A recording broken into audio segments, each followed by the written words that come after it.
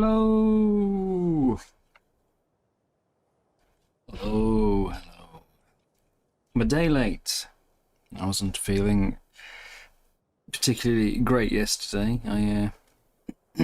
I won't go into detail, but yeah, it would have been hard to stay streaming without having to take regular breaks. But we are back now. I did still play yesterday, of course, despite not streaming. I did do some playing. We managed to pull a industrial forge from a crate, so thankfully got a bit better metal production now, which means I'm wearing full flak and I've got a shiny new sword crafted.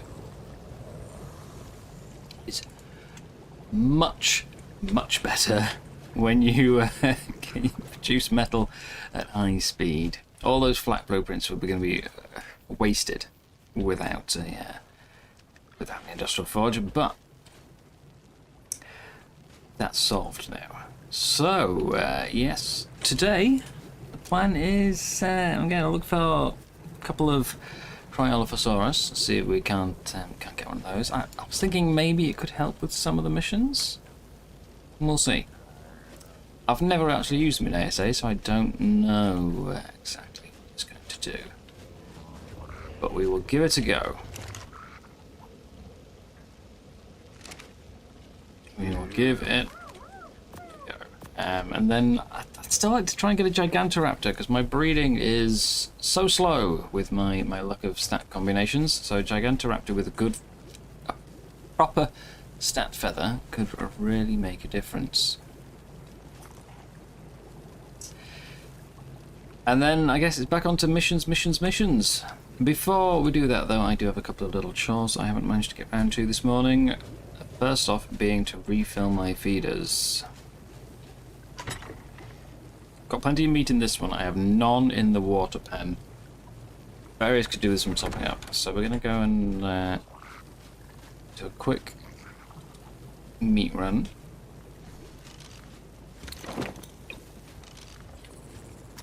Which I have one particular method that I use every time, so we need to pull you up.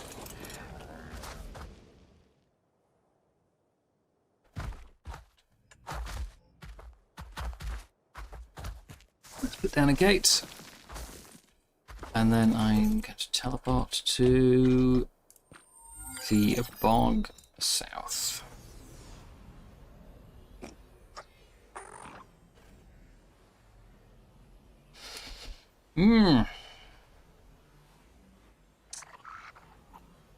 Oh dear. Could be an interesting day though. We'll see. I think there's going to be a lot of water missions today, although I do have a milestone to do with some alpha volcano missions. I don't think I'm really cut out for any of the alphas solo. I think that's going to be doing races basically.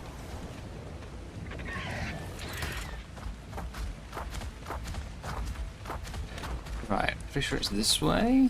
Yes, that's the terminal.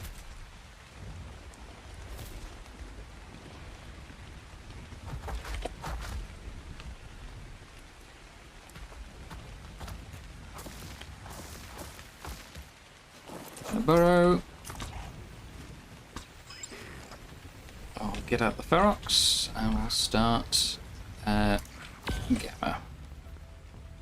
We just want a quick meat run. I'm not even after finishing the mission, but this spawns so many creatures and we can kill them in, you know, one hit because it's Gamma. So this is my standard meat run I do.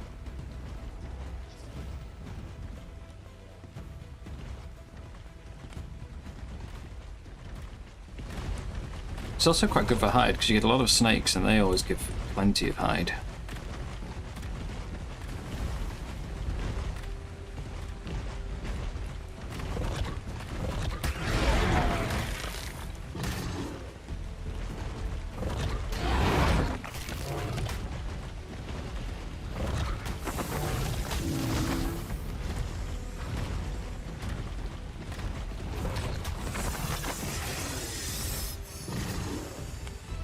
It helps to hit.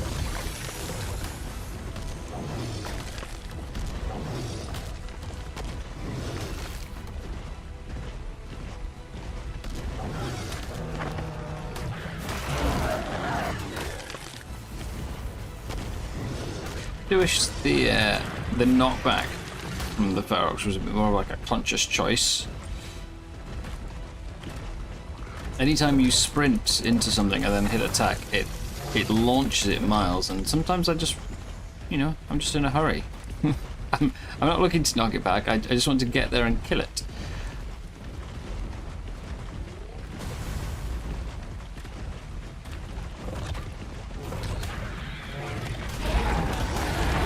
I've quite come around on the Ferox in the past week or so. When I first got them tamed and started breeding them, I was thinking, what's the point? You know, it was doing about the same damage per bite as my wolves.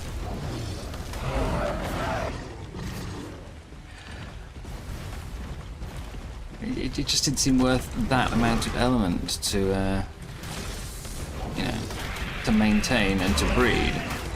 Something that wasn't really providing me with much benefit.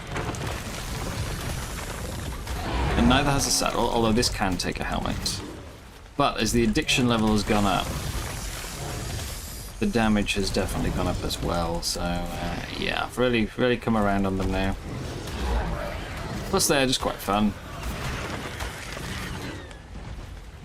I wish there was more of a moving attack than just the bite. You know, I love the claw swipe, but you get kind of locked in place. Said before, it doesn't really work well with the blood rush skills. It gets a bit too fast.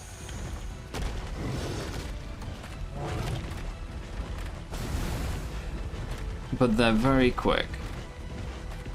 They've got a rock throw.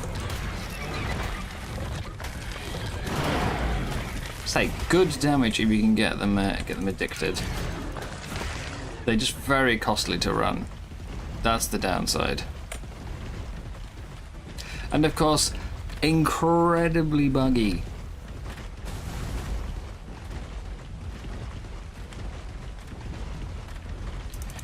They solved so many of the bugs. Yeah, they could be so much higher up the list for tames. Well, also admit, not my favourite looking creature. But I love the idea. And it's mostly the face.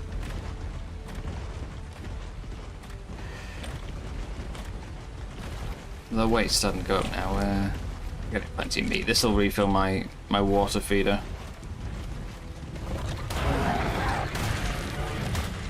I went back to base last night after doing a couple of missions to be greeted with 14 Ziff death messages.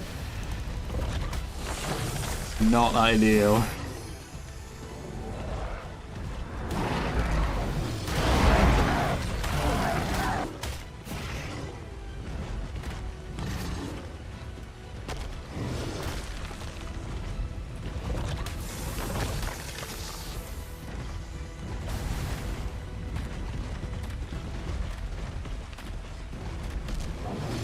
And I have one more chore to do before we get started on our main quest today.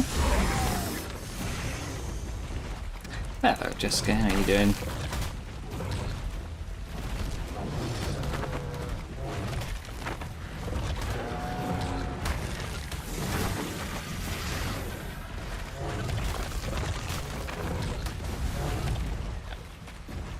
Yeah, I don't think I've ever had the frog take this route before on this mission. I do it at least once a day for meat, so this is a bit of a surprise. I'm just about reaching the edge of my weight now, so yeah. That'll do it.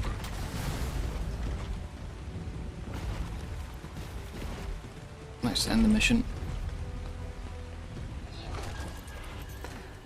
And Monty.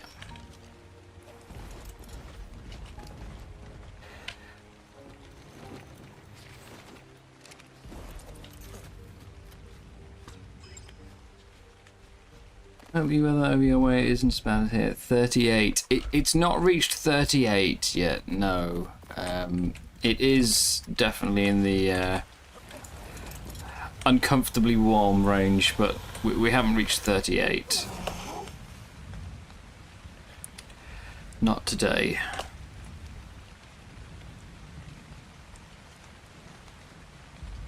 Hopefully we won't reach 38.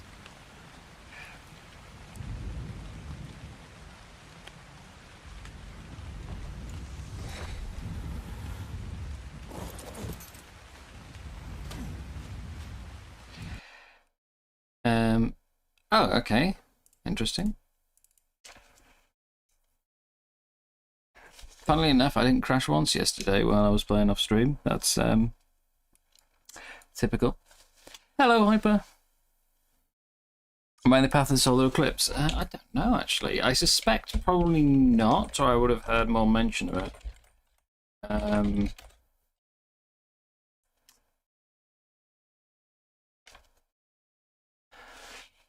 Let's have a look. See if I can find the path.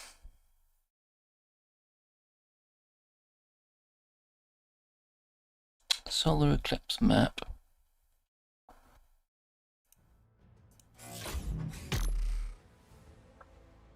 Is taking a really long time to load. Well, I mean, this one says Arctic Ocean, Greenland, Iceland, Atlantic Ocean, Portugal, and northern Spain. But it's also, despite calling itself a map, it's not got a picture with it, so that's not very helpful.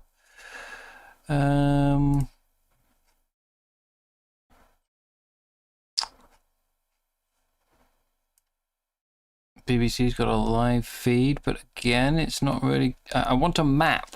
I searched for the word map for a reason. Can I please? I just want like a picture of the Earth with a big black line across it, you know, saying here's where it is. Hello, big boy. Is that too much to ask? There's so many news reports on it, but none of them are. Yeah, none of them are showing it. Okay, I finally found a map. The path of totality, as in, you know, where you will see a complete eclipse, does not go over Britain at all. The 90% eclipse apparently covers the entirety of Britain. So there you go. So yeah, we should be able to see it. What's the time on it though? In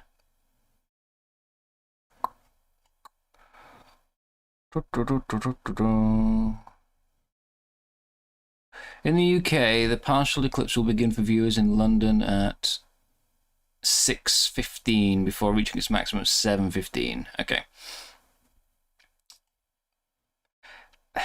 This is one of those things where, like, you know, so I'm obviously streaming right now, and I feel like it is a rare enough thing that I feel like I should, you know, be ending the stream to go and look at it.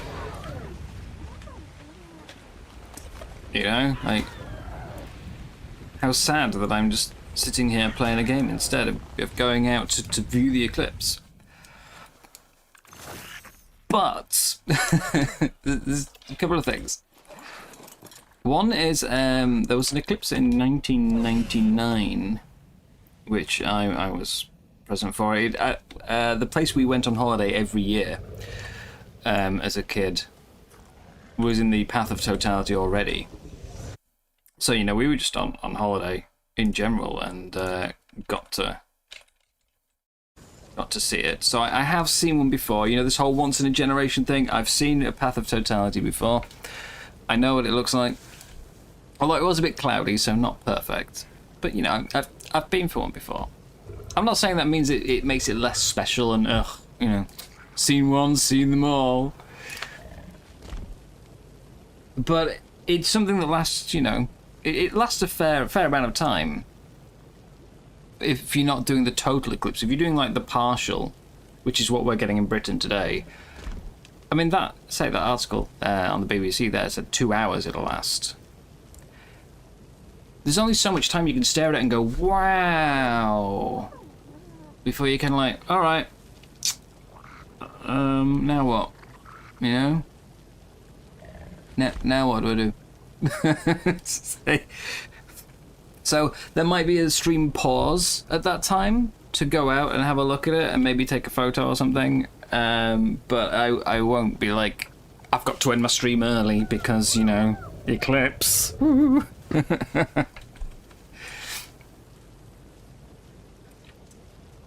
Yeah, it's definitely a cool thing to see. And if you haven't seen one before, I do certainly think, you know, take the opportunity. But yeah, it's not like I've planned my day around it. It does depend on the weather, though. The last one was August 1999. I'm pretty sure it was August. It might have been late July.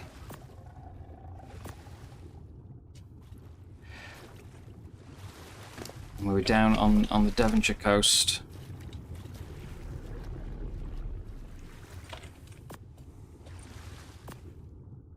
But it was a bit cloudy, so like you could make out the outline of it, but for the most part it was just, it got really dark, you know. Which to like a teenager was like, oh wow, exciting, it's dark. Ooh. Yeah. There's a lot of things like that though that it's really amazing to witness, but you kind of want it to be shorter, you know, like a minute, and then you don't feel guilty about going back to whatever you were doing beforehand. There's only so long you can stare at a big black dot in the sky and be excited.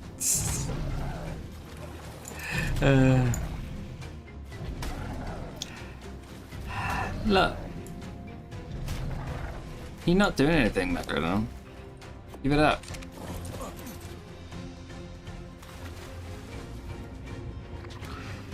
Let me go check out my breeding down here. I need to actually clear this up a bit. Oh yeah, we've got some food in there now. I put 4,000 in last night, and then the Ziffs ate it all while they were raising. Tide pups. We have new perfect tide pups. Yay! Finally got my stats combined. Damn, we've actually got 4 of them already. 5? 5 perfect tide pups. Okay. With a mix of colours. Ooh. Let's go with these ones. The ones with a little splash of that turquoise on there. There we go. Couple of tide pups. I've got a bunch of Ziff babies there, but I think my Megs... I do want to breed both. I think they're both useful for different things. No, I've got Meg babies that are half raised back up top. Let's start some Ziffs before I go. I've already got, I think, 19 Ziffs raised. But I do plan on doing some ocean missions today. They might die. It'd be good to have backups.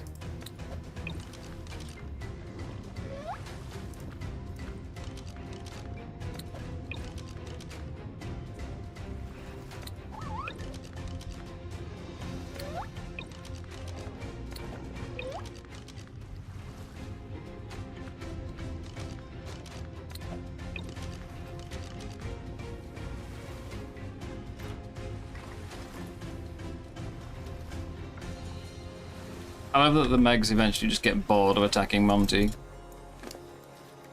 He's lost a whopping 55 health.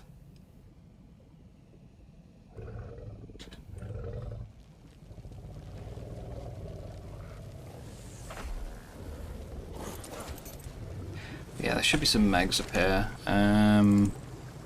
Yeah, six Meg babies. Hyper, you asked what we're up to today. Right now, I'm just doing a quick bit of, like, chore running. Oops, accidentally sent the dado into the water. Let's just get you. What Mag does. There we go. This is why I wanted a jump or launch pad for my my gas packs, so that I would stop sending things over the edge. But yeah, we're doing a few quick chores, like setting up breeding, meat runs, that kind of thing. And then I'm going to look at taming some Cryolo.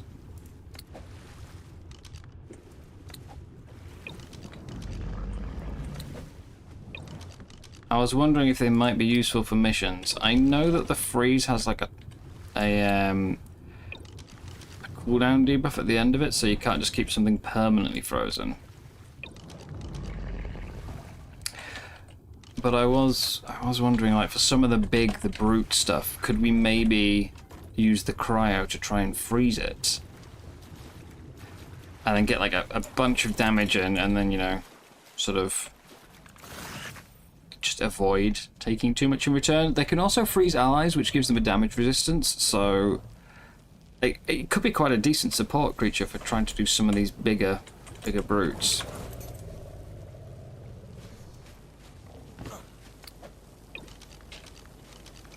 I would still like to try and find a Gigantoraptor or two so I can speed up my breeding process, because it is getting really slow. They do not like combining stats, so I've got a few eggs. And then, yeah, I'm going to run some more missions. See what I can do.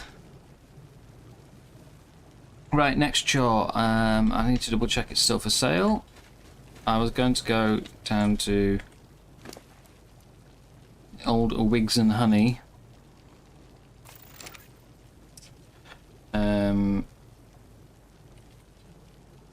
Yeah, he's still selling Ferox. Oh no, he's not. Someone's bought them. There was Ferox with 45 melee and someone's bought them. No! I should have got them the other day, but we had that rollback. And now Raz has gone on holiday, so he's not going to be selling anymore. Yeah, well, that takes one thing off the chore list. That would have been a 6-point melee increase for me. So I was hoping for them. Damn you, whoever bought them. Has anybody got cooker? No. Is it cooking? No. No grinders. What else? Anything else we needed? Eye patch. Is that no one's selling eye patches? Because ever since I ascended, and ascended in quotes, even though it got rolled back, but ever since then, I no longer have an eye patch. And I don't think it looks right without the eye patch. You know, it's part of a whole ensemble. It used to be an item, so it was in the item cosmetics bits. And it was like, it was giving you a new one every time you spawned in, so I had like 20 at one point. And then when we did the ascension, I lost all the eye patches. And it hasn't given me any back, because now it seems to count as an applied cosmetic instead of an item one.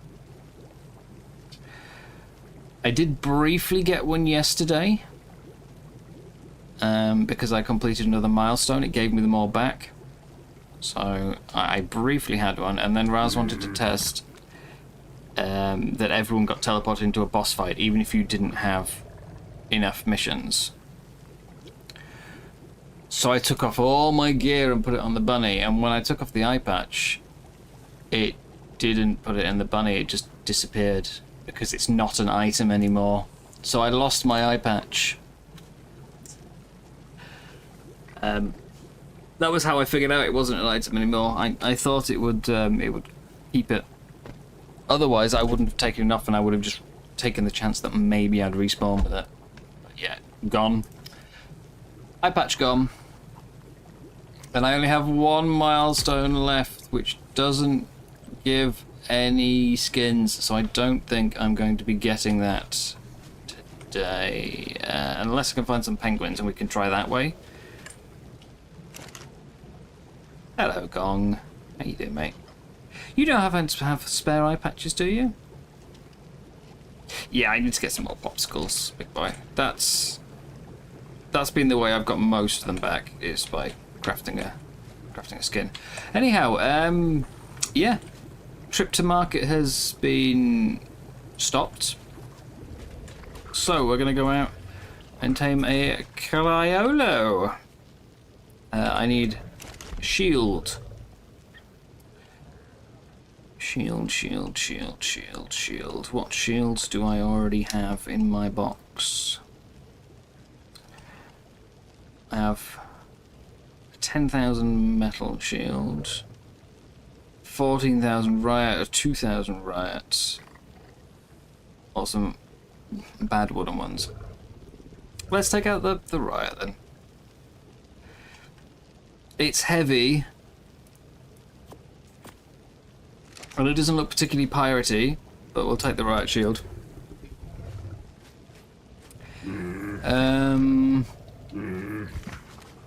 We'll take the spider and a horse, just in case I see anything else out there while I'm at it.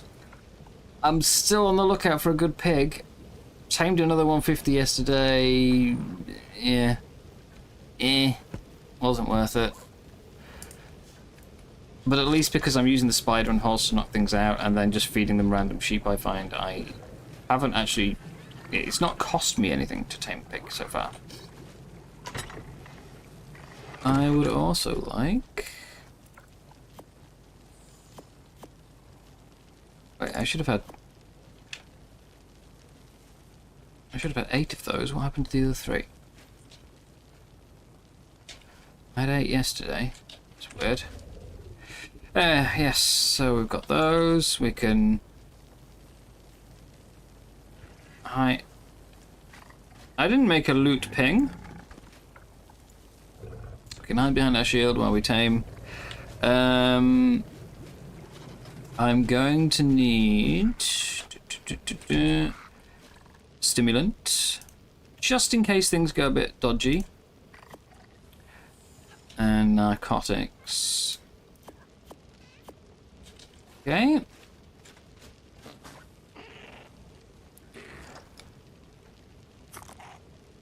Food-wise, we'll just find some sheep and chop them up as I go. Anything else I'm not thinking of right now that I might need for this taming?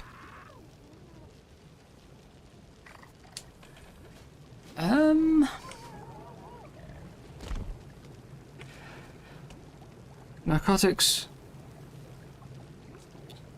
stimulant, shield, knock out creatures in case I run into a good pig.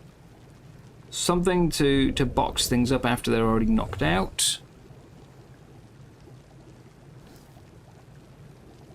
I've got me.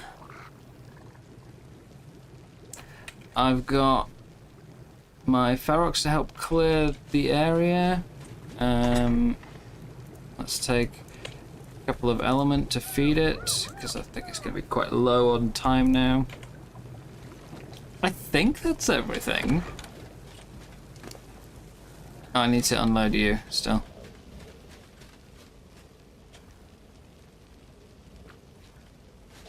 I think I have to deposit. Oh, come on.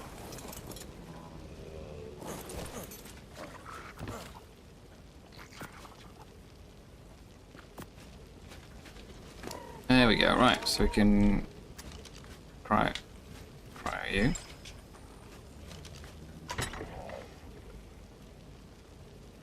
That's flint. Oh, I must run out of storage for flint. Okay. Bunny!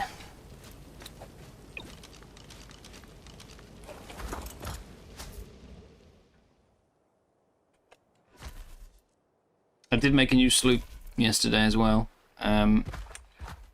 which has got some of the buffs on it. This is a sloop that just sits at home And eventually, there we go, provides me with the weight and harvesting buffs. So that I can, you know, get metal and everything a bit easier. Right, biome, Arctic, southeast. Let's see how we get on.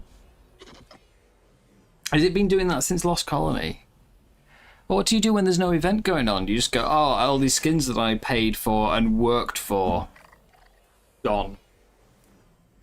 What a terrific DLC. Say, you have to have bought the DLC to get them, and then you have to grind through several tiers of skill tree, and you still can't get them. Unless there happens to be an event on. That's ridiculous. Come on, wildcard. I know it may not seem like it lately, but I'm normally like... I will normally defend wildcard. Because I think it being a game dev is a lot harder than most people give it sort of credit for, but... Come on!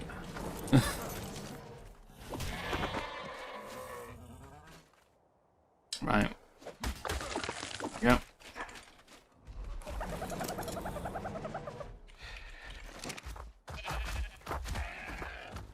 It is dangerous having Oh, another sheep!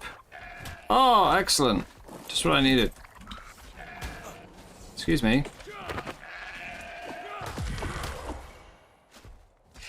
H-Line A is a dangerous thing to have with me because it means I can just go, oh look, a bear, and then try and scan it when it decides to work. And you end up taming so many things that you normally wouldn't.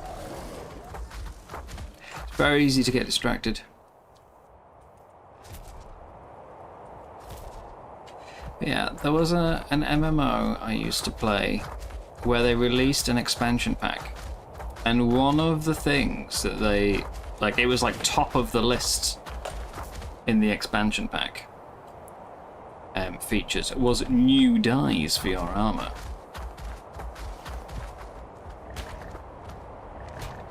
Bunch of new dyes, including a true black. So up until that point, we'd only had like sort of essentially dark grey, and they were like, no, this is a true black now, you know. And lo and behold, the DLC came out, and the dyes were missing.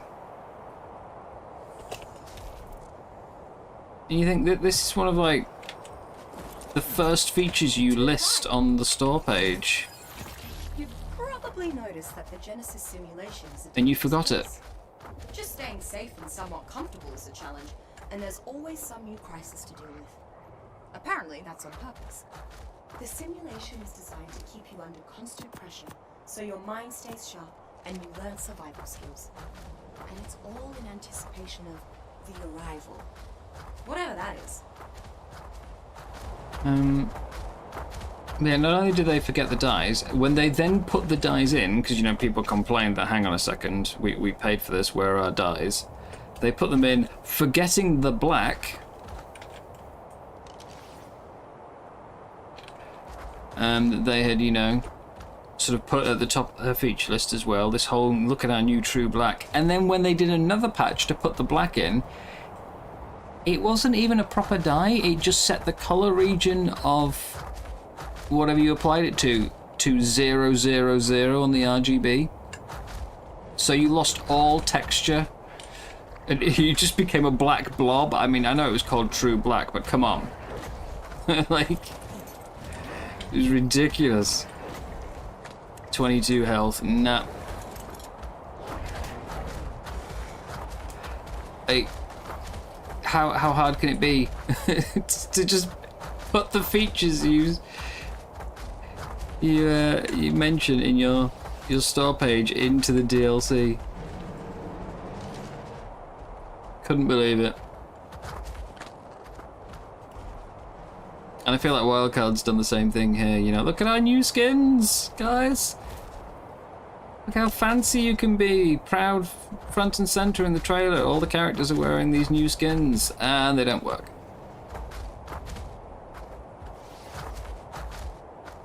$60? Come on. Anytime I'm trying to tame a different creature. This whole place is full of 145 cryos trying to freeze me. Usually right next to a UT, they freeze me and then, you know, I get chomped. Now I want one. 60.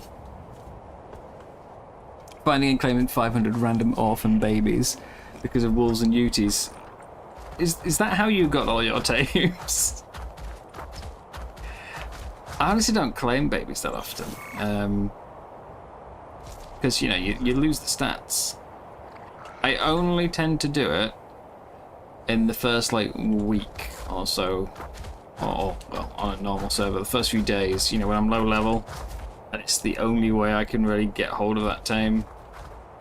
Maybe if it's really pretty colours. But I think for me, babies are mostly just a source of prime meat and not much else. Or I guess if you find like a good tame you want and it has a baby, I'll claim the baby if it's the opposite gender so I can immediately start trying to breed. 150, there we go, there we go. Right, let's camo. I just want to double check you're not awful before I start. Except for you won't allow me to scan for some reason, HLA. There we go, that works. 17 health! Oh, 30 oxygen though, which is good for a cryo. Right.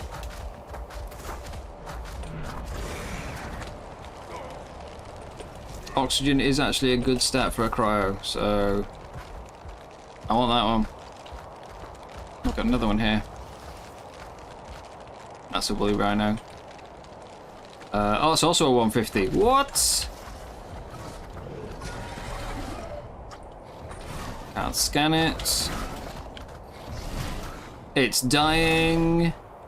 It's got okay-ish stats, but it is so dead.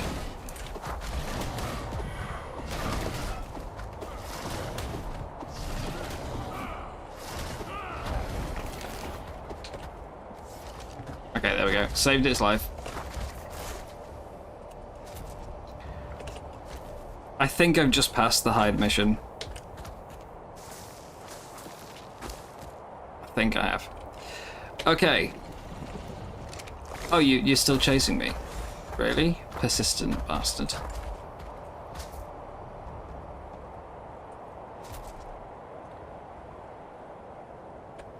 And of course there's a UT next to it, isn't there?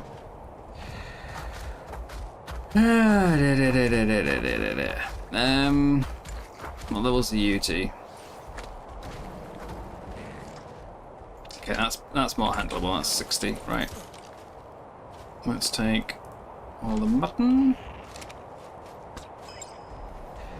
We'll get out the Ferox.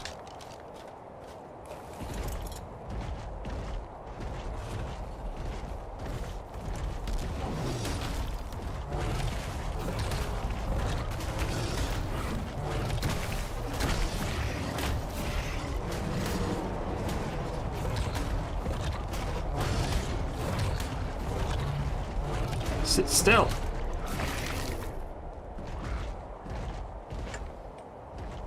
Okay, so this is going to be my first time trying to tame one of these things. The problem is it's going to aggro everything, isn't it? So you need to die, despite also being a 150. Sorry, just has to happen. Don't fight it.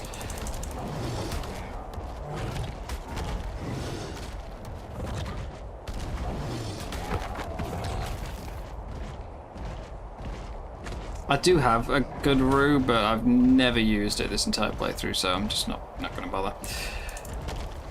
Oh! What level? No, go on, you can die.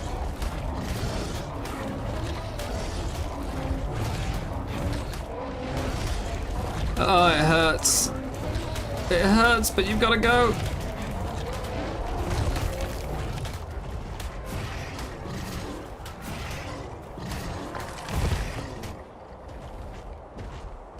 Where's the cryo gun? Is it you? Yes, it is. Okay. Right. Let's see how we get on. Is that me it's aggroed on? Don't know. But I'm gonna try and do it with this. So. Yoo-hoo!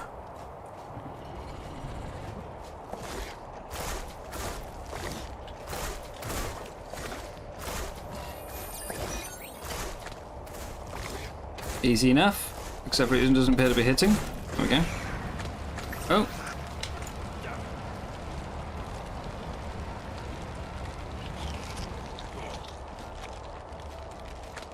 Are we? No.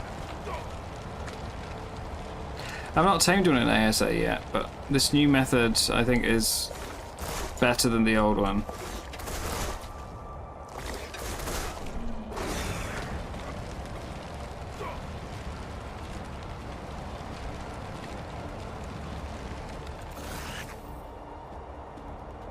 Yoo-hoo!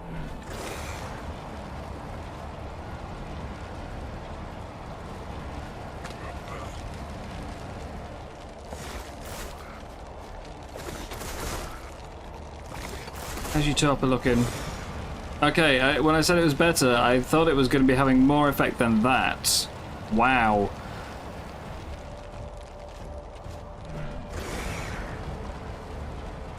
$39,000 torpor, and it's only up to 3k.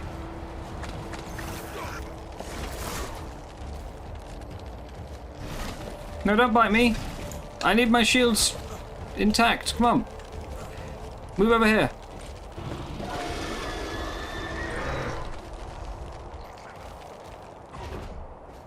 Don't jump away. Don't go for the bear.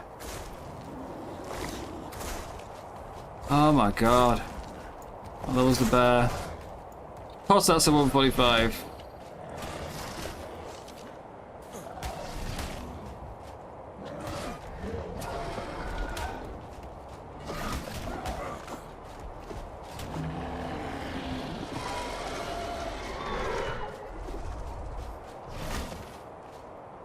I'll have to use a rock then.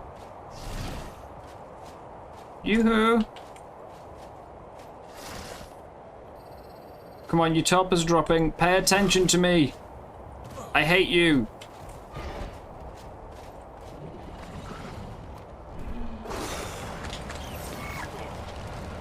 I take it all back. This method sucks.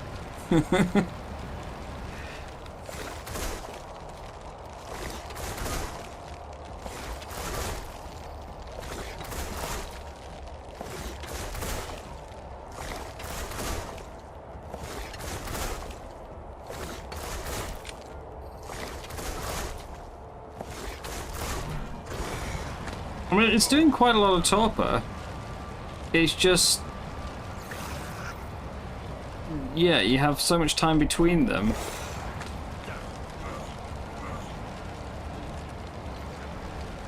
Like, it just starts dropping again.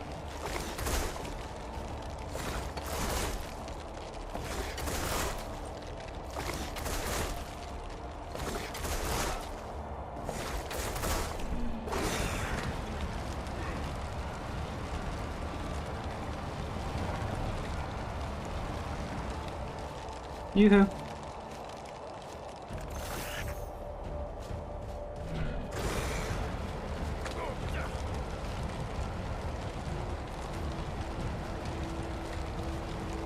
Mistime that one.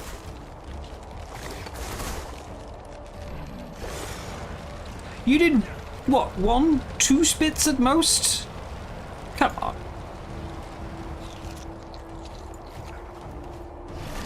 No.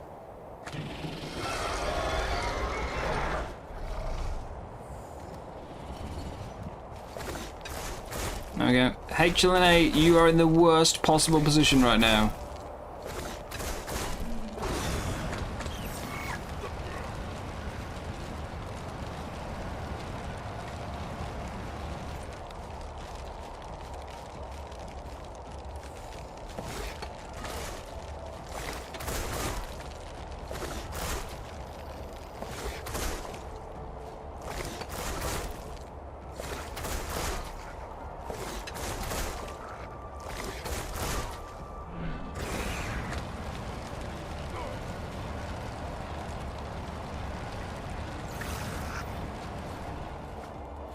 Hello.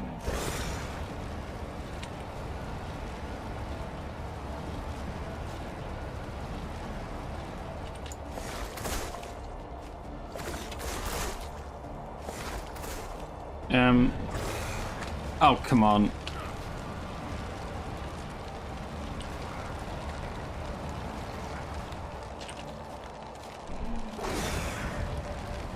So it always does two. Two ice breaths. I imagine they'll last for a specific amount of time, but I haven't worked out how long that is.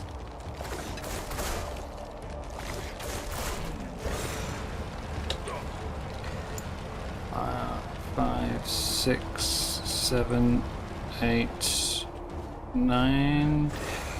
1, 2, 3, 4, 5, 6, 7, 8. Okay, about 8 or 9 seconds.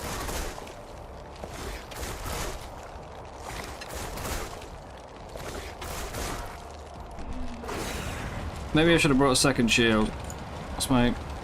Oh no, never mind. Durability's doing amazing. Okay.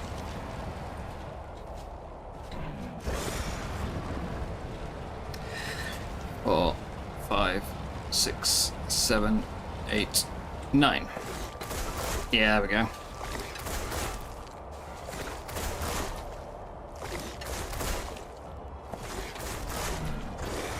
So when I was waiting for the breath to end, it was always firing a shot off straight away and hitting the rock before I was back out to reflect it.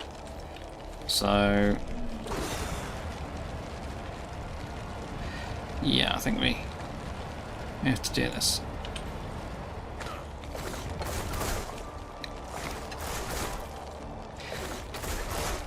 The amount of bugs this season, by the way, have been insane.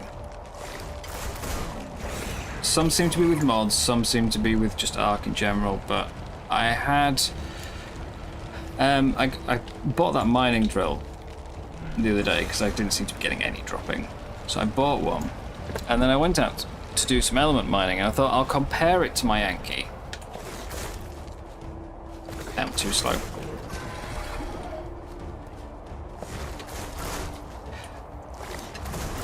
Oh, it's doing extra damage, which means so am I. But I went out yesterday to do the element mining, and I took my Yankee with me.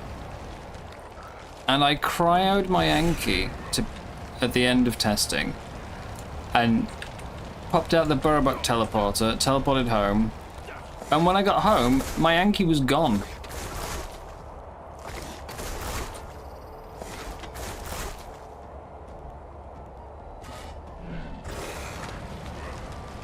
Like, the ball just was gone.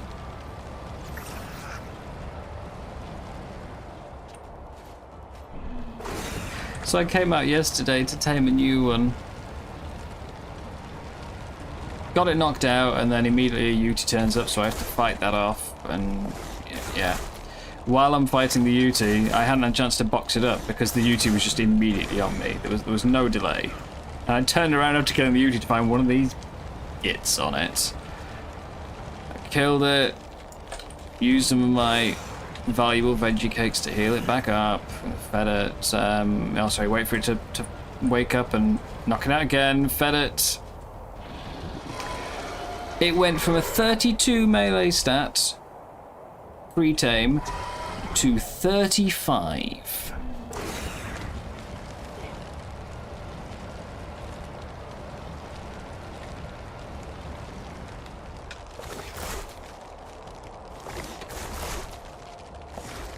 I was not impressed.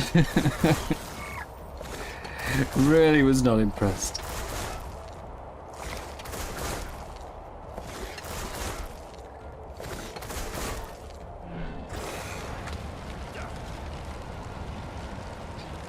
So much patience for the bugs. I mean, when you're in the mood to play, you know, you're in the mood to play. And even when the game annoys you and you like, you know, you rage quit and you put it down like, no, I'm done. An hour later you're like, I still want to go play though. Or at least I do. Yeah, I just get that mood of just wanting to play, and so yeah, even if I'm annoyed at it, it's like, well, sod it, or go play again. Plus, we're coming towards the end of the season now. Oh, taming this thing, right? I thought you meant like dealing with arc bugs, because I've had a lot of bugs this season. I've had so many bugs. But this has got to be done. Unless, of course, we can try and knock it out with a spider, but I assume it's programmed to not take torpor from other sources.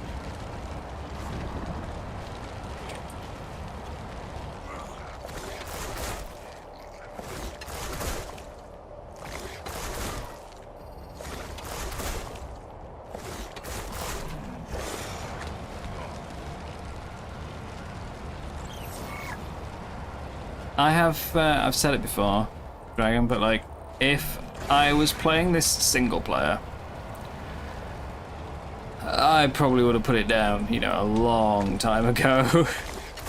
Both on this playthrough and in general, if I was just playing single player, I would be a lot less tolerant of these things. But playing with other people, or in this case, you know, playing on stream so it feels like I'm playing with other people, I'll you know, be a lot more likely to just sort of laugh it off and keep going.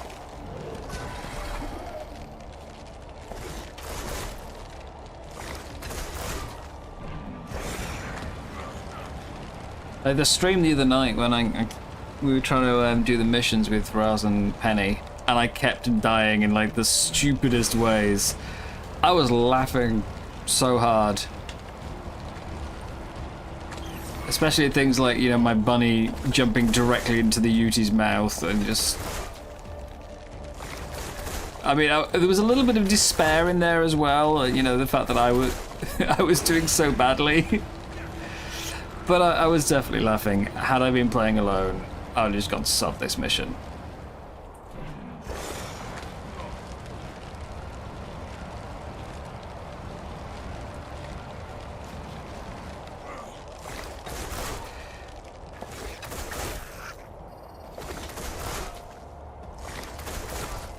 Come on. No, no, you only need like one more.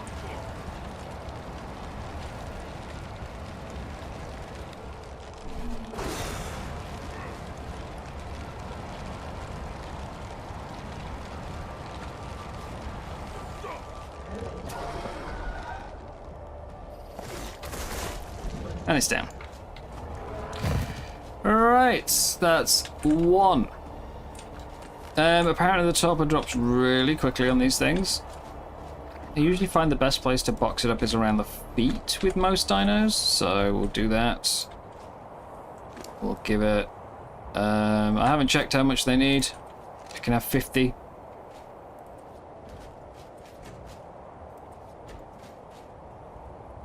I'll wait and see. Ark itself is a unique creature. Overwatch used to do the same thing, so wow, it's so many games I've played. I like that.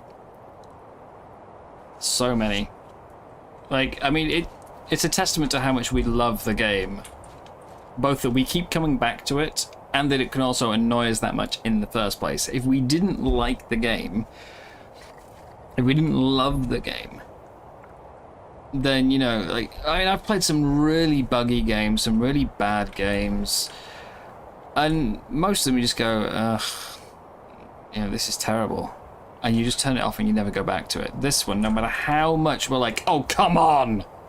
You still find yourself wanting to go and play again. So it is a testament to how much we like the game. No matter how badly it treats us, we keep playing.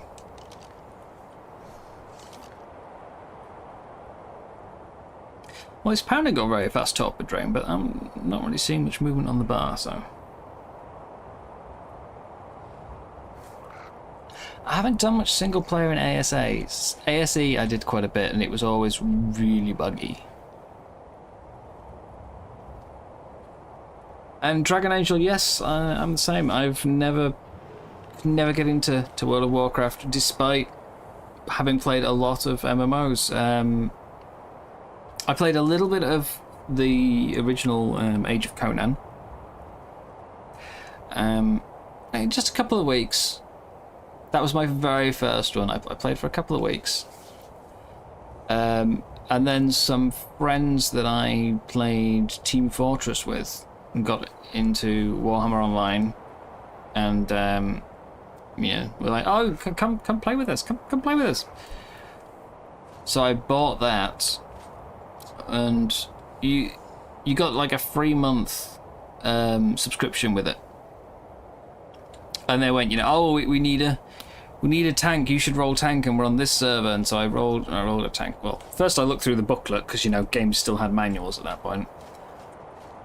So I rolled a tank after looking through the booklet, and I'd seen a bunch of characters and thought, that looks fun. That looks fun. That looks fun.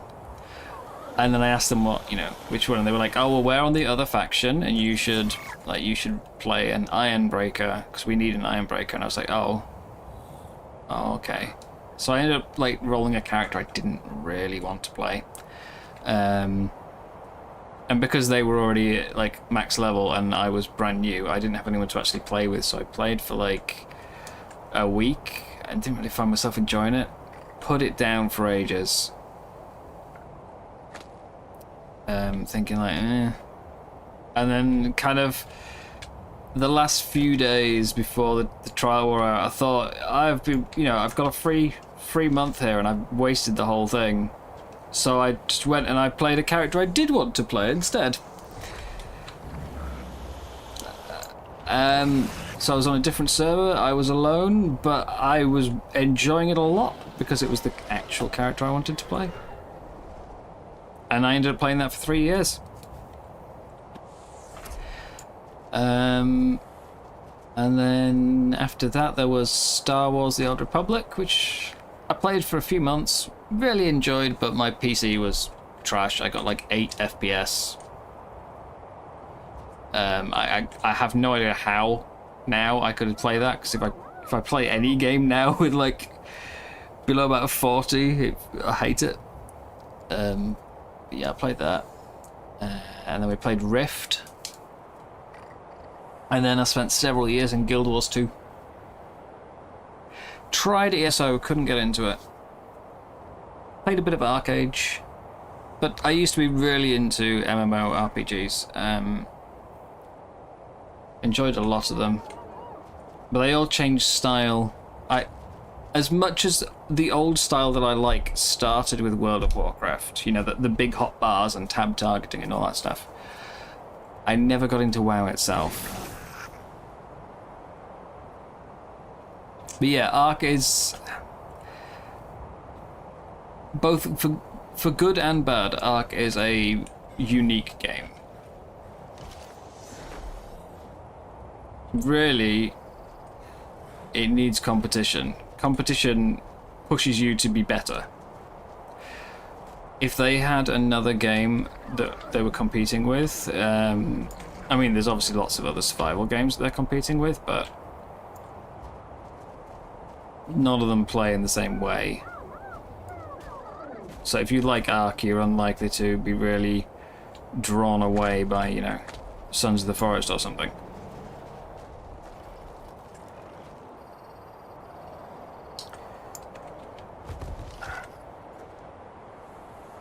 Yeah, it's not really got any direct competition. If they did have, I think they'd suddenly focus a lot more on bug fixing, you know? A lot more on bug fixing if we had another game to compete with.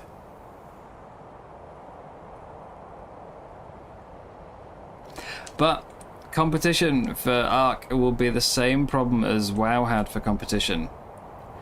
That if anything else does come out that tries to cover the same sort of niche, you know, this like very creature-based, especially dinosaur-based survival. I mean, there are other games where you survive against dinosaurs, but one where you tame the dinosaurs and you use them to fight and all these. If something else tried to do that, I imagine the majority of us would barely look at the new game because it you know, it would be brand new. It would have like 20 creatures, and we'd go, oh, you know, we'd play it for a few weeks and go, I've done everything there is to do. I'm bored. I'll go back to Ark. Because Ark has got 11 years worth of DLCs and additions.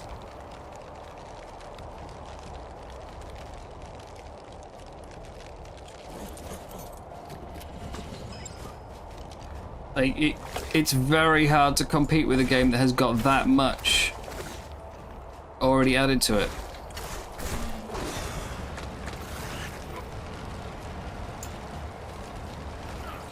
Oh no.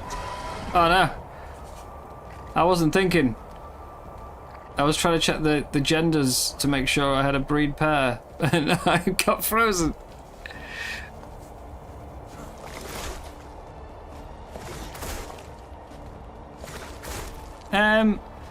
You, sir, are a terrible shot, except for apparently with the ice breath.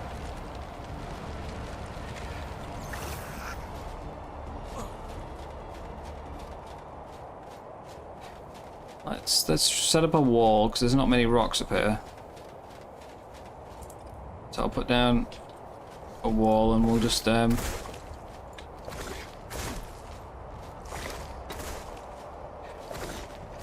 You are a really terrible shot. There you go. You've managed to bounce. Oh, it hit me like twice so far. It might need some narcotics, not a lot. The Torpor and Taming are kind of neck and neck on that.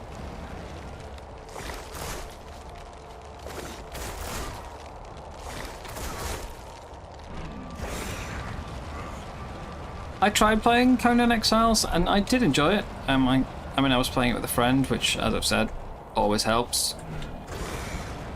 But I did like Conan Exiles.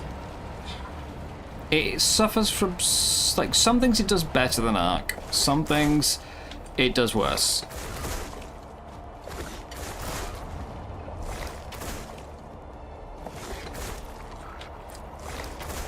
Oh, there's a tiny tree in the way.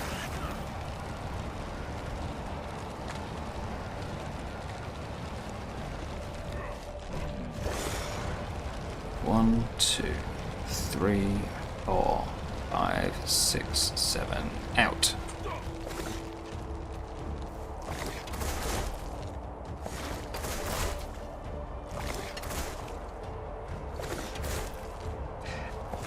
Alright, look.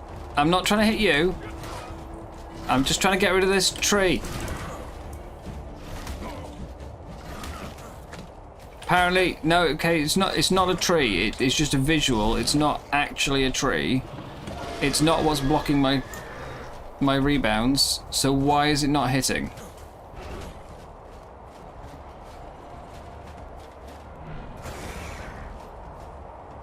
Yoo-hoo! Over here, let's try this one.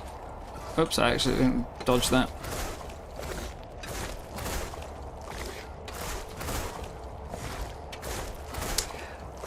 I really like Icarus, to be honest. I do think it's one of those where, like, I'll play through it once and then put it down and not really do much more. But I did really like Icarus. There's lots of stuff from that game that I wish, you know, I wish we would sort of have in Ark. But they are, I suppose, more on the survival side of things. And I know would not necessarily be popular. Same with Conan. A lot of the things that I did like in those games would probably add to, like, single player Ark, but not to, like, PvP, for instance. Both Conan and Icarus have a lot of, like, material refinement, you know, so you, like, Icarus is, I think, got like 6 or 7 different types of metal to farm, you know. Conan, you have to gather wood, and then you turn wood into, like, to logs, and logs into planks, and planks into, like, shaped planks, and, you know, I like that kind of stuff.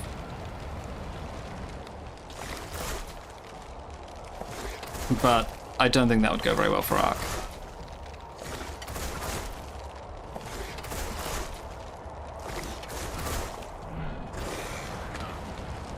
Like, Ark is a very complex game in some ways, not very complex in others. The survival elements are not very complex. You know, you have food, you have water, and temperature, and, like, that's it.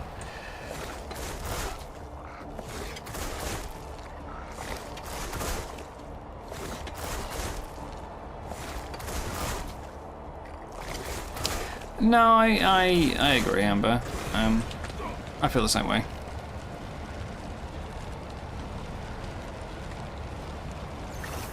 But there are some aspects of Icarus that I really like, though.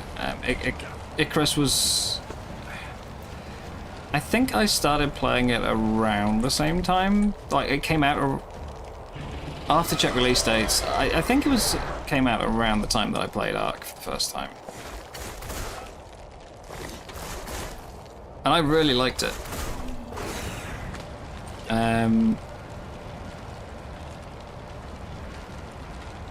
One of the things that, like, really struck me the first time I played Icarus is the weather and how it impacts stuff. Now, Ark maps do have weather. Obviously, we have the sandstorms on Scorched, you know, things like that. But with Icarus, the storms cause damage, which, again, in a PvP environment would probably be the most annoying thing ever, because you'd have to constantly repair your base on top of fighting other people. Nobody wants to be dealing with that.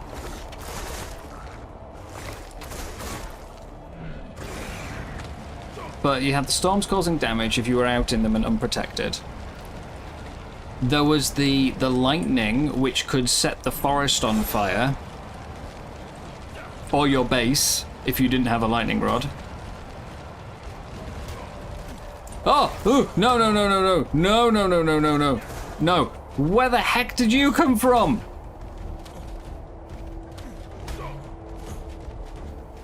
I'm stuck in between two trees. Oh, this is gonna kill me. This is gonna kill me.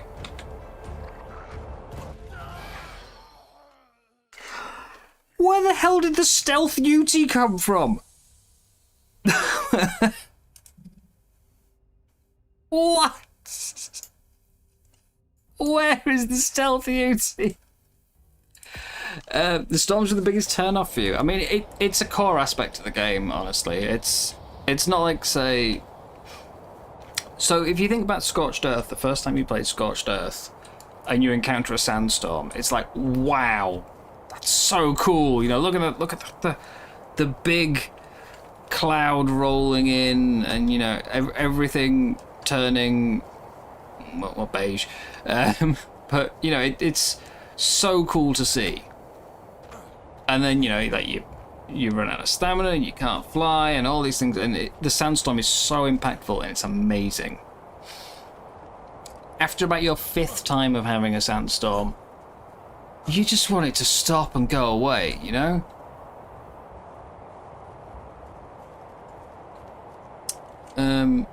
Or at least most people I've tried playing Ark with, that's how they feel. And I would agree. Any kind of mechanic like that in a game, I think if it's not like the part of the core design principle, it needs to have a way, like, as you progress, to mitigate it.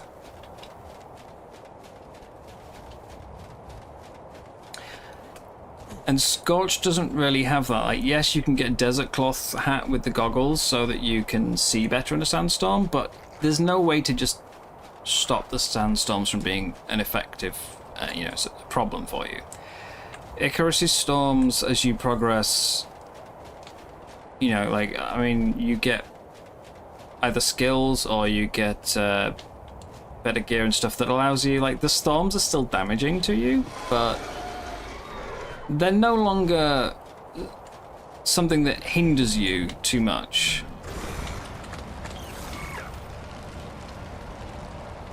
In terms of damage to your base, stronger tier structures, you get to stone or whatever, and the storm stops being a problem. In terms of damage to the player, like, well, better armor and stuff, and more health, and you can just survive the storm without having to hide. So the storms never bothered me in Icarus, but I loved things like seeing the forest burn down because of lightning.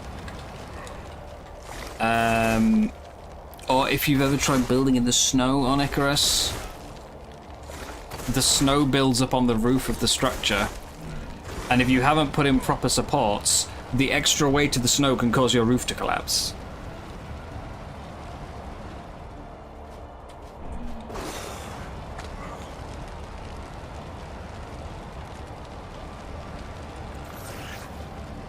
And I found that really cool, because again, it's something you can work around because you can just get better materials with a higher weight capacity, or you can, add more supports to your base. It's got proper physics with the structures. You need.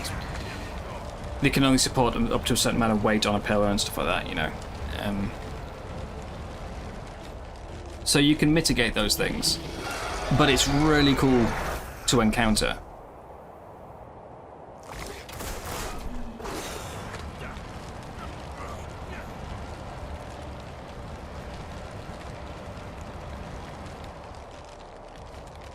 Icarus does have tames now. They are definitely not comparable to Arcs. It's literally claim a baby. There's no other way to tame things, you just claim a baby. But it's not trying to compete with Ark, is Icarus. It's a very different type of survival game, But that is the one that I have probably enjoyed the most out of all the survival games I've played in recent years. Imagine a map that has a large period of summer and then a brutal winter that gets worse and then chills out at the end. You don't have storms all the time, but food gets scarcer.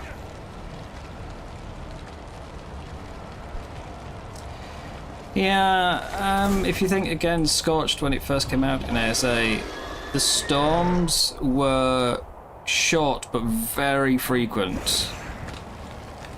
Now they are a lot rarer but a lot longer. And I'm not sure which is the better route to take there.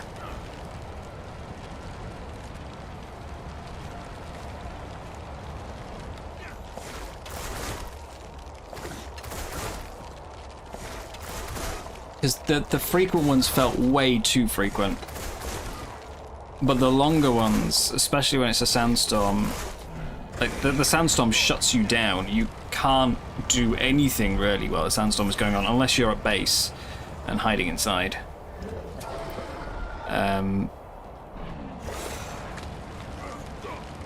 So having the sandstorm last longer is like much more frustrating. I've got an hour to play and it was all sandstorm.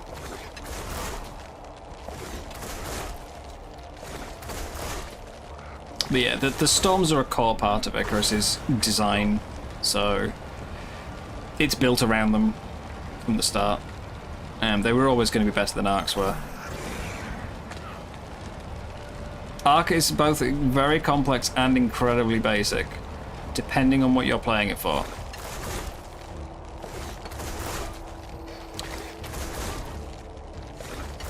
So many different creatures, so many moving parts, so many different ways to play. I know people who play it because they really like building, but don't really engage in anything else. I know people who play for PvP. I know some who, purely play single player. Some of us are here for the dinosaurs. Some of us for the fantasy creatures.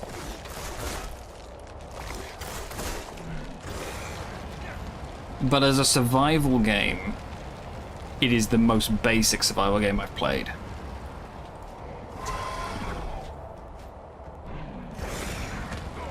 You've got hide and fur. You don't have, like, multiple different types of hide, you know, having your thick hide, thin hide, you know, leather. You just have the one resource. And it's because it's not focused on the survival aspects, it's focused on, you know, on taming first and foremost.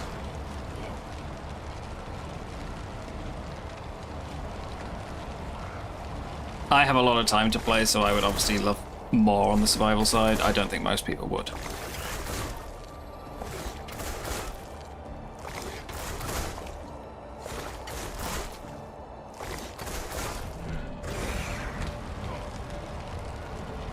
The creatures are arc strength. It's got so many of them. And they're always adding more, but that is also why I'm not a fan of any of the recent editions, because I feel like when you've got, how many? Like 300 in the game or something? If you include all the maps?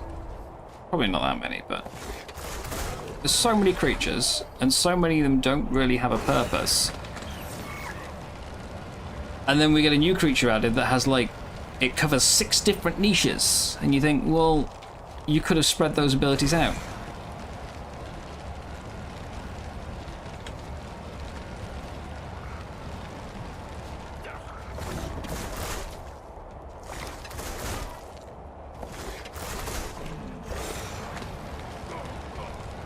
And Amber, you mentioned not liking the taming methods for Garugas. It's not entirely the taming methods that I'm not a fan of. I feel like they're, again, on that aspect, they cover too many niches. They are generally too strong for me. I haven't tamed most of them because I feel like it's too meta, basically.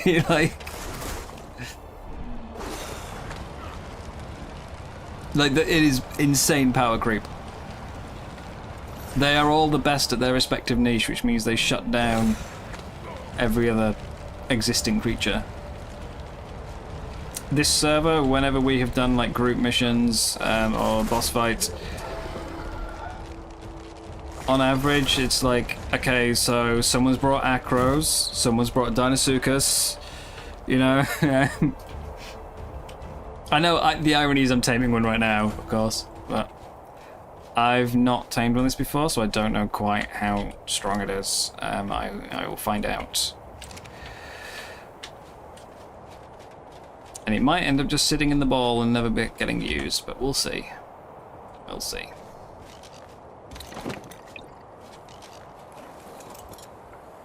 But yeah, we were doing the brute alpha missions with Raz and Penny the other day, and they were doing it with one crocodile and a skiff. And you think, like, I mean, you know, it is a definite smart play. They are using what is at their disposal to finish it. But think about, neither of them were, oh sorry, the skiff was, but the croc wasn't in ASE. So these missions aren't designed to be defeated by like an army. You know, they are meant to be the big mission. Obviously we're in a 6-week season, we don't have time to tame an army, to breed an army. So they're using other methods. But it shows how powerful those creatures are and how much power creep has come in, because you are defeating these army-intended missions with one tame.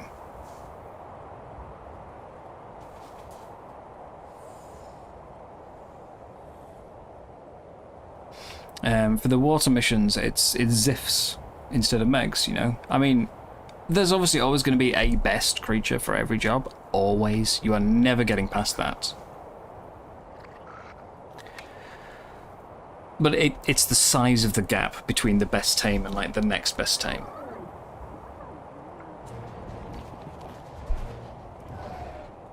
And you say Acros are the ones that everyone is taking to boss fights.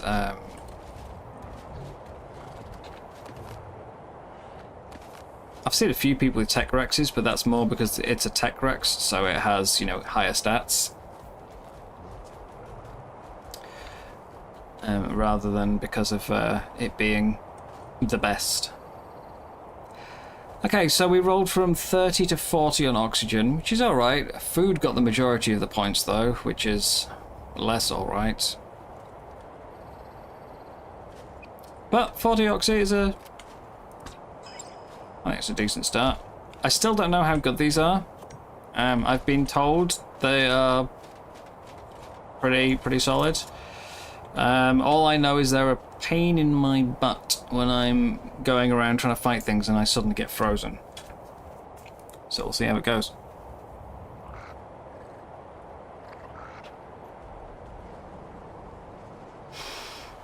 You personally like the fantastic tames, you don't think they should automatically be on servers, especially on official. I think official is probably the one place they should be, really. Everywhere else, yeah, they should be like an opt-in, you know, a tick box. Almost treat it like a mod, where you have to, you know, you have to apply it to the server.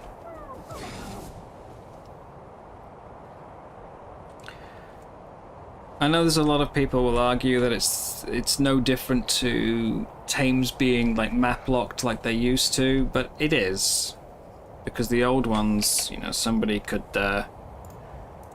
your tribe could go tame it and bring it back, and you could still use it. You can't do that now.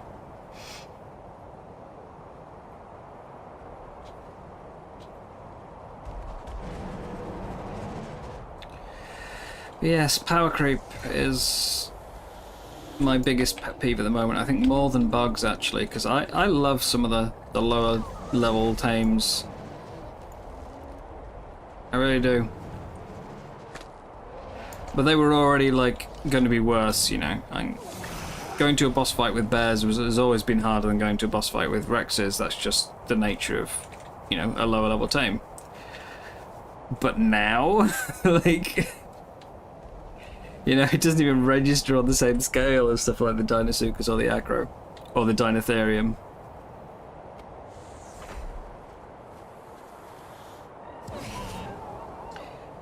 Yeah, it's, power creep is inevitable, but it's going a bit faster than I would really like. Still, we'll see how these get on. Maybe these will be a bit more on the balanced and, like, you know, okay side. Maybe they'll be the worst one yet. You said don't have a... Oh, there we go. Oh, you ma'am, sorry. You didn't have a level. That's weird.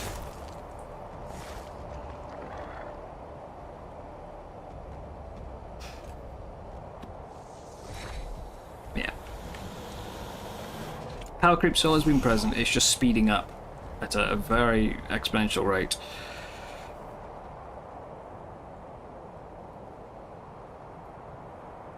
Fundamental flaw of Ark is at its core it's a group game, but due to people and the way things work, it's more of a solo game. And that is... I mean, it depends on the kind of player you are, but that could be a good or a bad thing. Like I was saying, you know, I miss some of the more survival elements, and was it Dragon, I think, said you don't like that in other games, you know, you like that Ark doesn't have the 10 different types of hide. You don't have to refine your materials before you can use them, you know, at most all you've got to do here is just smelt your metal. And it's because we all play a bit differently, we all have different playtime. A more in-depth survival experience would be something that would further promote playing as a group. You know? That's kind of a nice looking UT, and it's a good level. I don't really need a UT, but if I can get some stat check on it, maybe.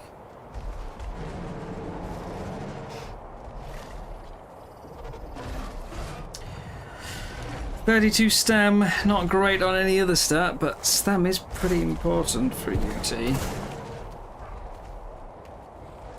Right now I think I want more health though. And I'm mostly looking for a pig, so... Sorry, distracting myself by finding a nice looking tame. But yeah, the more in-depth the survival elements get, the more it, like, the harder it becomes to play alone and still get everything done, the more it pushes group play, which is good. You want a game to be, you know, good for group. I think the best way to do it would be to have setting. You could work it into single player settings, you know, that tick box that makes everything faster could also turn on and off like some of the more traditional survival elements. Or, you know, expand the materials pool or something to make it so that it is more single player versus group.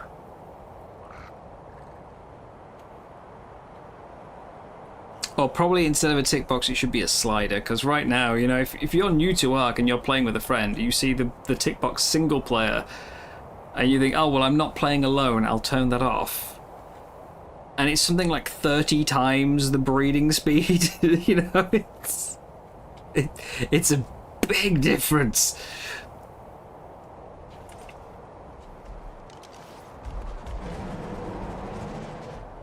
It does make you wonder what wildcard we're intending sometimes.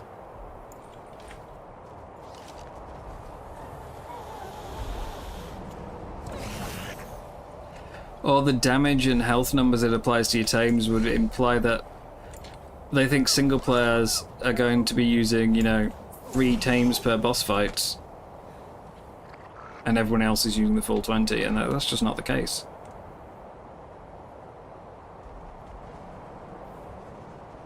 I mean, like, there's a big difference in a 2-man and a 10 or 20-man tribe. But really, single-player settings speed up the breeding, so you're more likely to have a full army of tames, and it makes them, like, twice as strong. So, it makes no sense.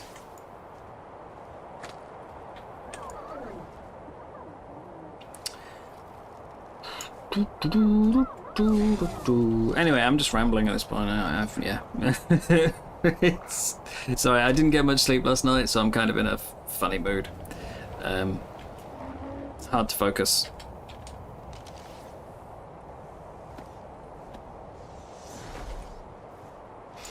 Yeah.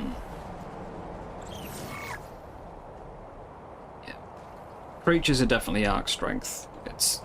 There are other survival games with taming, but none of them do it quite the same way. For better or for worse. Which is why most of us still play, because there just isn't anything that quite does it the same.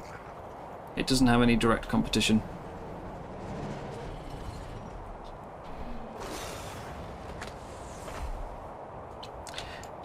I do like things having different taming methods. Some of them feel a bit bizarre, and some of them definitely need work. 32 stam, nothing else good. I need a good melee now that I've got that that oxygen. Could I be allowed to move? Thank you.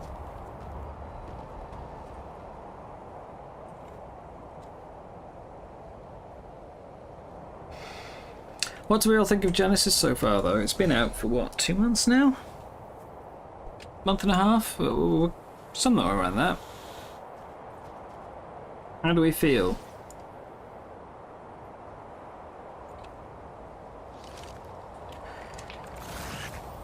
Especially those of you who played it on Survival Evolved.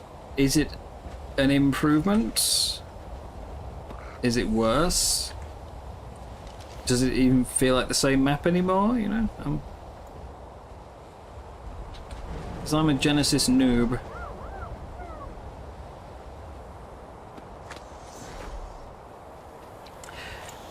And, if you played it in ASE, how did you tackle some of the bigger missions? Was it sheer brute force, or did you have, like, some sneaky strats?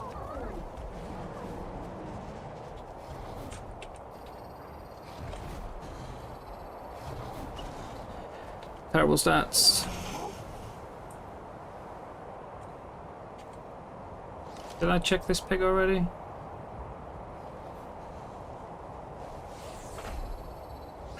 You're at 100. Haven't been to Gen 1 yet, you're on Valguero. That's a map I preferred, the ASE version.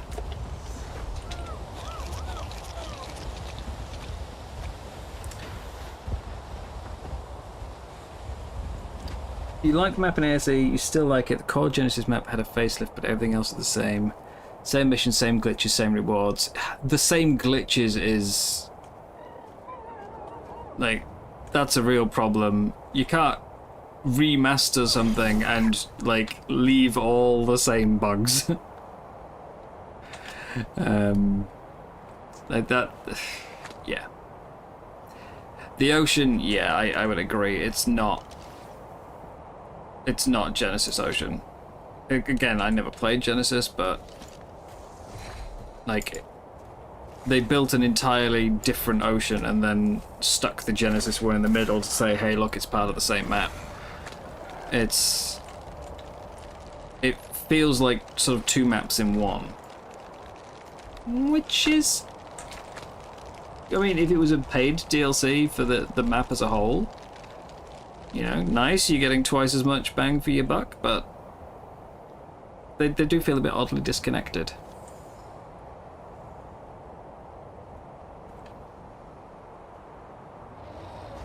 So if I think all the maps are better, as in prettier than ASE, all of them. Now that is definitely a controversial take.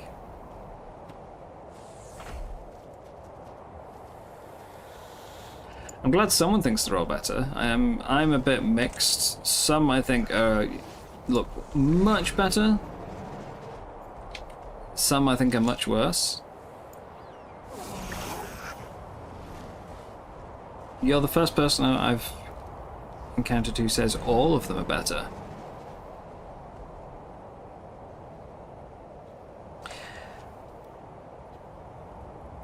All they did was a graphic uplift and some tweaks and then spent all the time on tides. Yes. Yes, exactly. This is clearly... they had an idea for the Tides DLC and thought, we need to put it somewhere. Let's put it on Genesis. They mentioned during the lead up to Gen 1, they said the new map-wide ocean, which is it really map-wide if it's a separate layer of the map? But I digress. But they said the islands were procedurally generated. As in they haven't made them themselves, it's just like it's been created through sort of randomization. They'll have gone back and tweaked some stuff afterwards, I'm sure, but it's mostly randomly generated. And I think that's probably... that goes hand in hand with why it's been tacked onto Genesis, because it means that they... if you think of a dev studio, they're going to have some people whose work is modeling, some whose work is texturing, some is sounds, some are going to be level designers, and some are going to be coders. The level designers will have been working on the facelift for Genesis. They won't have wanted to make... yeah, they'll also have some doing Dragontopia while that's going on. There's probably some already working on Gen 2. They probably couldn't spare anyone to make a whole separate Tides map. So they just thought, we'll randomly generate one and stick it on top of Genesis. That's my guess as to why it's not its own map. Because if they sold it as its own map, that's, you know, more DLC, more sales. A map will always sell better than an add-on of just a few creatures.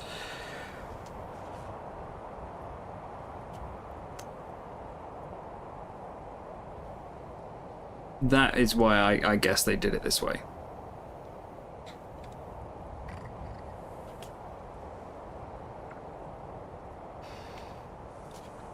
I do really think it should have been its own map, though. The pirate stuff is... It's so much fun. I really love doing those outposts. I do. I love the ships. But it feels like it's a completely separate entity to Genesis. None of it has any impact at all.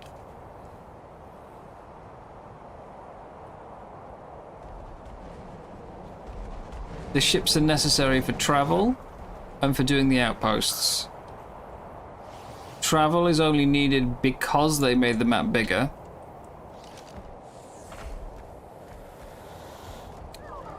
So it wasn't solving a problem that already existed, it's solving a problem that itself created. And the outposts don't even give very good loot. They don't count towards your Genesis missions, they don't count towards, like, you know, progressing towards a boss fight. You can finish the map without ever touching them.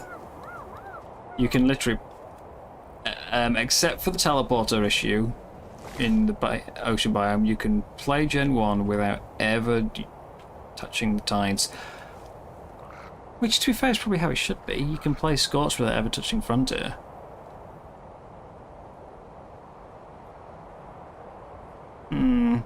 I feel like I've argued against myself now, and I don't know which side is right. It just feels disconnected. It doesn't feel like it adds to the experience of Genesis. The Scorched stuff added at least to the theme of Scorched. You know, the Frontier stuff, it felt like it belonged on Scorched. It doesn't feel like it belongs on Genesis. It's its own map. It really is.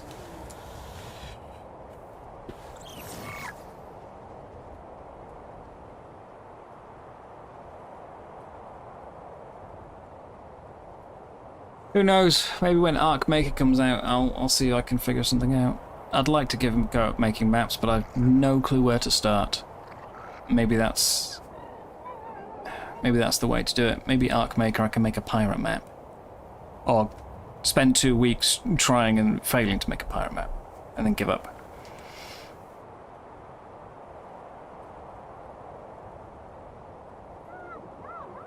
You wish you lived somewhere like the Arctic biome right now, dying summer 1980. I know, it's not as hot here as it is in some parts of Europe, but yeah, heat waves are back and it is getting warmer.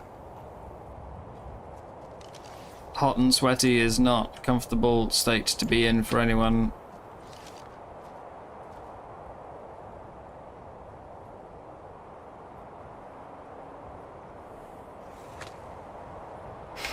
Well, I think leading up to the map release, when they said map wide ocean, most of us were thinking like they'd turn the existing biomes into like islands and then connect them with an ocean. So that would be, you know, they'd get rid of the teleports and you would move between, say, Volcano and Arctic by sailing. At least that's what I was thinking it would be.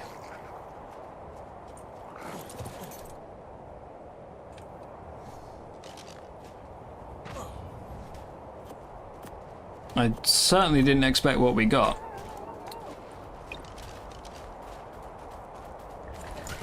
Hello, pig. What are you fighting?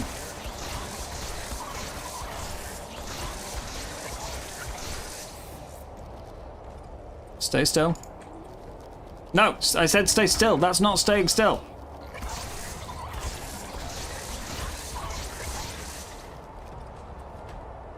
Other side, snap. You...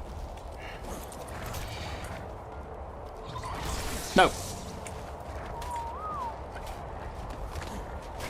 Spider. Did I not just whistle passive?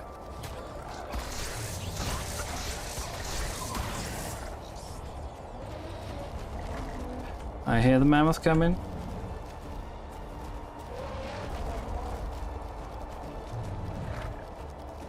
Okay, this isn't working. I thought I could, like, freeze the pig in place long enough to trap it. I know you can just boulder them, but I thought this would be more funny. But yeah, it turns out the web is not slowing enough to get away with this. I'll just knock it out normally. What's it gonna do? Run away?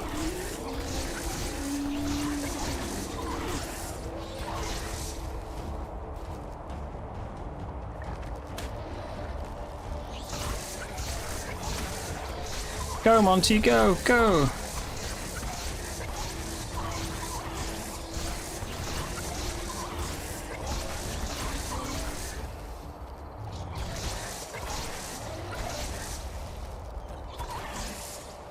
One more? Ooh, is that before or after?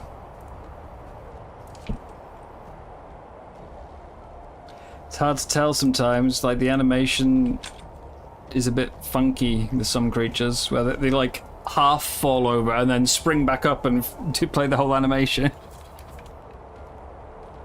Nah, it's fine. It's fine. Go! Just in case.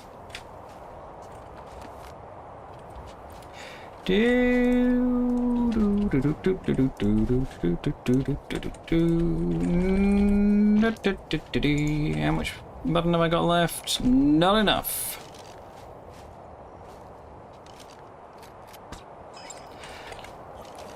Let's go find a sheep.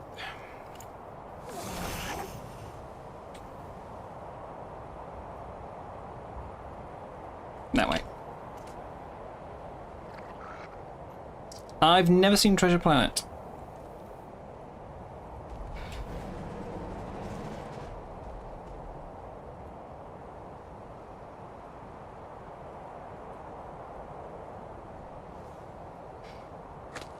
I think the Pirates theme honestly works great with Ark. I really do.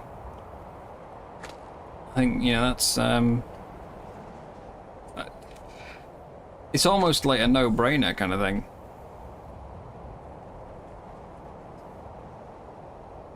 Especially on maps with a lot of ocean. Hello, Rebel.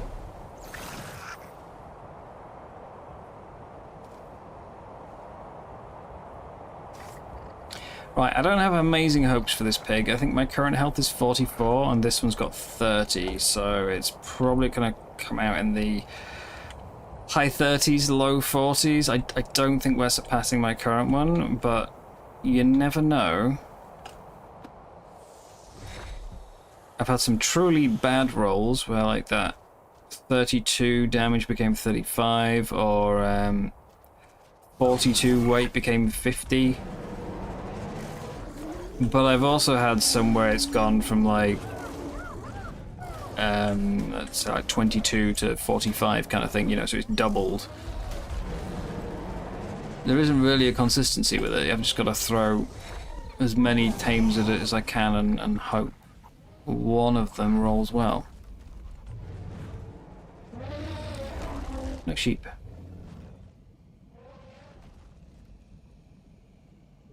Billboards work absolutely fine for Daedons.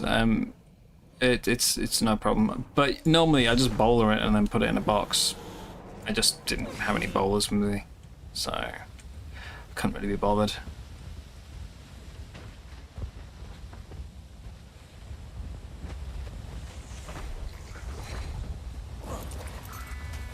I mean, I could have made some. Easy enough to find the materials. Come here. Come back here. Ah!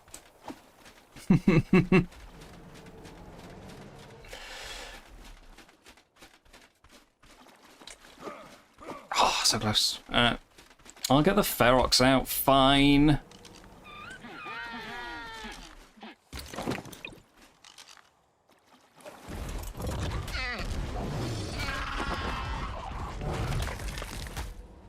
Yeah, popsicles.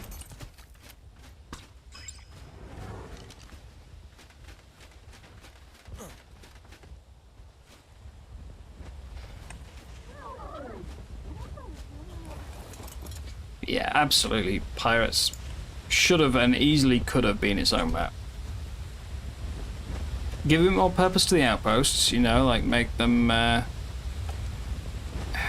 I've said from like the start, I think they should be more like an OSD in terms of loot collection level. The bottles should be much rarer. Still valuable because, you know, who buries trash? But they should be far, far, far, far, far rarer, and your best, like, most important loot source should be the outposts.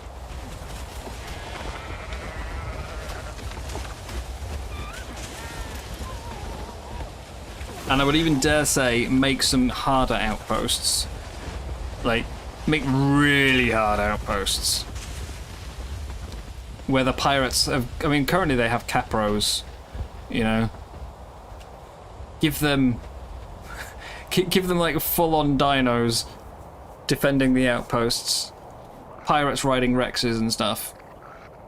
Go for that.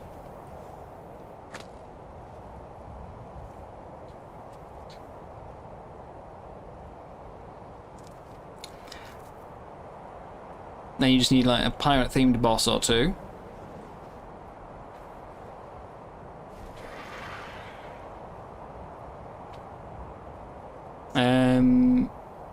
If it was a full-on DLC,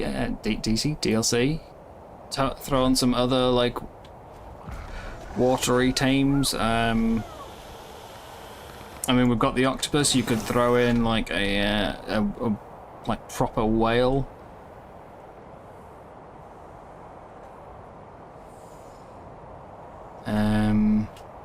What else? What else will make sense?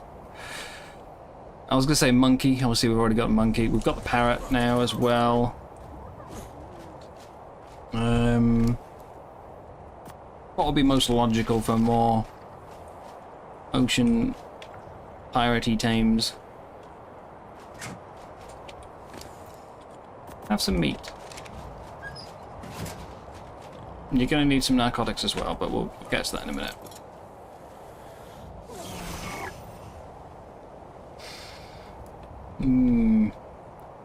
Because it is Ark, so it needs to be something like with a prehistoric equivalent or total fantasy.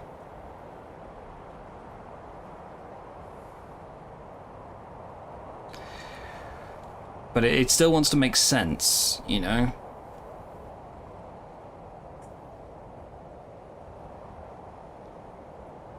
Giant pistol shrimp. I mean, to be fair, Aquatica has got some of these things, and it would make sense with a pirate DLC, but I doubt they'll touch it because it's in Aquatica. You know? Like, they've got a mantis shrimp in Aquatica as well, but it's a small mantis shrimp. A rideable mantis shrimp would be something different.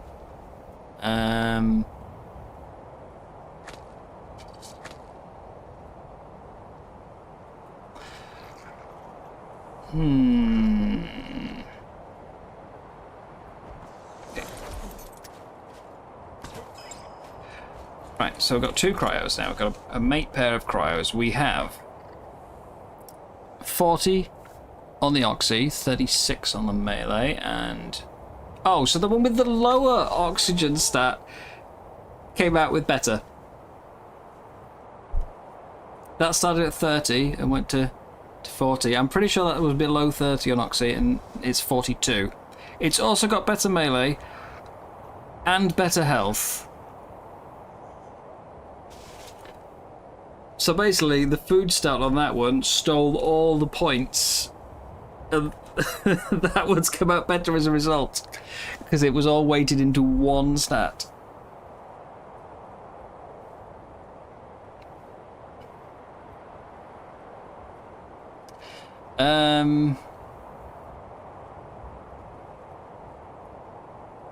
What else? Kraken as a boss obviously makes a lot of sense for a pirate map. That really does. And I'm surprised they didn't do it. I mean, I guess they didn't want to overshadow Moda because it's the only ocean boss currently in the game, so putting a second one on the same map would feel a bit like, you know, it's taking away Moda's thunder a bit, you know, having a second ocean boss on the same one. But given there's a Kraken in Atlas, and they clearly want to make use of as many of the old Atlas assets as they can, Kraken would make sense, right? But Rebel, they were the same level. They're both 224.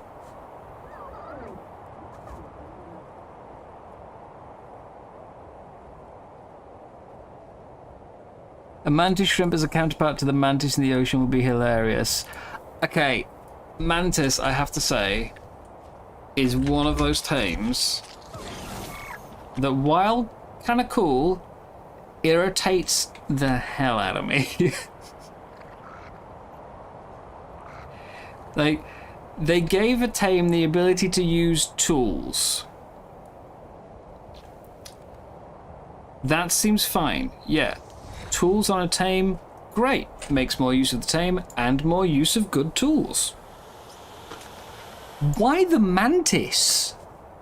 Why is the mantis the thing that holds tools? It's got giant spikes for limbs. How is it holding a tool? Meanwhile, you've got the Gigantopithecus over here with proper hands. And all it does is punch things. You know, like...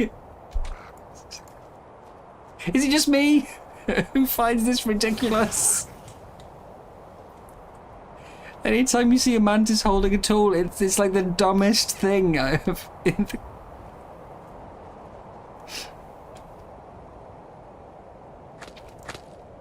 Like, I don't know if you ever noticed, but it just has the tool literally like in the joint on its arm. It just sticks out of the joint.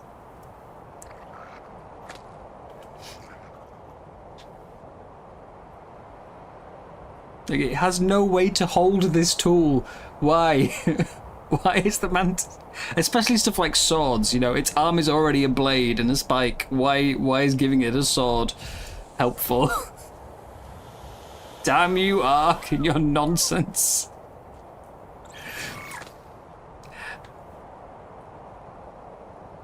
And I mean, anytime you have like a discussion on this... Hang on, did you just ruin my tame? I don't think so, but it looked like it was attacking it, even though it's behind a wall.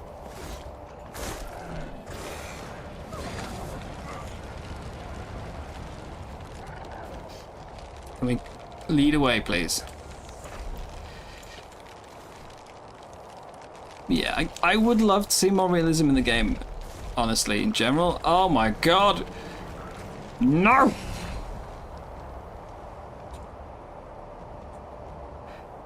I would love to see more realism. I am very much on that side of things, you know. I'm...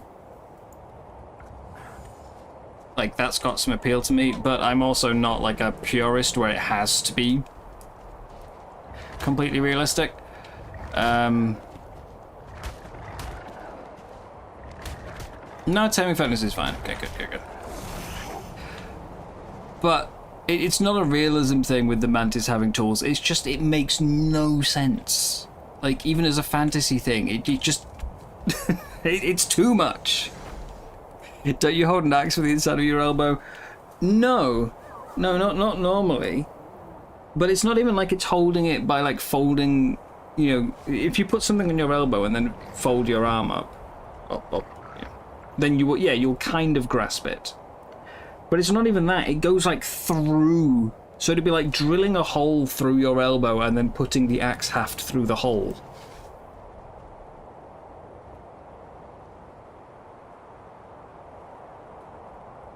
Like, it's so dumb. Genesis needs more bosses. I do think a boss in every biome would have been cool. But the Kraken would have just become a second ocean boss. So, you know, that kind of counterproductive. What we need is a, you know, volcano boss, an Arctic boss, etc. Although I think in the glitches, I'll have a check after this. I think in the glitches, they state that, like, there was 5.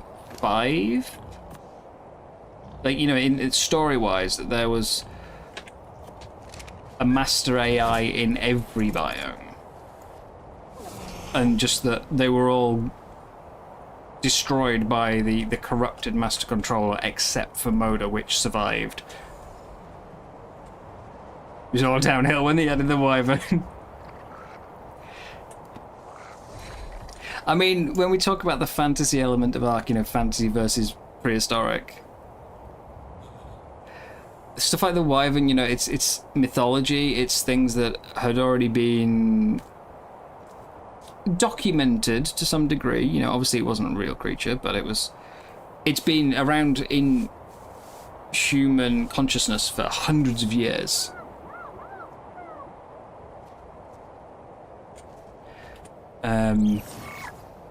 And then, yeah, like that feels a bit more fitting. It's still something that was thought to have been a prehistoric creature at some point, rather than something like the Shadowmane. Although the Shadowmane makes sense from a story perspective because it's created by Rockwell, so, you know. Actually, no, wait, no, not the Shadowmane. Genesis stuff being whacked out, like the Ferox makes sense because it's a simulation. It's literally... It can create whatever the hell it wants. Doesn't need to make sense. It's a computer program. Genesis is on a real ship. The Arks are real creatures that have to be created and physically there. So they still need to make a bit of sense, rather than teleporting electric water cat. You know? Yeah. It's like when people say, you know, in if you watch... or, you know, you get into like fantasy literature or TV shows on movies, and someone makes a comment about like gravity being off, and they're like, "You're complaining about gravity in a show with dragons?" And it's, well, it still has to obey the laws of, you know, of the world that they've set. Dragons are a part of the world, that's part of it, sure. It doesn't mean that everything else breaks.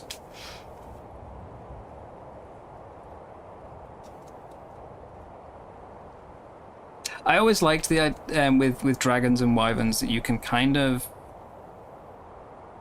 It could theoretically exist. The ability, you know, a big flying creature has been around. You know, the Quetzal is huge. They existed. Fire breathing is not something that's around, but biologically speaking, it could occur. You know, Bombardier Beetle has got... it's not a flamethrower, but, you know, it's not too far away.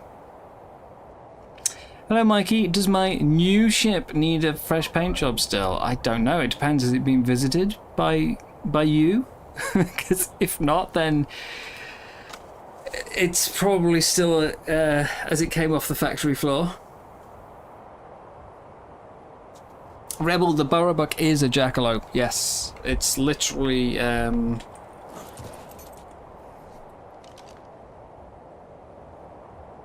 no, it's... Well, actually, it might show it. Hang on.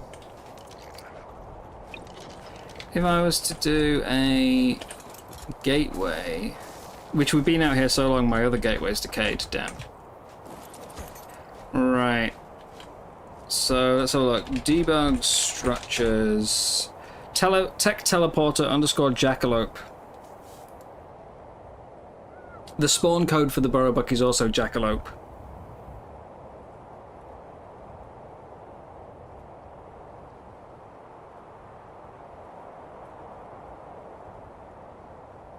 So yeah, it is a jackalope, literally. There's a few others like that as well. Like the spawn code for the Reaper is literally Xenomorph.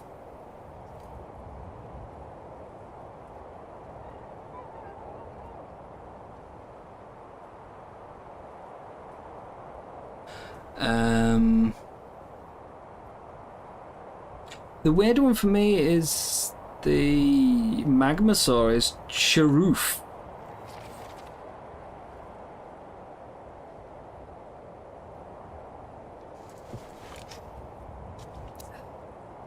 Which, I mean, I assume is another fantasy, like, mythological creature somewhere, but weird that they named it that internally and then didn't use it as a creature name. Ark already blends fantasy and biology because the creatures are obviously not intended to be paleo accurate. Yeah, I mean, it's not even like the weird one on that is the Rex, which the dossiers call Tyrannosaurus dominum, I think, and then in game it's not like it's called Tyrannosaurus and they just skipped off the dominum and everyone, like all the players, call it Rex. It's literally called Rex, which isn't part of its name on the dossier.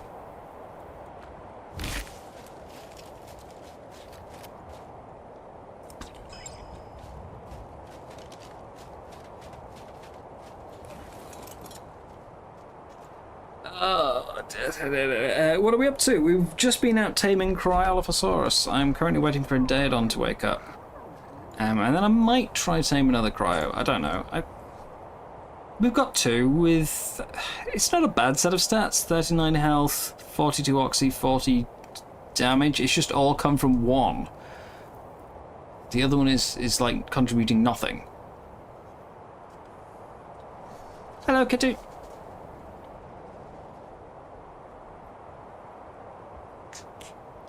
Sharoof is a Chilean snake creature of magma and lava. Okay. I wonder if they... Maybe it's part of, like, how Wildcard designs creatures. Maybe they come up with the function part first. And then, like, maybe they originally intended it to be a big snake, like a big fire snake. And then... partway through the design process, they thought, hang on, we've already got the basilisk, you know, do we want another big snake? And someone suggested, how about a fire lizard? And the model got made later, like after it had already been coded. Gas bags, I don't know about the spawn code, but if we check the... It'll be under extinction? I've never picked it up, I think. The gas bags dossier does its species name is part tardigrade. I'll have to look it up on the wiki, hang on. Hang on.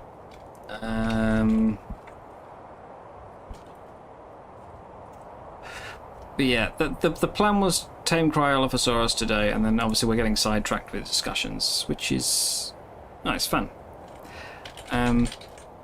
So right now I'm just sitting still, waiting. Okay, the gas bags dossier calls it Mopsekiniscus flutobesus.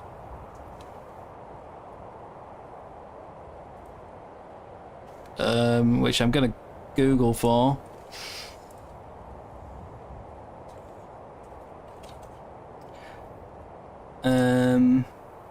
Just make sure I spelt it right. No, I did not mean footbus. What? Is it Mopsekiniscus?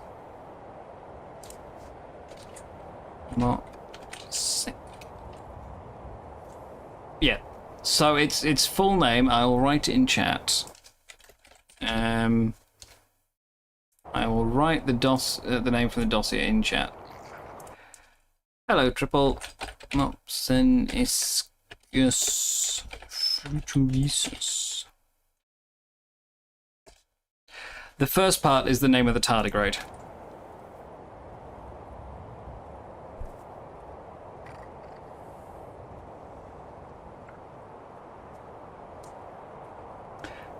Papa Bear, you remember they named creatures internally before giving them a final name for release. I mean, it makes sense. Once they've started naming the files for creating a creature, it's very hard to rename them. But yeah, it means that they clearly start creating something before they have a finalized design. Their work process isn't to fully design a creature like, you know, concept art and and get like a big document of all the abilities and everything sorted out, and then start working on it. They come up with like a very loose concept, start programming, and then things change, you know, like as they go. If it was originally intended to be some sort of snake monster. Why is there a square around my square?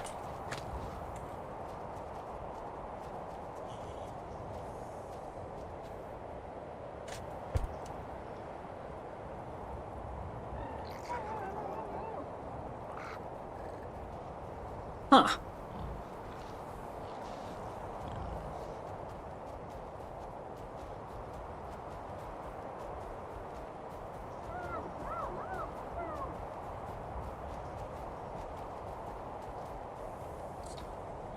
Right.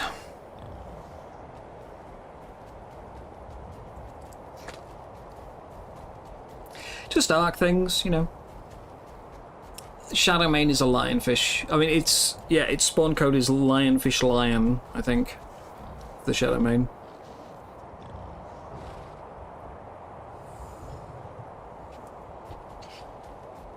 Game is calling me a square. Fair enough. I do spend all day playing a game, you know? I'm not going to argue. That's not a term you hear much these days, is it? We went from square to geek to nerd. Is there a new term? Does Gen Z have a new term for it?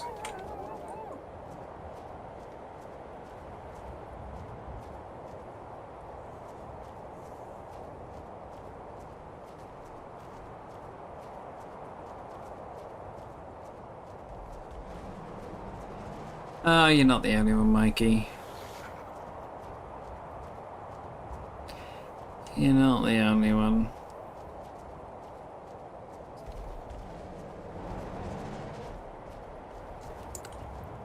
I can't decide if I would like the gas bags to look more like a tardigrade or if I think it's better like this, because I do find it adorable. But proper tardigrades have got like 8 legs and they don't really have a head. It's more like a hole. It's like, oh, it's tamed. Yay!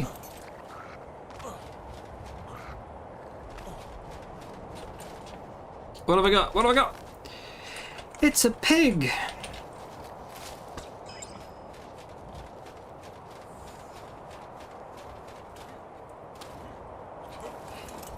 And our pig stats are... Why is it always 44 health? Every damn time!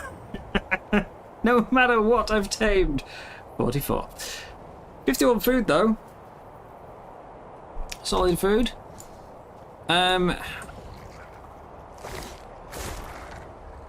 level are you? You suck. I don't care about you. It's not a Cryolo, no. I've already tamed my Cryolos. The pig was just a high level I saw on the way past and thought, ooh. 145. With a very odd colour combination. 32 oxygen? I mean, I need health at this point.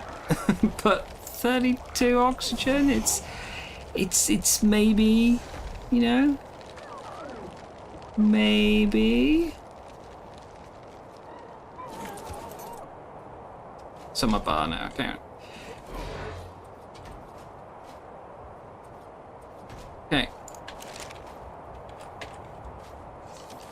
Yoo-hoo!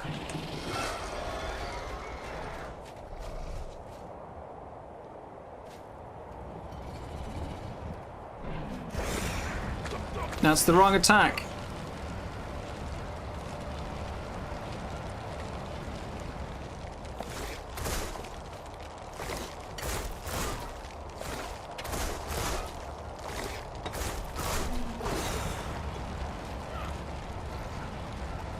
Yes, How many do you know, Amber, for...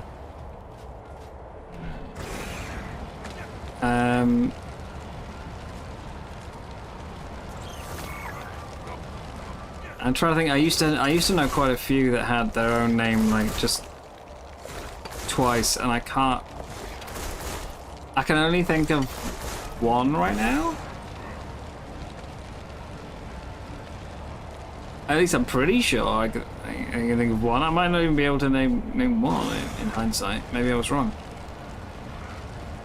But the first one that comes to my mind is Gorilla, which I think is just called Gorilla.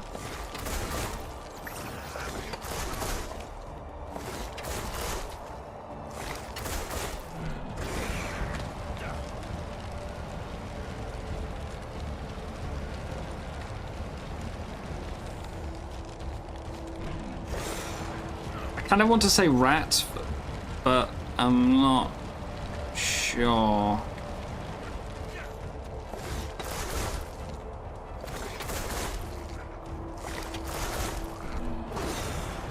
Oh, bears, yeah. There's like, but it's not like it's called, now what would it be? Urson or something, is it? It's like, is it Urson Arctos means bear?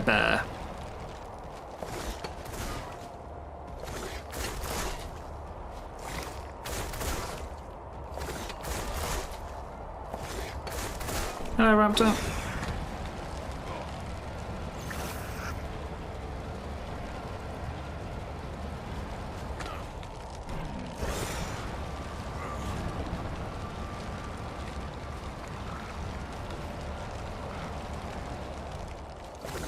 If memory serves, as a snake as well, which has got the same name twice.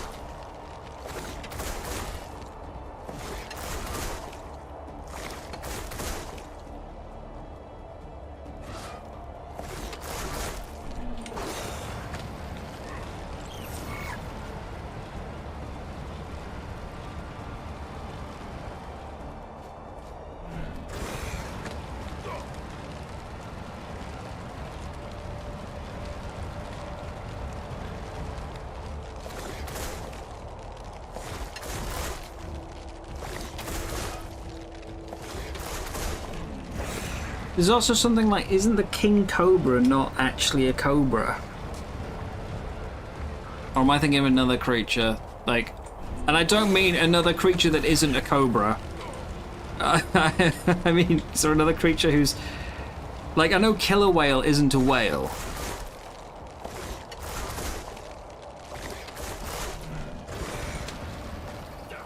Oh no.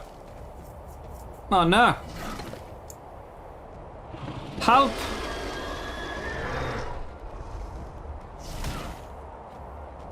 No, my topidity!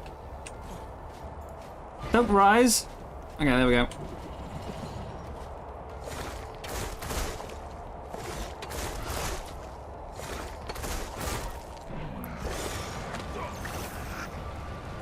It's Ursa Arctos, okay.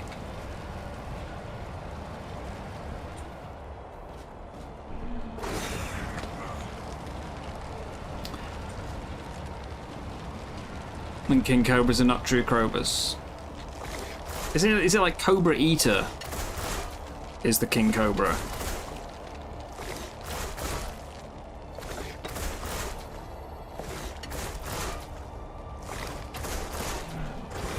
The downside is I'm going to have 2 males and 1 female.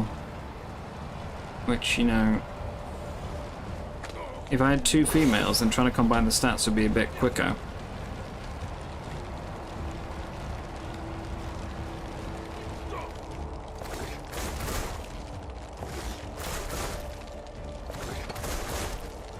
You never tamed a Cryolo, which just happened. So it has 2 of these ice attacks. It's got an ice breath, which freezes you if you get hit too much. And then it has an ice sort of spit. And the spit just it doesn't freeze you, but it applies torpor. And to tame it, we have to use a shield to bounce the spit back. Which is what I'm doing now.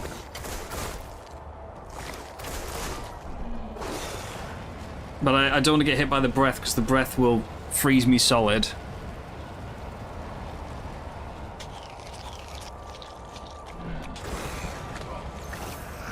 So we're hiding behind a wall while we wait for the breath to finish. And then we pop out to reflect the spit. It's just gone into its like super super frosty mode, where it does extra damage. Yeah, Gorilla's the one I was thinking of originally. That's the only one I was like mostly certain of. I wasn't 100% on anything, but Gorilla, yeah. I'm sure there's a snake beyond the King Cobra as well, though. And then I know it's not quite the same, but the boa constrictor is its scientific name, not like its casual normie name, you know. So it's not the same name twice, but it doesn't have a, you know, a different name. So it's kind of halfway there.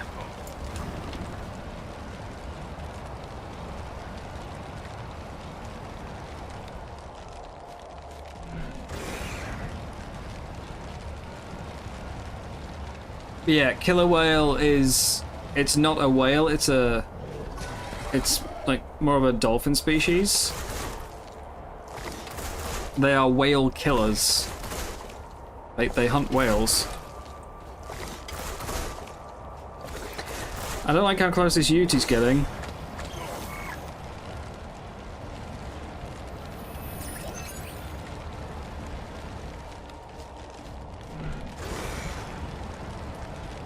I'm having slight flashbacks to the last Yuti that showed up while I was taming one of these.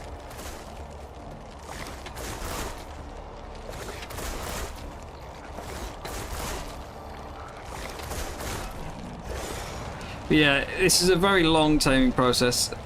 I haven't actually tested to see if you can torpor them any other way, but this is meant to be like your way of knocking them out. They're still basically a KO tame, you just can't use tranks.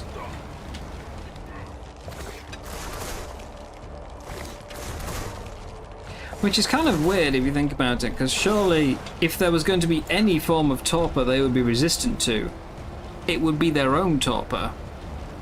You know, they're clearly designed to be an ice-based creature. Why is ice the only thing that knocks them out? Makes no sense. Makes no sense.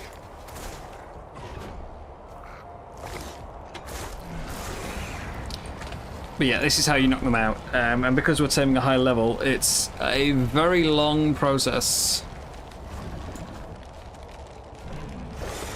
It's also... I haven't tested this one, but I am wondering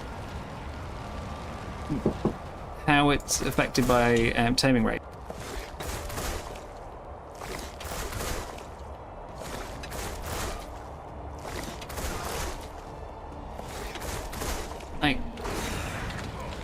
Same way, say the Fasola, even if you turn taming rates up, it doesn't really become a quicker tame because the whole thing is just how long it takes to knock it out. And taming rates don't affect torpor.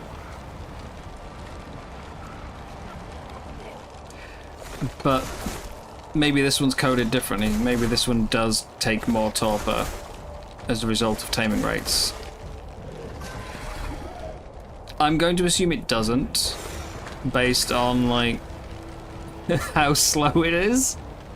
You never know.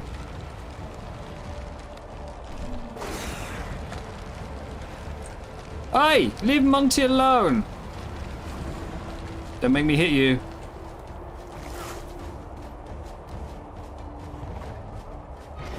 That's it, yeah, you jump back.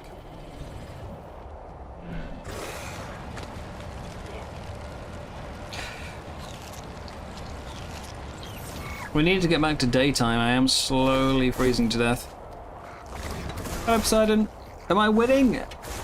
I mean, I've tamed what I set out to tame. I'd call it winning.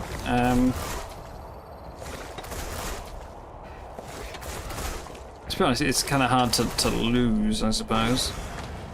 Unless I go back to taming a bee, in which case I'm definitely going to lose. The bees that don't exist.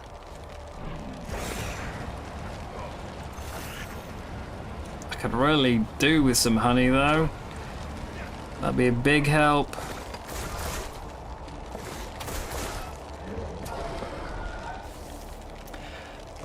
And Rascal's going on holiday now, so even if he even if I was willing to buy it all on his massive pile of fishing rods, he won't have any more putting on the market for a week.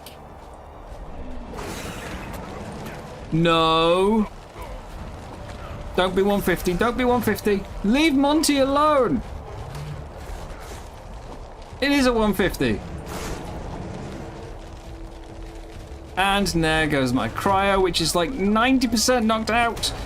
I hate you. I hate you. You suck.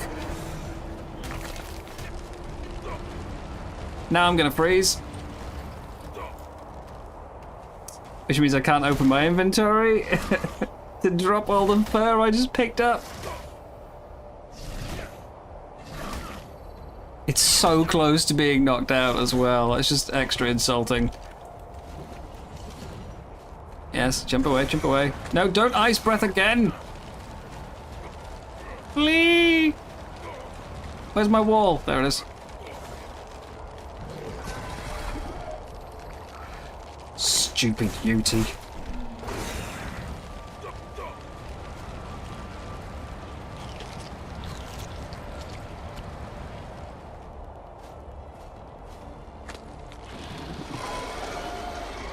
Right, are we doing ice breath or are we doing spit?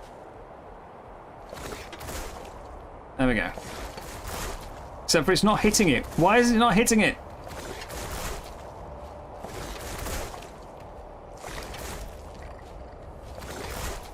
Why are you not hitting yourself? There we go.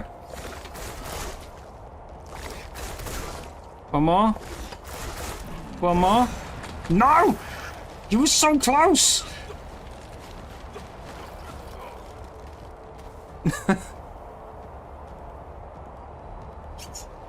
All things to test, Amber. All things to test. Obviously not right now, but yeah. Oh, hi there.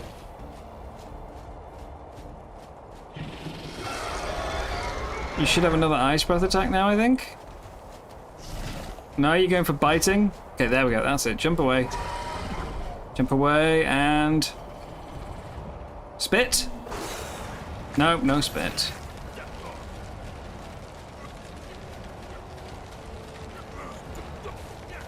Spit. And it's down. I need to put some alternative honey sources in the game. Being able to harvest nectar from giant flowers. I do think another source of honey would be really good. Or, like, maybe another equivalent of honey. Like another material that can serve as a honey substitute, but maybe isn't as good for certain purposes. Like, maybe you could have some other form of sugar. But, like, it's on a 5-to-1 ratio, you know.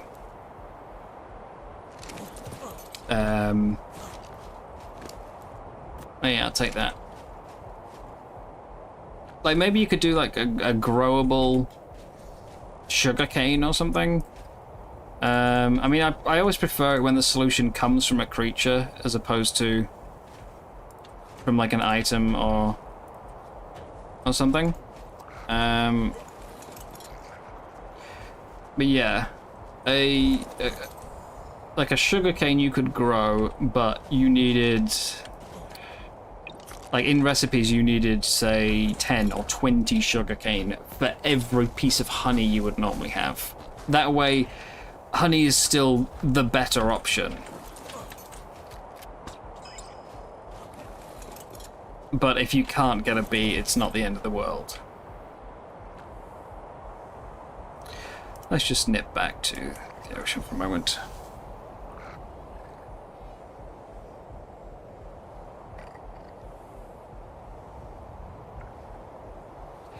The I think that would be a fair solution.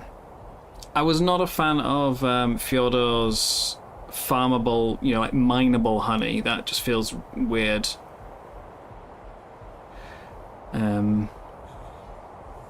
I always prefer creature-based solutions, or something that takes a bit more effort. Like a Ark to me is all about the tames, so whenever possible, a tame should be the solution. And if not, then like if you're going with a non-tame solution, it should be a far worse option. There should be some big negative to not having the tame. And mining a rock is far easier than, like, you know, taming a bee in most instances. It's not a permanent one, you know, you will run out of mined honey. But if you're out taming something and you suddenly need honey, pulling out your pickaxe and quick tap tap is far easier than I need to go get a bee. So I wasn't a fan of Fyodor's honey situation.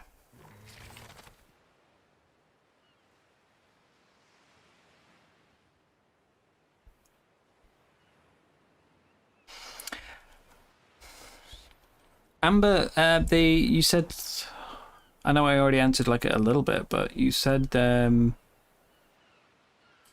you wonder if future roles make creatures take more top from weapons. They should, because most weapons, it is just a multiplier. Top, or, you know, the more damage you deal, the more top you deal, so it should affect it. Whether it does with the cryo, I don't know.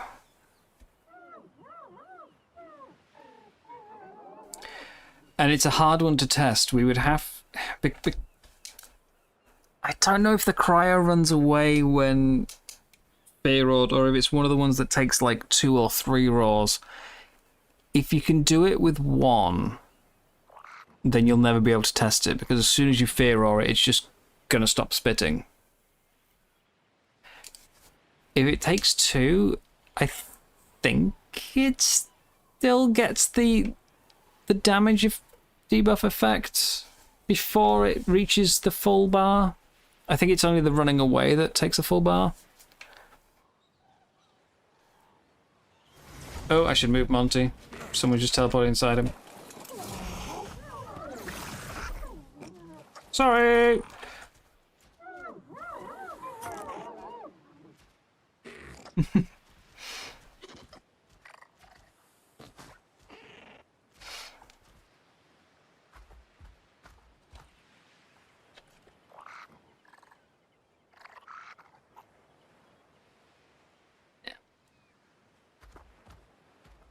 Oh, he's off. Right. Well, I'm just going to wait for that to tame up then. I did want to try and look for some more pigs, but there's only so much time I can spend looking for pigs and being disappointed.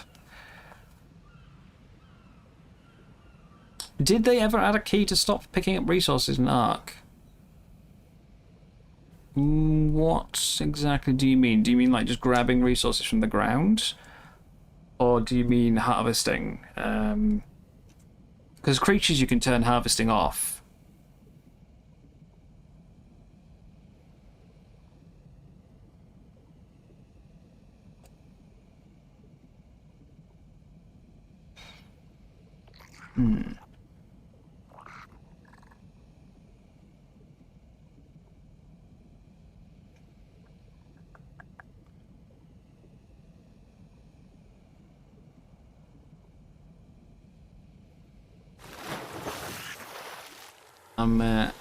I'm a bit behind on the bears discussion. Helarctos malayanus is the sun bear. Melersus ursinus is the sloth bear. Aileropoda malanaluca is the panda, the giant panda.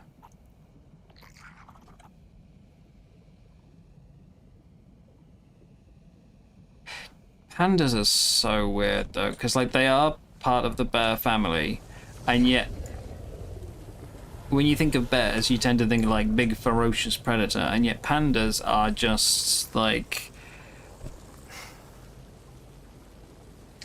They're one of those animals that I feel like if it wasn't for people deciding they're cute,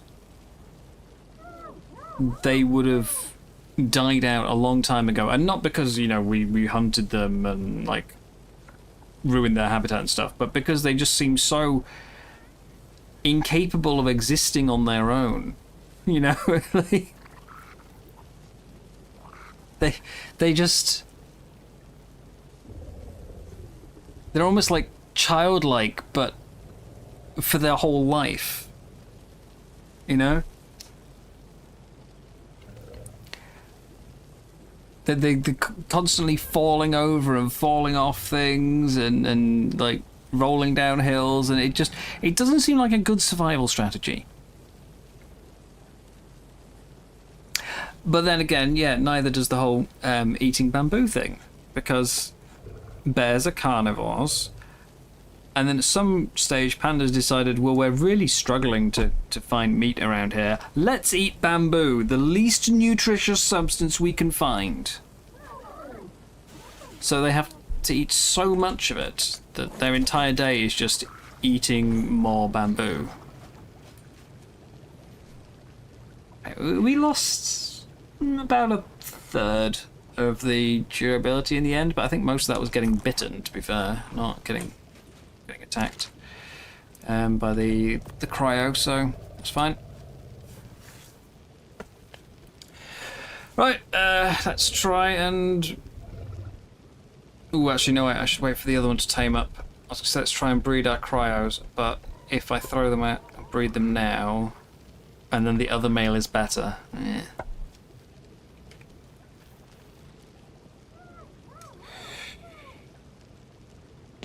In general, because you know the one's told creature harvesting, but you mean like the literal button you can press to turn it on and off. I don't think there is, Amber. I think if you press E while you've not got anything in your hand, you're just gonna pick something up, whether you want to or not.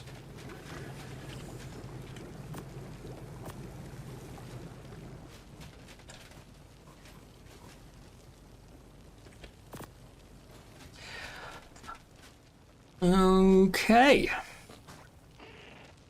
Well then, main quest done, I guess. They won't have a baby raised until tomorrow. So... Basically, I wanted cryos. I've never used them before. I wanted to see how good they are for various tasks, and one of them is these brute hunt missions, which have got like a really big tough creature. So like I was thinking, could we maybe use a cryo to freeze, like the brute Spino, so that we can deal some good damage to it without it fighting back.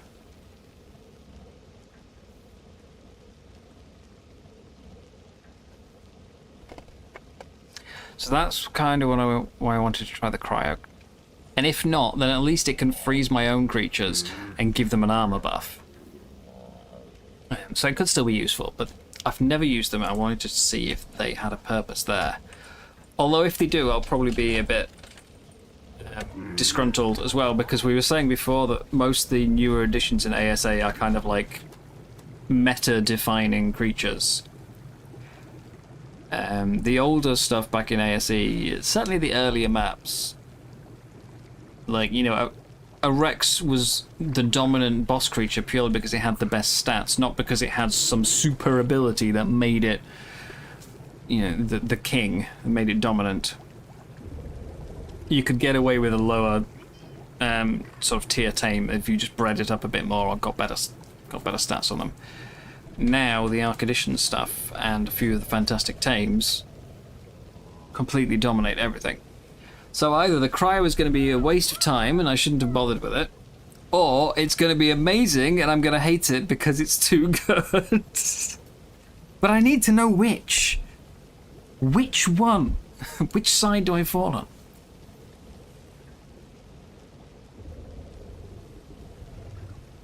Good evening, Dancing Bear.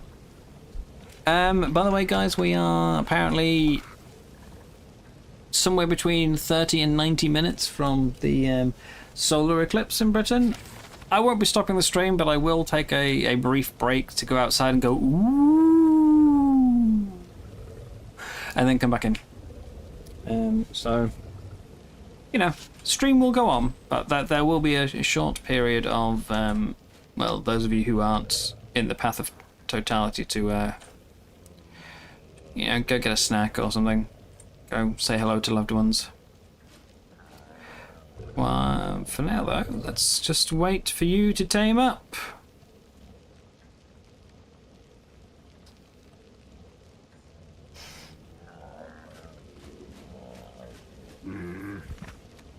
Valheim, you can literally just press V and you no longer automatically pick up resource from the ground. Something like that for harvesting would be great in case of stuff like that, UT. But will I R as well? I've seen an eclipse before, so I don't think a second one is quite as deserving of the R. Yeah, we'll get the ooh, and then I'll probably be like, yeah, you know, all right, it's dark, big whoop. We were saying at the start of the stream that if you've never seen an eclipse before, I do think it is something that's like it's worth seeing.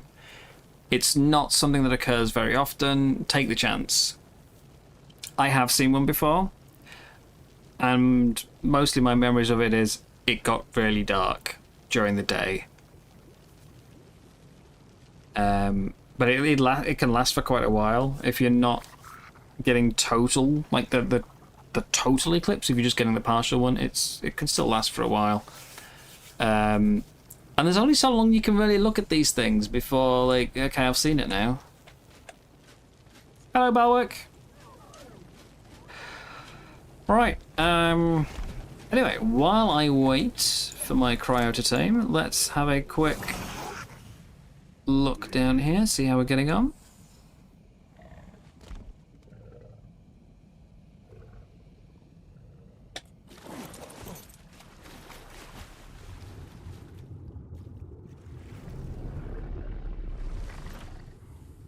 Ah, we're all grown up.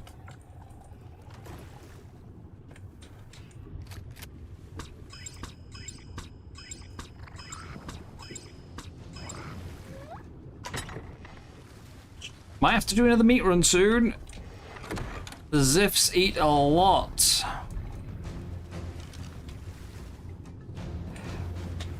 No, actually, what would help is get you, and you, and you, you, you, and you.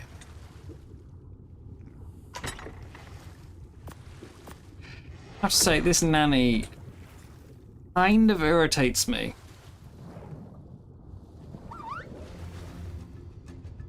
It's good, and obviously when we're making content we don't want to have to keep going home and, like, you know, having to sit around and feed babies all the time. So I would rather have it than not have it. But I really expected it to only feed babies. And yet instead it puts a massive pile of food in their inventory, which they will never eat all the way through. And then when they get to adulthood, it seems to still, I think it keeps feeding them, because every time I cryo something, it's always got food in it. It means that the trough is not actually feeding anything. And every time I cryo something, I have to pick up a pile of wasted food from the floor.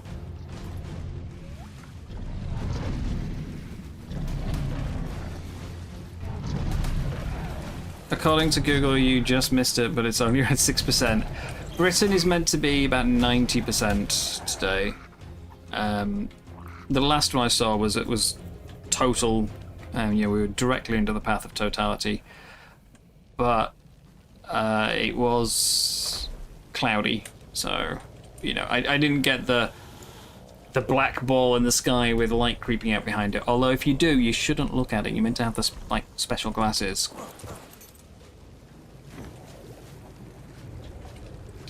Otherwise you can burn your eyes a bit.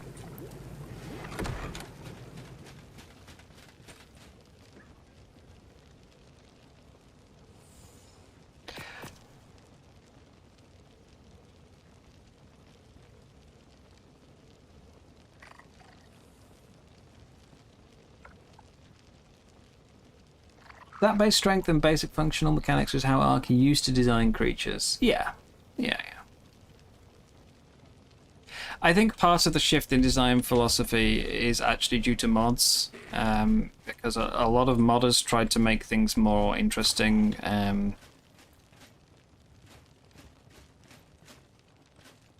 The other thing is, of course, if you are spending a lot of time making a mod, you typically want people to use it. You know, you want it to be popular. You don't want to invest 300 hours or something and then nobody likes it. So most modders will go for things that are stronger. They will make a meta-defining creature because it makes the mod more popular. And I think part of the problem is Wildcard sees this and thinks, you know, people like that, let's make it ourselves. And you end up with a lot of those issues. I think that's how power creep has gotten worse. A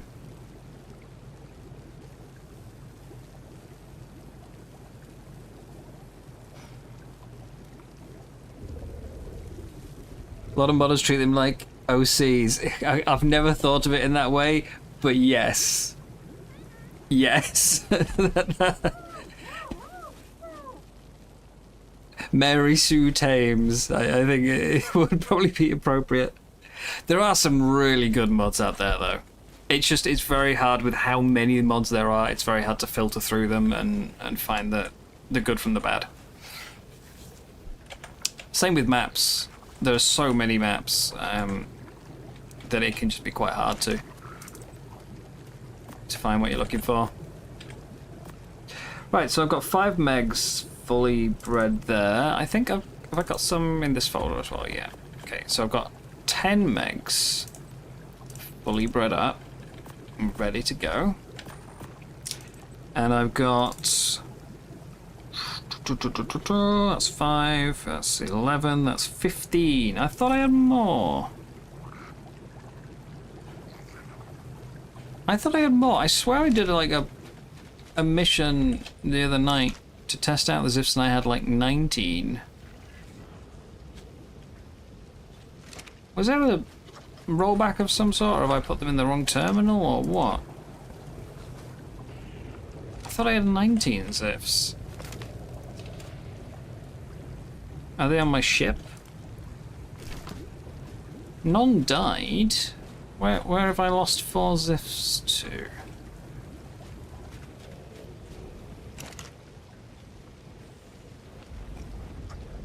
Power creep but no Dodic alternative. I mean, you don't need one. Dodic's amazing. Why would you need another Dodic?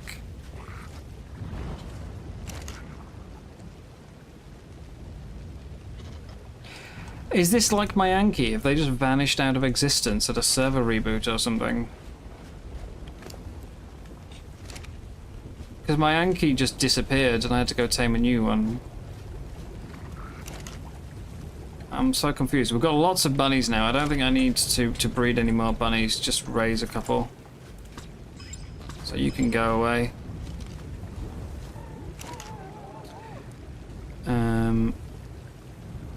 That one and that one.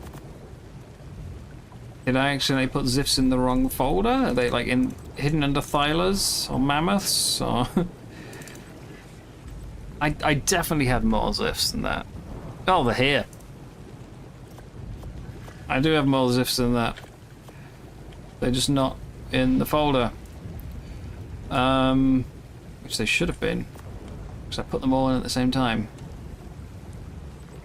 So I do have 19 Zifs, all saddled and ready to go.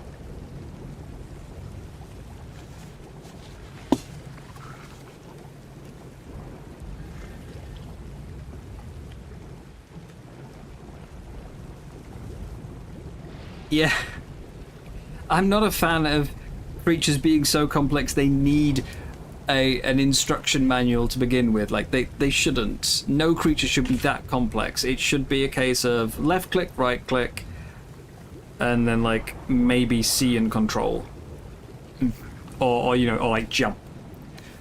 But there should be a standard key set where literally, you know, you get a new tame and you think, well, I'll press attack 1, attack 2, attack 3, attack 4. and that's your ability set. And those keys are always the same across all tames. That's how it should be, in my opinion. Nothing should have ever needed an instruction manual, but Genesis 2 reached that point of needing an instruction manual, but didn't give us one, and now ASA we've got them, and it becomes very noticeable how power crept some stuff are. Some things are. I mean, think of all the old stuff from like the Island or even Scorched. Like, you know, it was just bite and bite but slightly different, or breath, or grab, and that's how far it got. You didn't need any anything extra. You guys like boring creatures. Oh, yeah. We'll get you.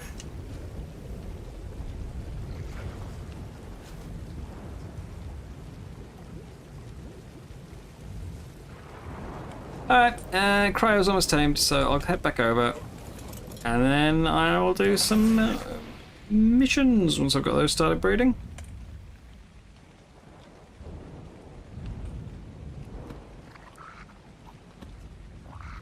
Oh no. Okay, there we go. But that's what the TLCs are for, though, Balwick. You know, they're meant to sort of bring some of the old stuff up to be a bit more interesting. Oh, I can't throw it out here, can I? It's got to jump down.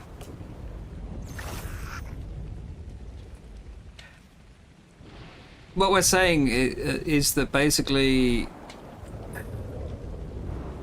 I mean, part of the reason old creatures feel outdated is because the new ones are so stacked with abilities. I'm not saying left click and right click should be the only thing it does, but I'm saying there should be a standardized control set where a creature should have, say, like... Wait. Oh, that's the camera. I thought, can I put a gate up here? I don't think I can. Can I put a gate up here? I've never actually tried. No, I can't. But a standardized control set. If you had, say, left click, right click, control and C. That's four attacks. I don't think anything should need more than that. If it has more than that, it's probably going to make something else obsolete. Because there's only so many, like, so many niches in the game. And we've got hundreds of creatures.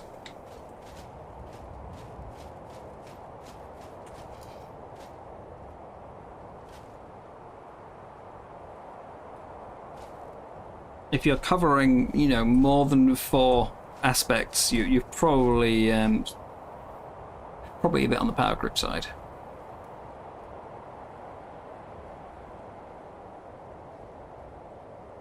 You don't have Street Fighter combos.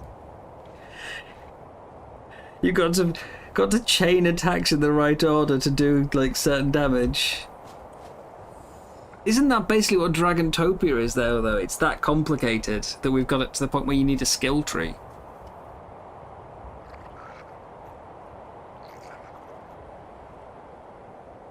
Like, I mean, we're going to end up with a whole map of Dragantopia level creatures.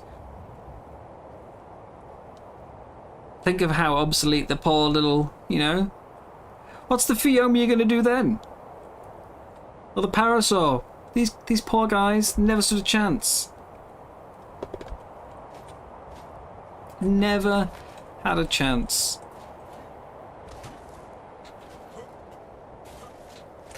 See, I never really thought of there being a Rex meta. The Rex was the most used because it had the highest stats, but it didn't have anything special about it. So you could, like, replace the Rex with a bit of breeding on something else. Yeah. I mean, Theres already were better than the Rex, to be honest, because they were just Rexes that could be healed with veggie cakes.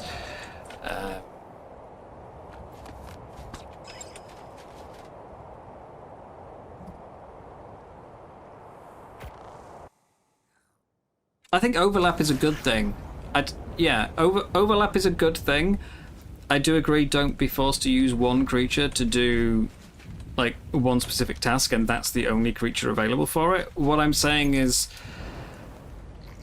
a lot of the newer things, particularly the Fantastic Tames, it's not that they can do multiple things, it's that they do multiple things and are the best at all of them. So they're not just like, you know, you can get away with taming one of these things instead of, if you had a new Rock Gatherer now, if they added something to replace the Dodic now, instead of it just being, well, use the Dodic or use something else, it would be use the Dodic or use this other one that's better at it and also harvests metal and element, and also it can, like, you know, fly and probably turn things to stone with, like, you know, laser vision or something like that, you know. Like that, there's kind of no in between.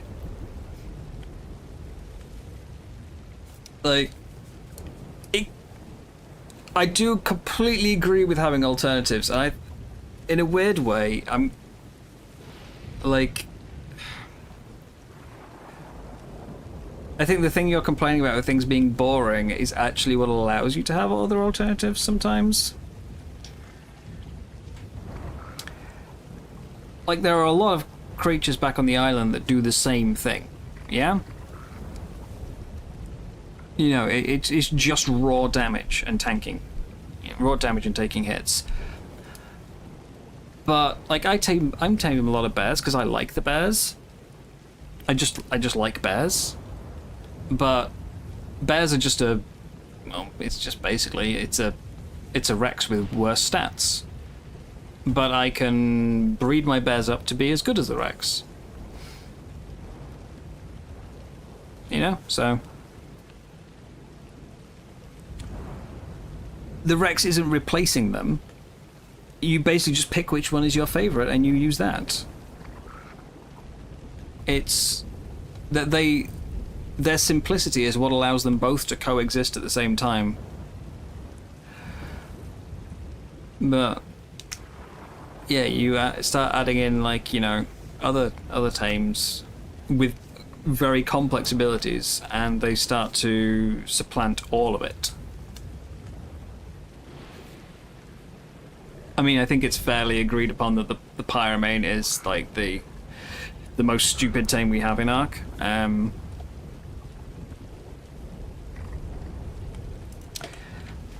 that's part of the issue there, is, like, it's one of the best damage tames, and it's really mobile, and it's also got a bunch of other utilities at the same time.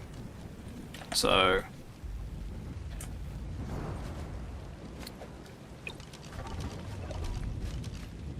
if it had just one niche covered, then yeah, you know, you'd have alternatives to it. But yes, this topic, I think, has been done to death, both here and in several other, you know, in every channel in existence. We should probably move on to something else, a bit less likely to cause conflict.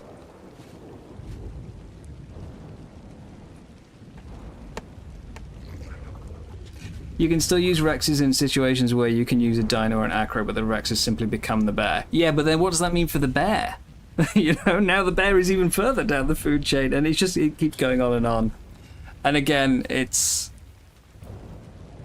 not like the Dino or the Acro. It's more,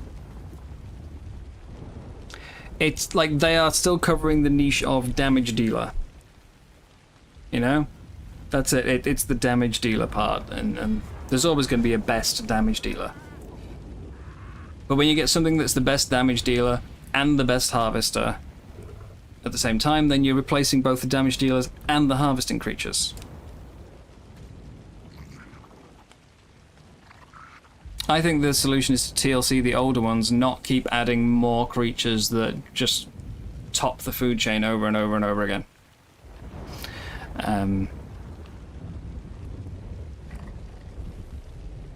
I mean, you know, they can do that. We've seen it. They can do really good TLCs. They can bring useless creatures back up to being useful without completely replacing something else. And just allow it so that everyone can have their favourites. There's no harm in overlap. As long as things aren't totally eclipsing everything else. Right. Anyhow, tamed, breeding started. We got 49 oxygen on that one, so that's going to be our starter. It's also, I think, got our highest health. Let's pick that up. 26, 38, and we've got 39. Okay, so we've got 1 point health there. That's got the highest damage, but this is the highest oxygen, so that's what we're going to start with. Let's put that away. Put away all the tames I don't need right now, because I'm going in the water.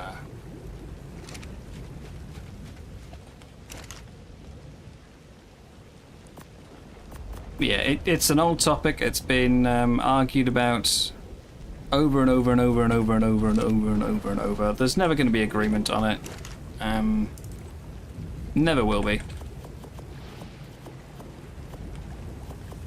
I think the reason you see it happen so much in streams that it gets discussed is because, like, anytime, like, I'm gonna go do some missions, let's say I fail these missions, there will be someone in chat who'll go, well, you would have succeeded if you'd used this creature instead. I'm like, well, yeah, maybe I would. Maybe I would. But I want to use something different, and you should never be at that point where one creature is so dominant that you, like, that's your only choice. Oh, we were saying about alpha missions.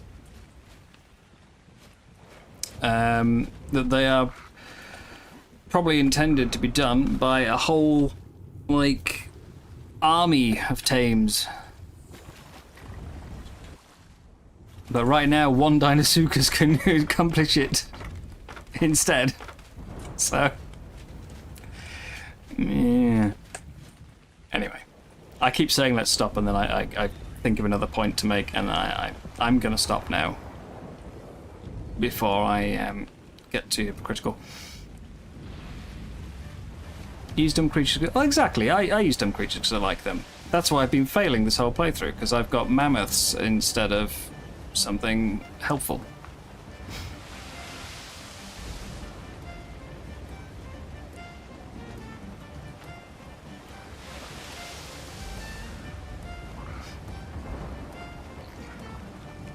Bleed we discussed the other day, and I think is a very awkward situation because it's such a useful thing to have that it makes some tames, like, it's the Thyla's only function, and yet it makes the Thyla a must-have half the time.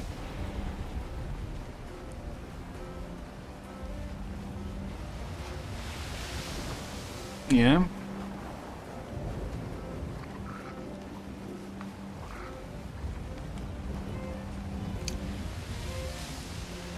I feel like bleed should probably be like just a numerical ticking damage instead of a percentage based one.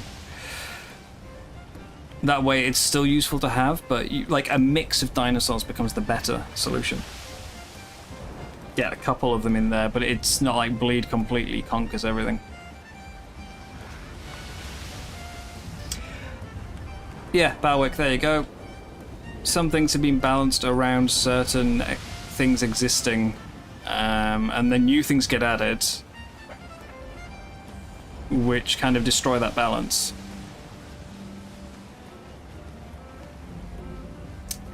Again, with the Deinosuchus, originally you couldn't use it, it worked on bosses, and it completely destroyed the balance. Absolutely 100% trashed the balance. Hello, Jim. Actually, you know what? Sod it. I'm gonna go for... We've done Moda as a group. Let's do it solo. Let's go for beta.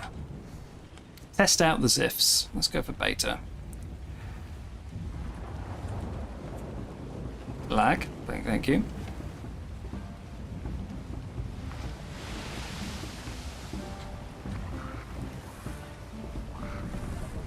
Yeah.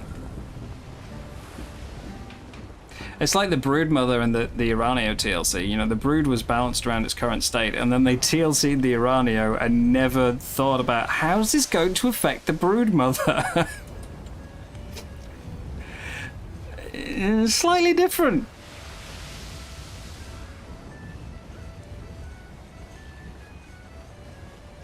Knock-on effects. Ark is a huge game with a lot of moving parts.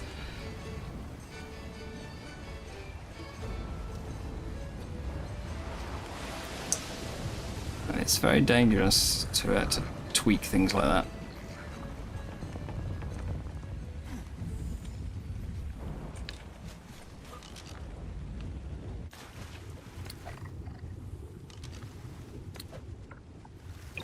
There we go. Right, down I go.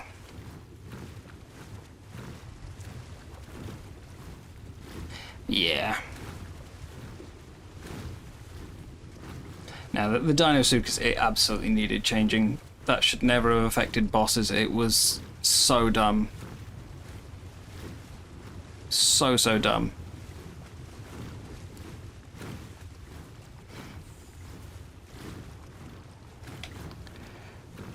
You know, and people can spend weeks breeding up like Theres or Rexes or whatever and fail to beat a boss, and then you take in one crocodile and achieve it.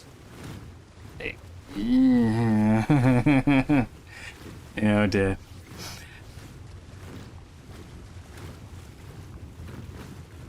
It is though, like, this is why I say I try and give Wildcard a bit of slack when I can, because being a game dev is rough. You have to try and find some form of balance where everything feels like it's useful and yet still fun at the same time. Helldivers is a very different type of game, but they had a similar issue where they rebalanced some weapons because they were vastly outperforming all the other ones. And half the community was like, "Yay, thank you! Now I don't feel like I'm holding everyone back by using my favorite weapon." And the other half went, "Why do you hate fun?" So yeah, it's a challenging life being a dev. There's no right or wrong.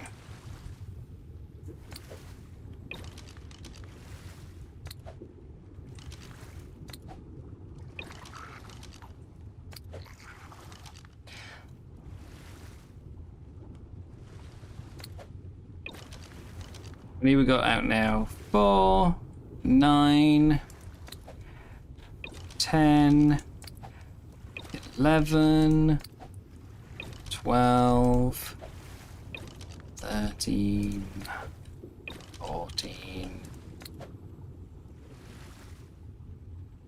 15, 16. Have I got females left? Yeah, I think it was mostly males. How many did I say? I've lost count. 4, 9, 4, 5, 6, 7, 8, 9, 10, 11, 12, 13, 14, 15, 16, 17, one more.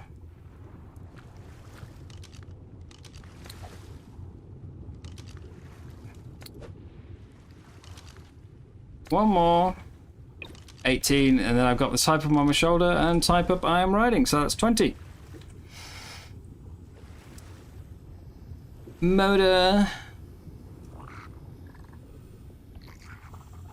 Yeah, beta. Go on. These aren't amazing Ziffs and it's prim saddles, so we'll see how this goes. It could be another day of breeding gone. We'll see. You're going taming spiders, Jim. I think I knocked my 150 out in like 2 shots, so yeah. Does Moda have a tame limit? It is a teleporter, unlike the other missions, so I assume it has a tame limit. I'm not taking the risk that it doesn't. Right, guys, follow me. I've done this as part of a group. I haven't done it solo.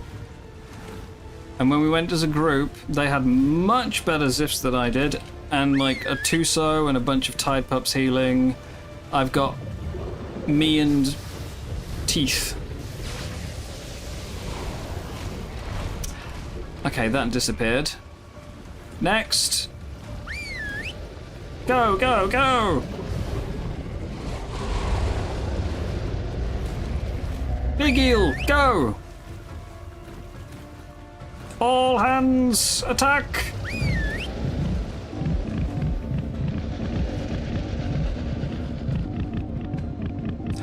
Oh my god, that health!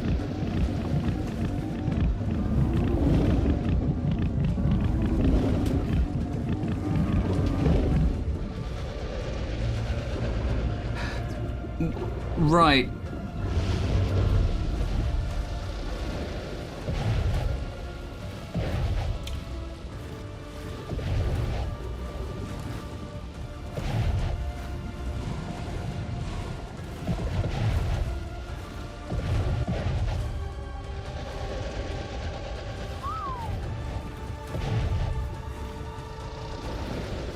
Go, minion, kill.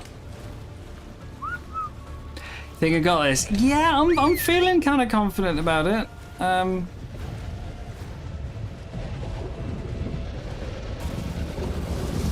No, Whirlpool.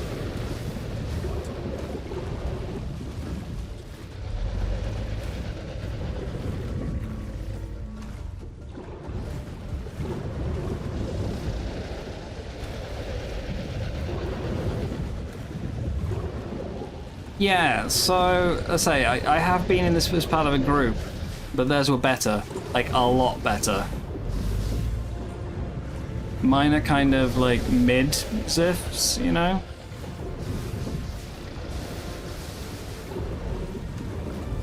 I would love to be able to get over there and direct my Zifs to attack stuff, but there is this big column of annoyance in the way, and all my Zifs are inside it.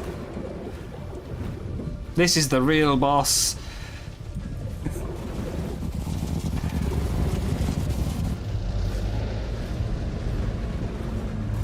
Okay, it's going away. Get them! Get them, Zifs! Get them! Everyone! Attack! Are we all here? Have we lost any?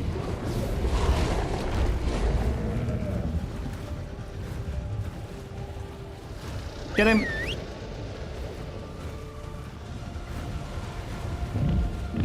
Or her.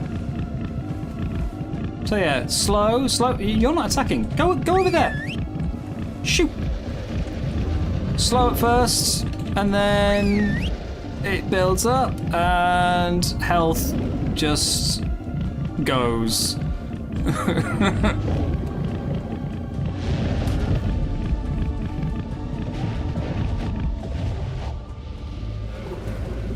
That is ludicrous.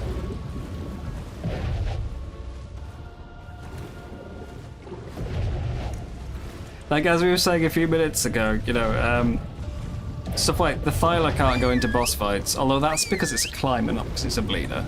But the Thyla can't go into boss fights. Hang.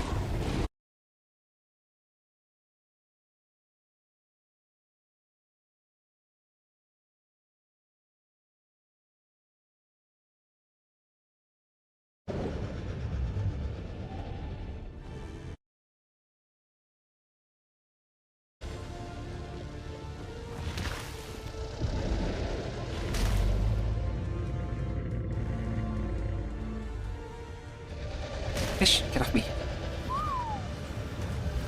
Right, sorry, yes, I was interrupted. I had to mute and answer things. Yeah. So what were we saying? Like, Aloe and Carno, bleed, don't work on bosses. And there's a good reason for that, because then all boss fights would just be bring a bleeder and win. I'm not sure, does the Meg's bleed work on Moda?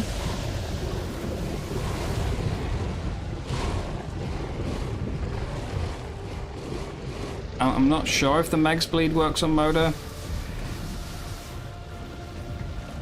We had some Megs last time I did the boss fight, and I didn't feel like it was plummeting. No, say we had a mix of loads of stuff. There was Tusos in there. I think someone had like maybe a dunk. There was a bunch of Tide Pups. I think it was maybe like 8 Ziffs or something, rather than the whole swarm that I've got here.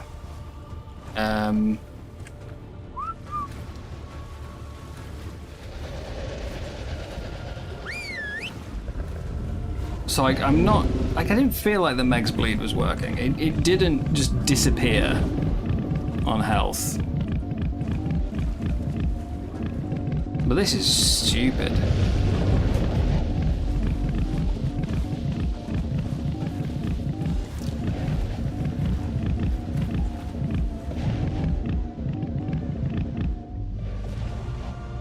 I won! I don't really feel like I deserve to win, but I won. I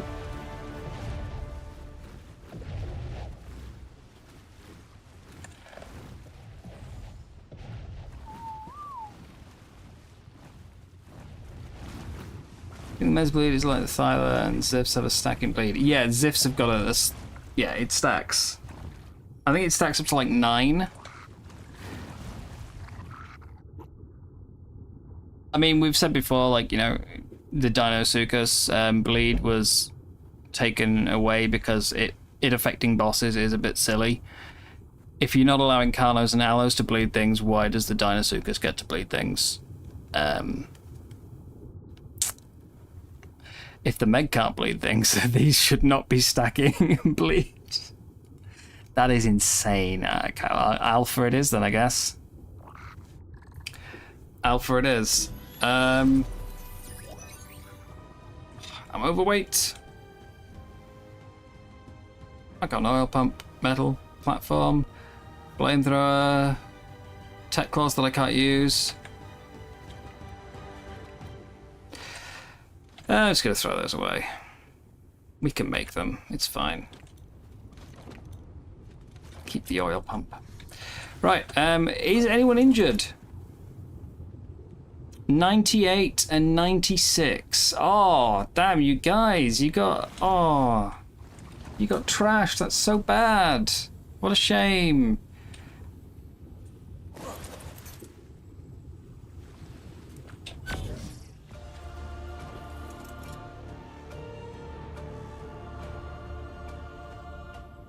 Like, they're not good levels. Certainly not boss fight levels. Oh man.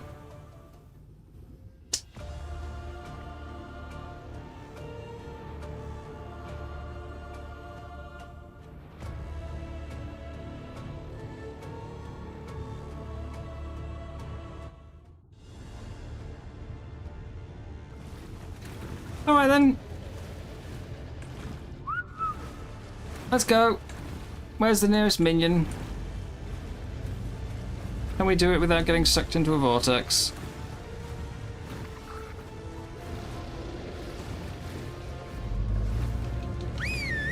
Go, go, swarm it!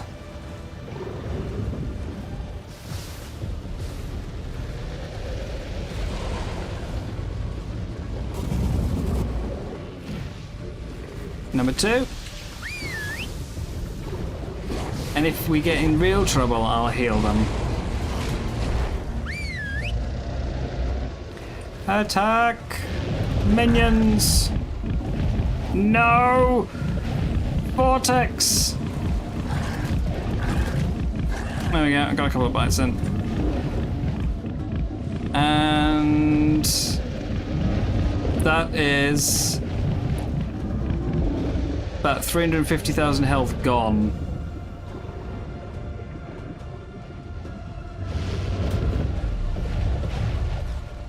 Oh, I see. Immune to damage, but you come and hit me. Rude. Rude!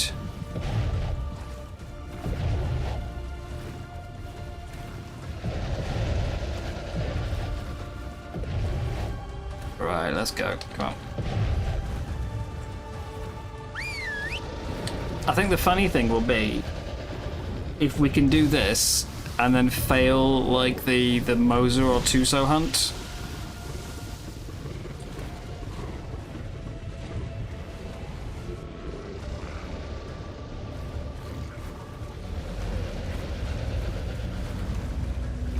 Son of a...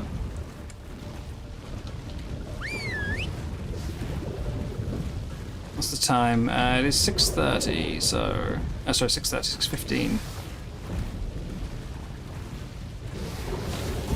6:15. So we're reaching eclipse time. It hasn't started getting dark yet, though.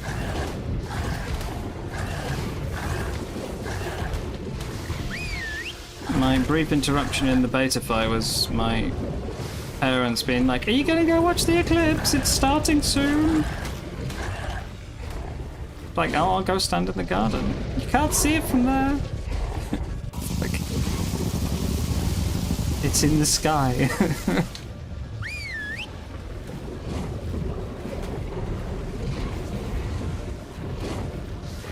Are the rest of them all caught in the vortex? Have I lost my... Oh no, there they are.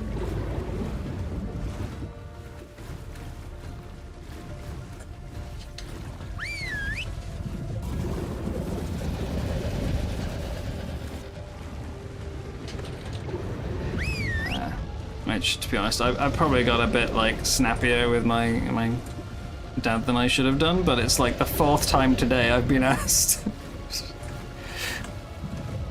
Did you remember there's an eclipse? Yes. Are you going to watch the... Yes.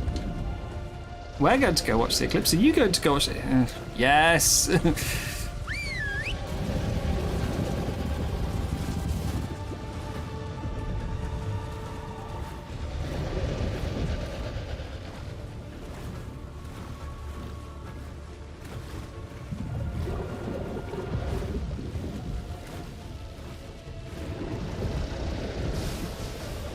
Come on, just let us eat the minion.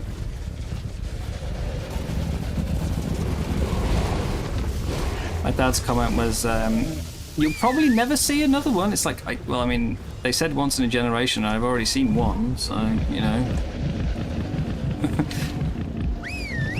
it's clearly already already false. Sorry you said anything. No, Jessica, it's fine, absolutely fine.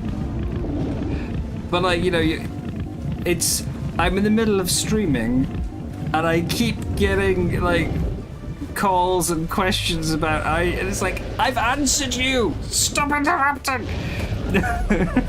You know, it's like.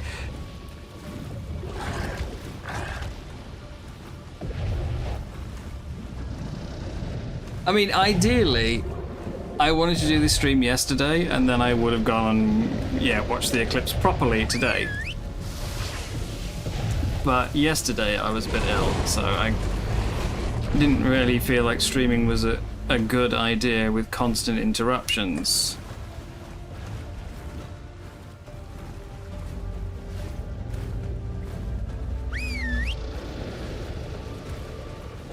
Sometimes life just doesn't work out, you know, the way you want it to, does it? And I mean, okay, I didn't have to stream. I probably should, you know, between streaming that I can do almost every day and something that might not happen again for 20 years. Maybe I should have chosen the 20-year thing. Maybe this is just showing how sad I really am, that I would rather sit and play a game.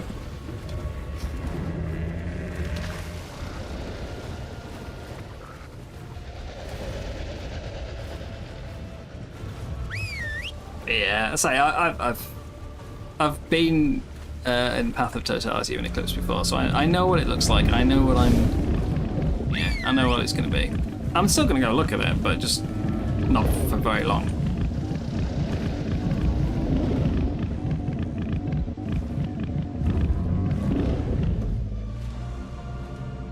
Okay, well that was fine. Anyone injured?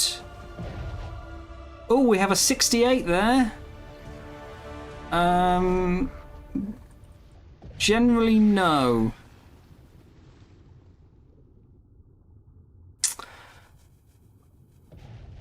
I think that was okay. Weirdly, you know, I think we won.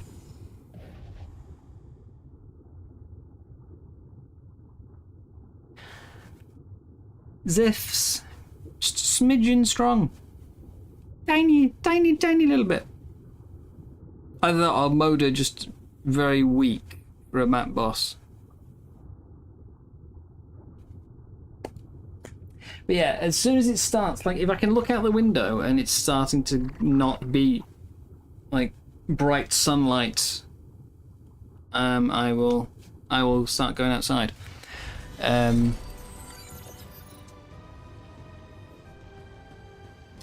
I got a Prim mining drill and a blueprint for a Prim mining drill. And a Prim Mega Cannon platform saddle. Oh my god. How is this alpha boss loot? Wow. Also, the weight in Ark never really ceases to confuse me. Rug weighs 4. The mirror weighed 8. A wall weighs 4. Like a big stone or metal wall weighs 4. Half as much as a mirror. Okay, well, alpha done.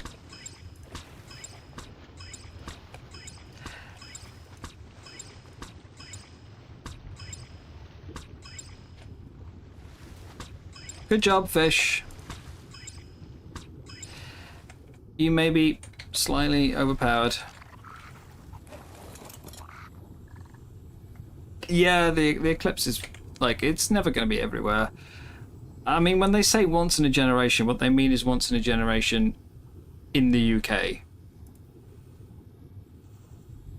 You know, if I decide to travel, I'm sure I can see lots of them.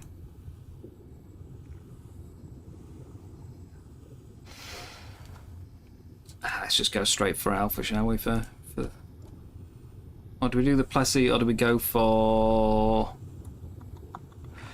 Let's do modes of proposal. Actually, I haven't done modes of proposal yet. Where is the Moser proposer? It's up there. But yeah, I'll probably need to apologise to my father when they get back from watching the sun turn out. Being a bit snappy.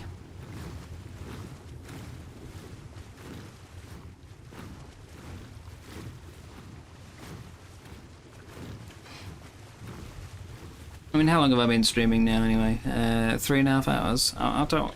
That's not long enough.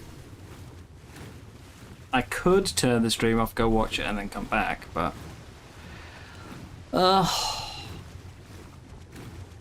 Stupid inconvenient sun. Do things at a more logical time for me, personally.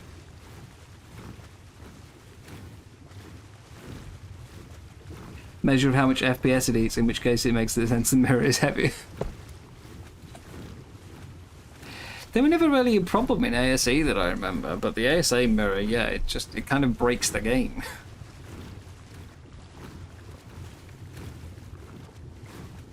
Go watch it. I say, Gog, I've seen an eclipse before, and the main thing is I can just go outside and stand in the street and look at it, and I will do. But it hasn't started yet, you know. It hasn't started yet. Depending on how much you want to see. If you just want to see, like, If you want to watch every second of it crossing in front of the sun... Rude.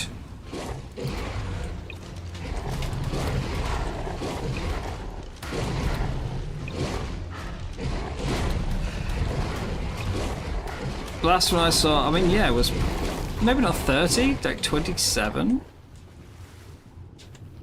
So it was still a long time ago, yeah. But that's what I mean, like, if you want to see it crossing in, like, every moment of it moving in front of the sun, then you've got a couple of hours of watching. If all you want to see is, like, the visual of it being completely blacked out, you've got, like, 2 minutes.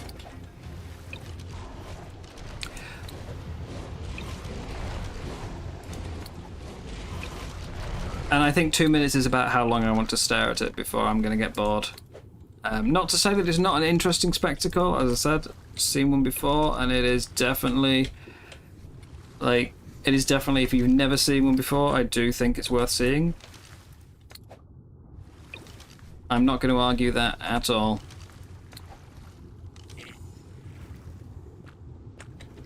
Definitely, you know, take the time. But it's not like something you are going to regret. You know, you're not going to be on your deathbed thinking, I should have seen that eclipse. Why didn't I see the eclipse? My life would have been so different if I'd just seen the eclipse.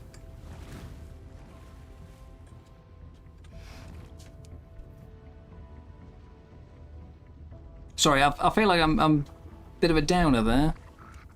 It's not my intention.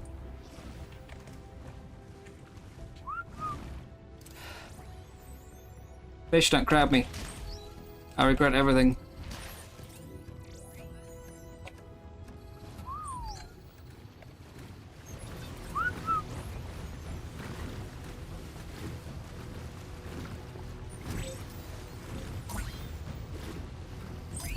Yeah.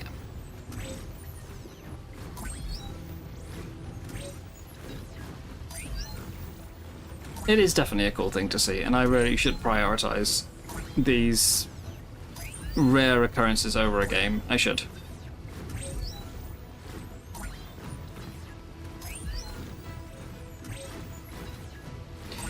But it's different priorities, you know. I enjoy the game, I have fun with it, I have fun talking to you guys.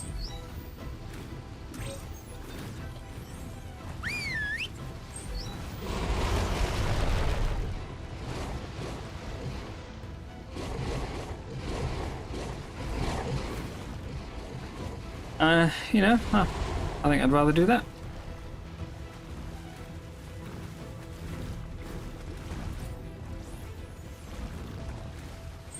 I will be pausing though when it gets a bit closer to it.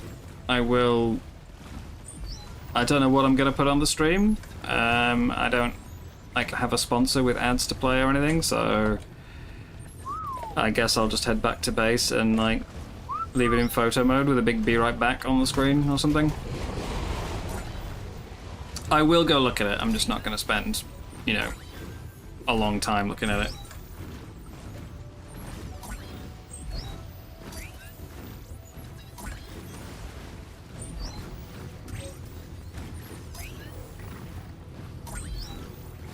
I just don't want you all to think I'm a sad git.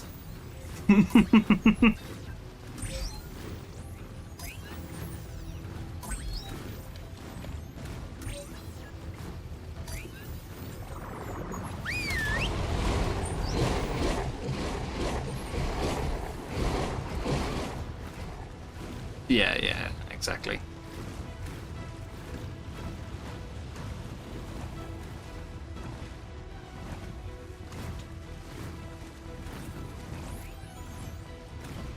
My family already thinks I'm a sad git. I can't have all these random strangers online doing the same.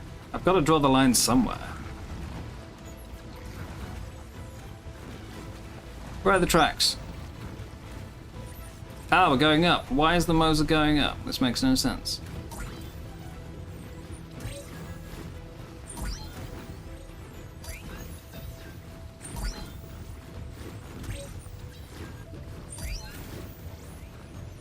It is insanely hot and humid here as well right now.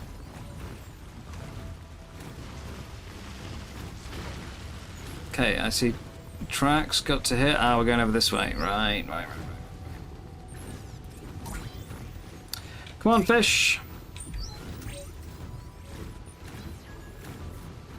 Anyone in the chat who is from the UK, you know, if you want to alert me when we get closer to it, that'd be cool.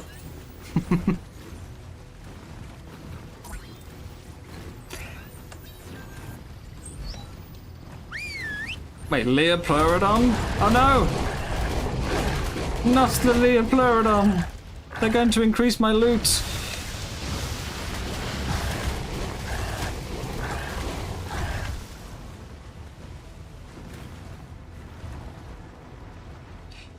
You're in Florida? If you could glimpse it for a second and then go back inside. Exactly, yeah. Like, it's a cool thing to see. But there's just only so much time you can stare at it before you're like, well, I've seen it now.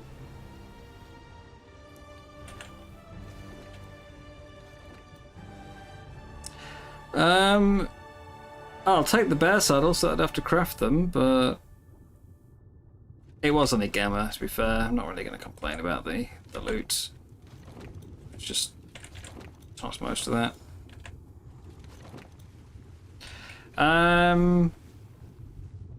Might have to toss all of it because I can't move.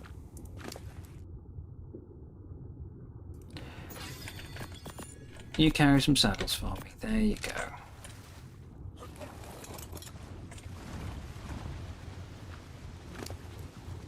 And now we move them from that type up to this type up. And on to the beta.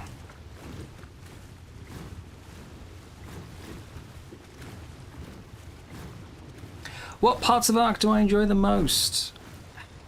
Yeah, honestly I don't know what I would say the most. I like little bits of everything. Dinosaurs are why I started playing Ark. I was looking for something to do with my girlfriend, and we were like, well, you know, we both got this game for free on Steam a few months ago. We like dinosaurs. Let's give it a try. I do like survival games. So I always like it to be a bit more punishing, a bit harder. I don't really love it when survival elements are taken away too much.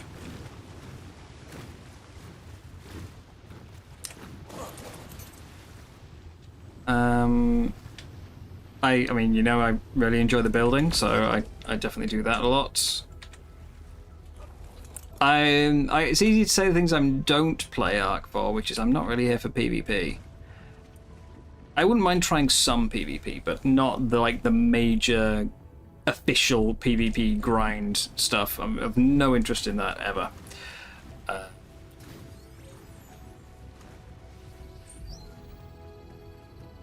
But as we've already discussed today a little bit, I have a lot of time on my hands, so some of the more grindy elements of other survival games I would, you know, I like, and I would love to see some in Ark, but I understand exactly why others don't. I don't love breeding. I don't mind it, but it's more of a breeding because it's a necessity rather than because I enjoy it.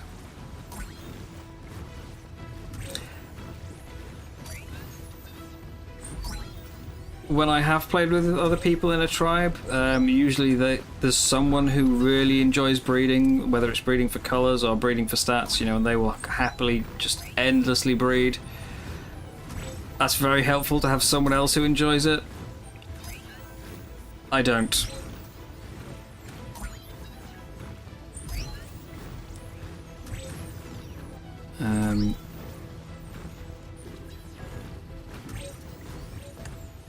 Oh, some of my Zifs are already here. Some of them must have got left behind last time. They were already here and fighting it before I arrived.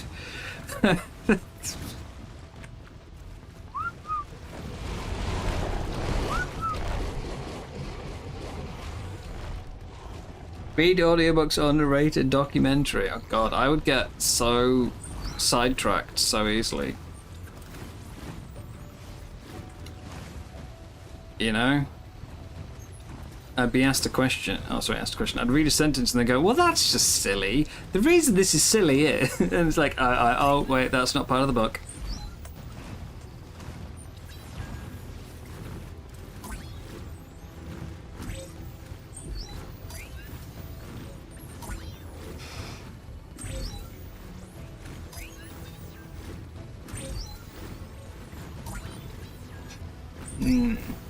Yeah, when I start a new map, I tend to spend a lot of my time... Like, you get the little dopamine ticks of getting new loot, you know. Ooh, look at this cool blueprint I found, guys.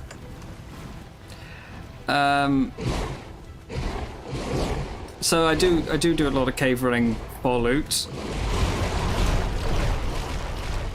I do really enjoy doing caves. I enjoy the challenging caves. Like, that's a lot of all games for me. Is just I like sort of completing challenges, having an objective. Unfortunately, I'm not very good with that when it comes to the real world. So you know, if someone was to set me a challenge of get a job and earn money, I would fail.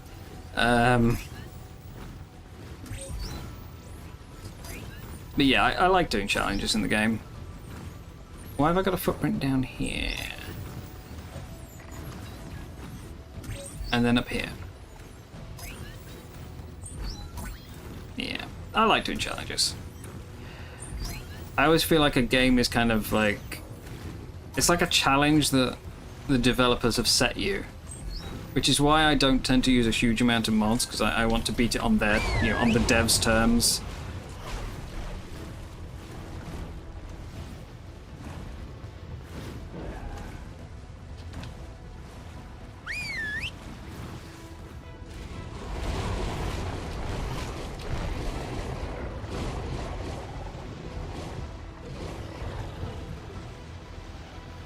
One of them's in the mesh.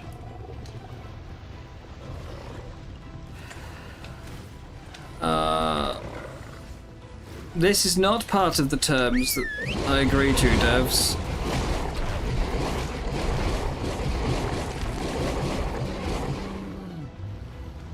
It is just constantly swimming down. Hopefully it will teleport back up and like demesh itself.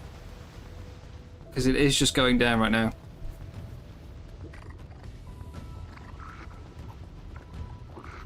Amber, that was how... So I say, when I played with my girlfriend, we were on Fjorda and she was breeding Spinos. And she didn't like killing off old Spinos when she got new stats either, so she just set them free on aggressive. And yeah, basically I'd go down the beach and it would just be full of like Spinos. Probably at one point there was probably about 30 Spinos just wandering around. Oh. There we go, it's back. Still in the mesh! No! No!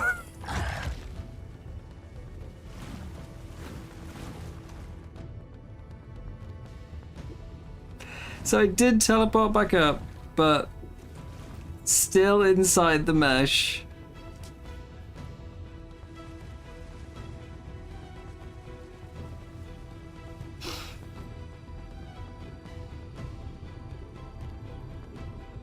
Oh dear. Well, I think this mission's a bust then. And it's stopped moving now. It's definitely a bust. Alright.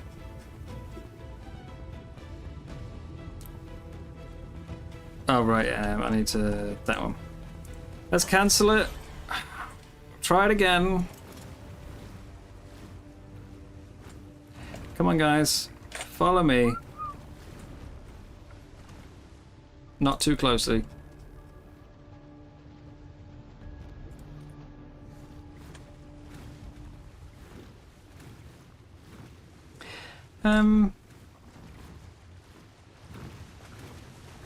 Yeah. Like, one of the reasons I prefer the story maps over the other maps most of the time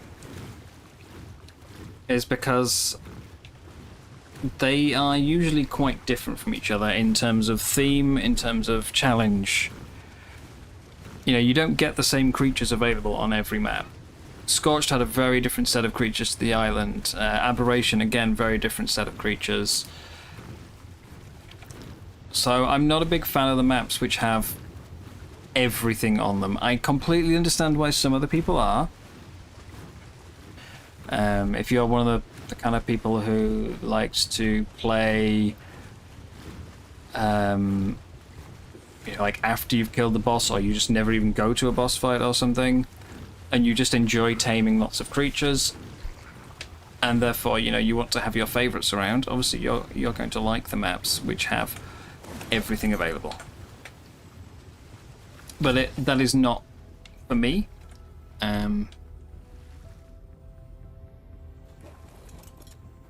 I want my playthroughs to feel a bit different. I want a different challenge. If every map has the same stuff on it, it doesn't feel different. I may as well, to me, I may as well just keep replaying the same map over and over again, instead of like trying to do a different one.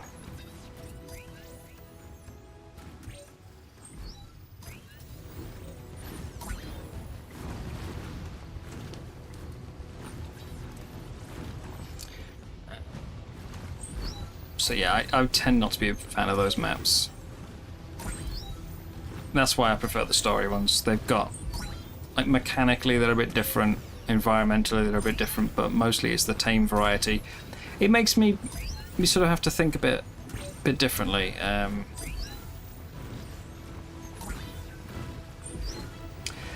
mean, I will, you know, I have tried to do every map with the same creatures before. Like, I've tried to do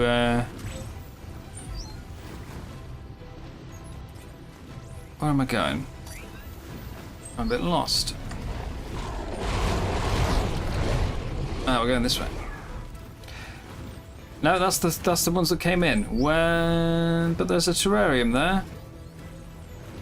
I don't want all my fish to go in the air and die. But we're getting very close. They're all gonna jump in the terrarium and die, aren't they? But yeah, like I have been through most of the maps using Ankies. So that was a challenge in itself, you know, like take one type of creature and beat as many maps as I can with it. But most of the time, yeah. It's like, what's this map giving me? What are the tools this map is allowing me to use to beat the boss? And can I beat the boss with it?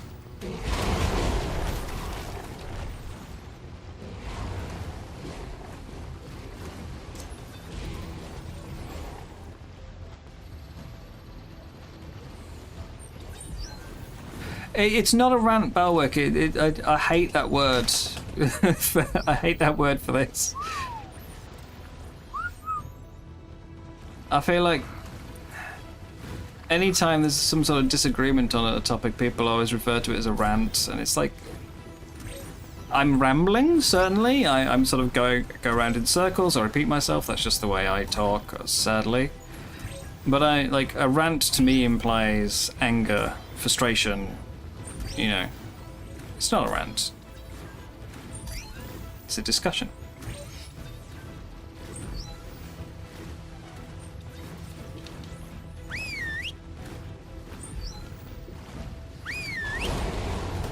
Yeah, I like every playthrough to feel a bit different. My earliest map completions were done using Rexes. Which is why I don't really use them anymore. You know, been there, done that. I will reuse creatures certainly. I've done things with bears. I'm still taming bears, but it's because you know, they're not top of the food chain, so it's still providing me with a bit of a challenge, just a different one. Zips, go! Like, after this playthrough, I don't think I'm going to use Zips again, because this is not really a challenge at all. This is just shredding.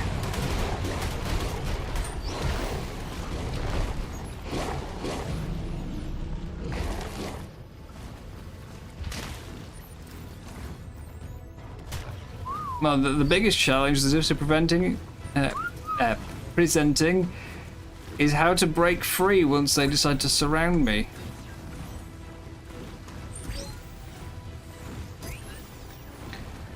Still not dark outside, by the way.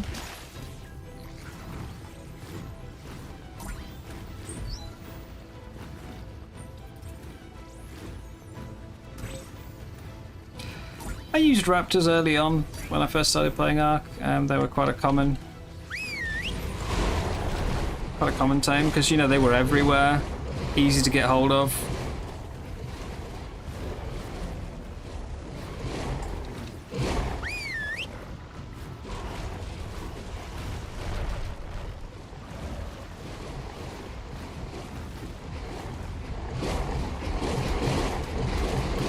I don't know, maybe I'll give Bjarnheim a go at some point. It's not really something I've been thinking about, though. But we'll see.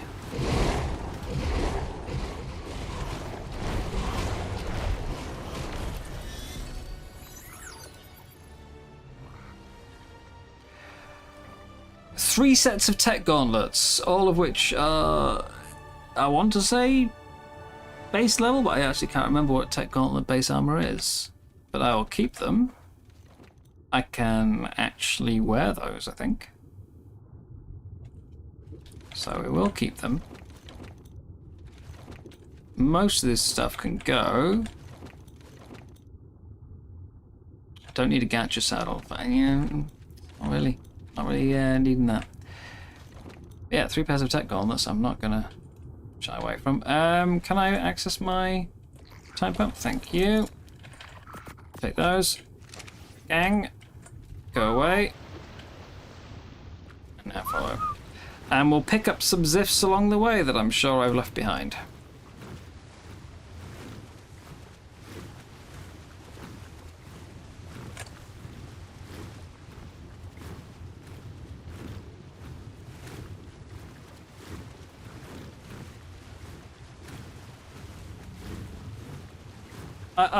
I like a good challenge. That's probably the thing I play Ark for the most. When I repeat a map that I've already done before, it's normally with some sort of restriction.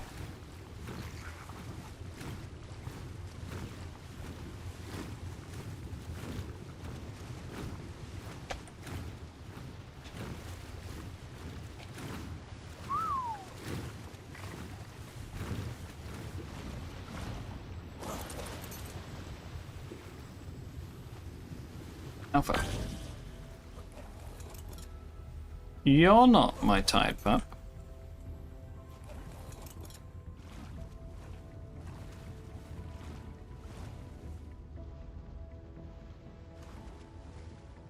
Okay, let's see what we've got.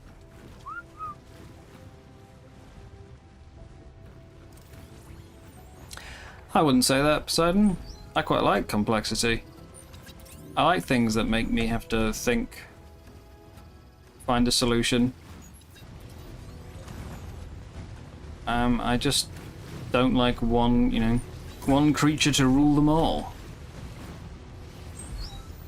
And unfortunately, the more complicated a creature gets, the more likely that's going to happen. In a game where there was, like, if it only had 100 creatures, you can go more complicated and you're less likely to have niches being dominated.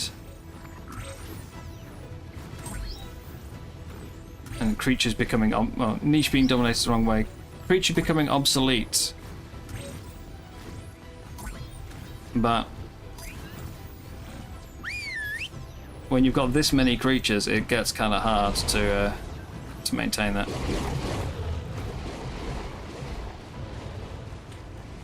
Okay, now we're starting to see some actual incoming damage and a lot less outgoing. Let's do a little bit of spot healing there. There we go, right.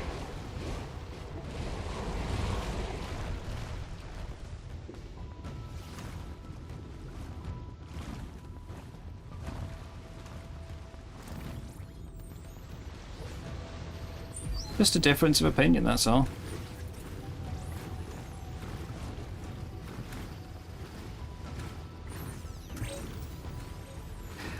It's certainly not something I've experienced before, being told that I think the game should be simpler and in any way, though. Normally quite the opposite.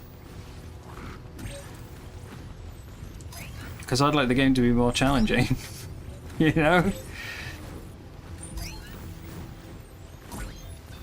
If you look through the mod list, I don't know about ASA, but on ASA, if you look through the mods on Steam, and you look at the most downloaded, the top 10, I think there's like one overhaul, and then the rest are all things to make the game easier. So...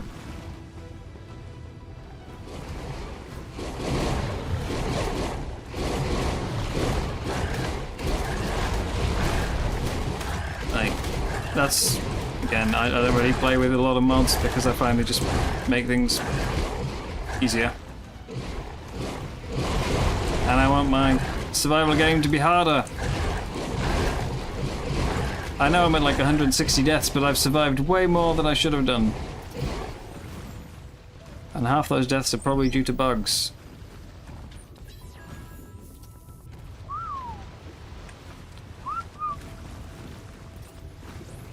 Where are our tracks? Tracks. No!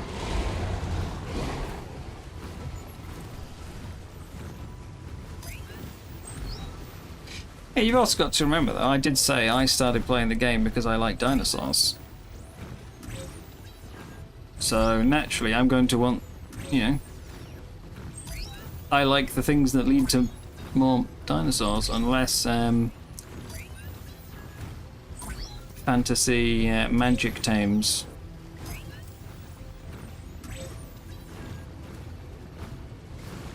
There we go. Is everyone here? Are we all here? How many have I lost? Probably about like 12, okay. Get that. Get the big one. Big one. Big one. The one with the teeth.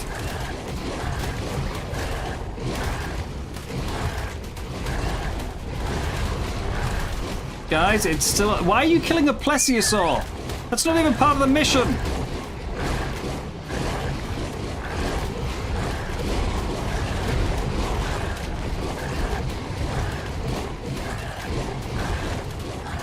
There's a very low health numbers in there. There goes one. There goes one.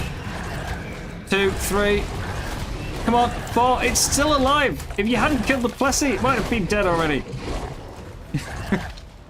This is what you get for not listening.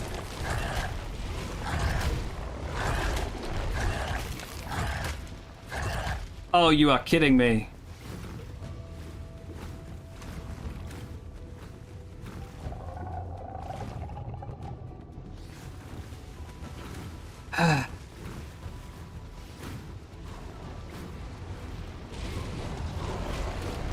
But for the record, for anyone who does like want the game to be easier, that's fine.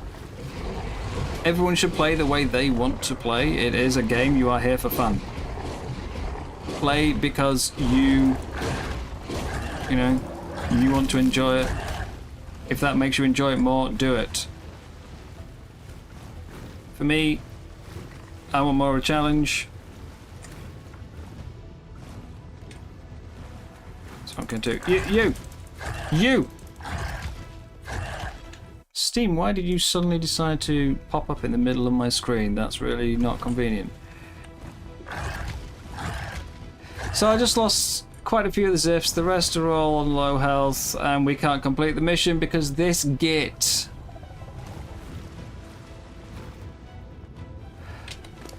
And I didn't bring any rare flowers. How silly of me.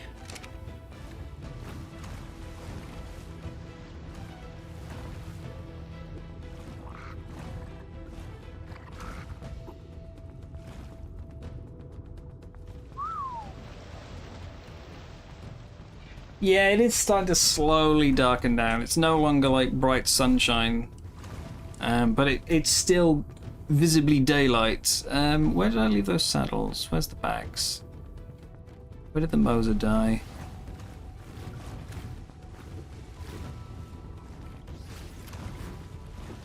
Oh, look. 1.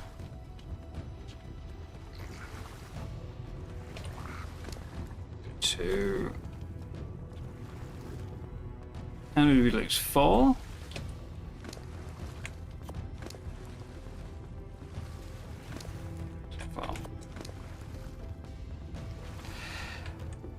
I mean, the fact that we're doing this with prim saddles and, like, my Ziffs have got, like, I think 7,000 health on them.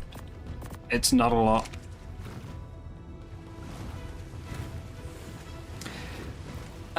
I can't buy a rare flower from Helena, aside from the challenge, which, I mean, I would be willing to make an exception to fix a bug. But you can't use Helena underwater. And if I go to the surface, the mission will likely end. I'll give it a try, but I think it's going to end the mission.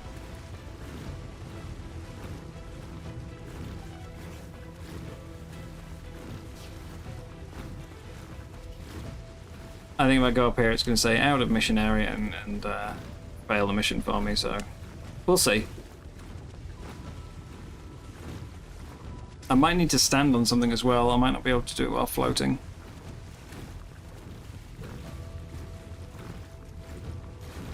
No, actually it is allowing me to go to the surface. Okay. Helena? I can interact with you here. Right. No. Helena. Was it because I was, like, technically stood on the tide pub? Is that the reason?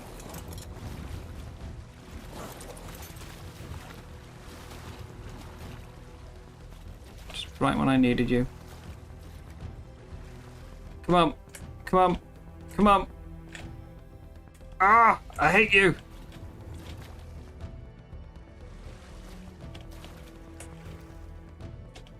Oh, no. Okay, where's the platform? Is this going to be far enough? Use mods for content's sake, you don't have too much hours a day to use. Yeah, I mean, again, like, time is a massive thing. I have plenty of free time, so I don't mind putting a bit more grind. Not everyone does have that time, and therefore will want things to be quicker, faster, etc. Totally understand that. Play, as I said, play as you want to play. If you really like a mod, do it. If you really like a creature, do it. I'm going to use the ones that I like. I'll play the way I like to play. If that means handicapping myself, I will do.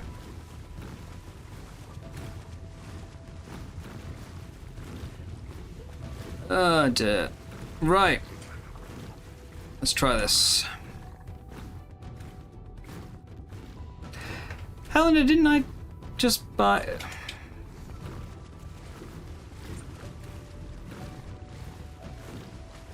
Did I not, like, click the buy button? Did I just click, like, +1? I could have sworn I clicked buy.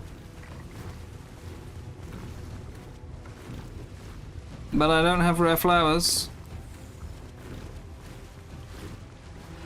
Could have sworn I just bought some. But I also don't use the hex change very often, so maybe I'm missing a step. Did I, like, add to cart and not click purchase? Look, I'm on ground. Stop it. Oh my god. Okay. Plus 5 rare flowers. There we go. I heard the sound. I definitely heard the sound last time.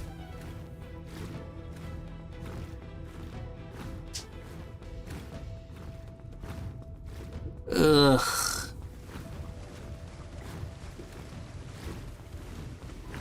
Come on, wildcard. Test things. We are not your beta testers.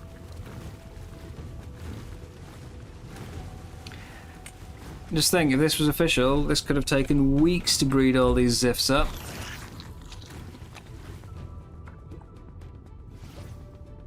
No, it's getting further away.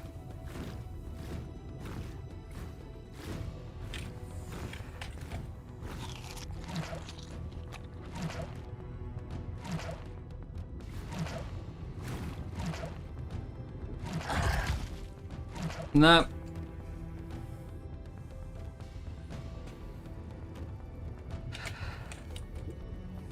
Yeah, this could have been weeks of breeding. I don't know why I went to cosmetics tab.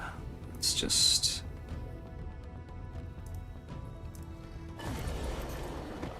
As it is, I can't rerun the mission right now because I've lost a few Zifs and all the rest are injured.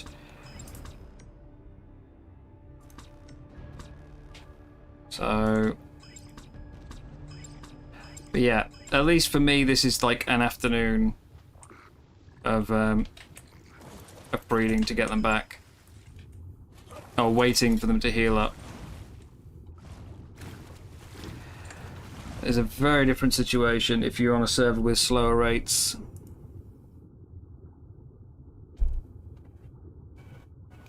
Yeah, it is starting to darken up. Still not enough that I feel like I should go outside though. You know?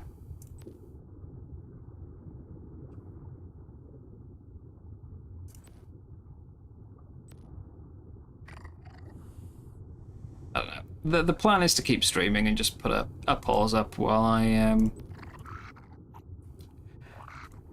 go out and look at it. Okay, so when I'm not why do you keep changing tracking distance? Come on. We've apparently lost a lot of Zifs on the way to this fight, so that wasn't even the full group.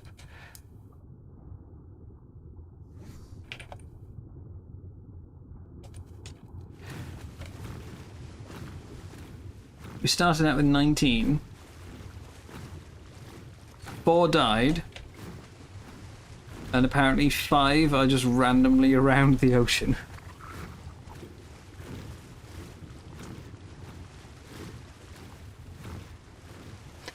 I don't know.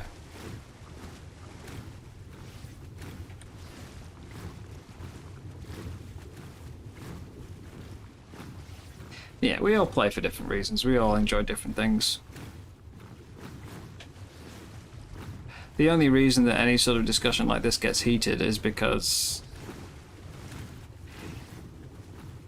if it comes to an official change, it's going to affect all of us, and nobody wants somebody else's like opposing playstyle to force themselves to have to do something different.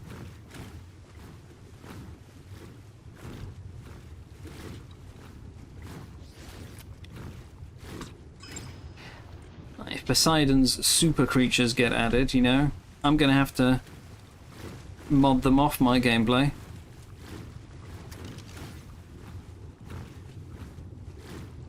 And likewise, if I got some more simple tames added, Poseidon would hate them. Like, oh my god, why would I ever use this thing? What a waste of a patch. But really, that's what it comes down to, though. If you don't enjoy a tame, just don't use it. I don't use Pyromane, I don't use the Acro, etc., because I just don't find them fun.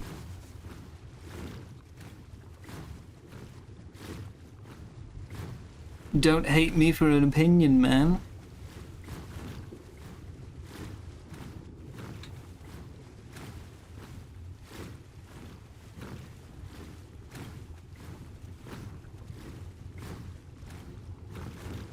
Or is not the word I would use. Or is definitely not the word I would use for that situation.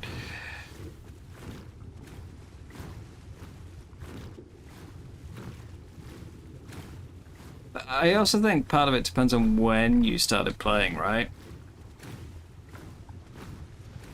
The first new creature that was added after I started playing was the Karka.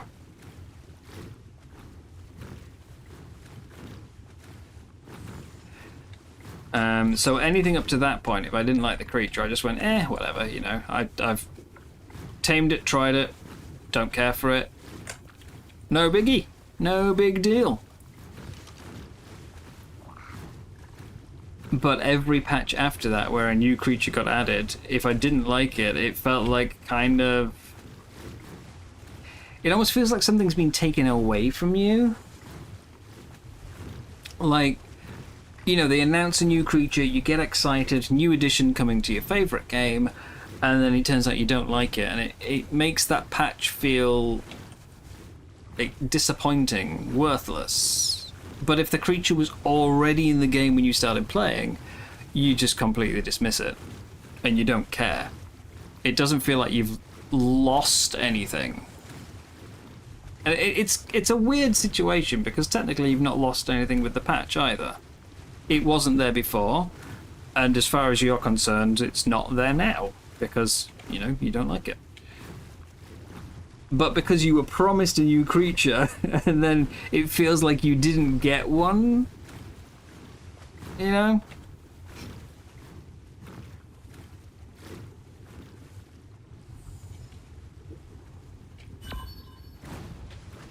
So I think that's all it comes down to is... Yeah.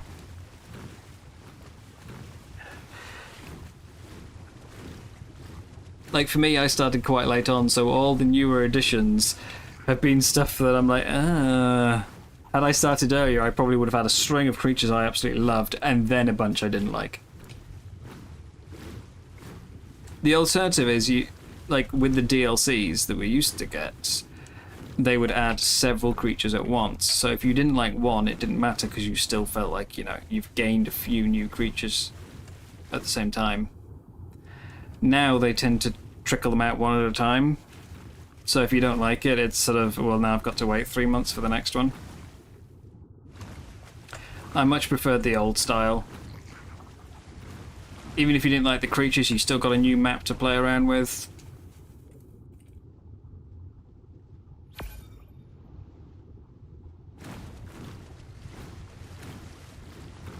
Why does this marker keep disappearing?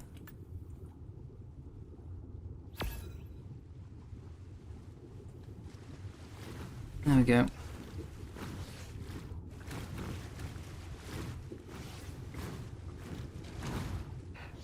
Oh, there's two here.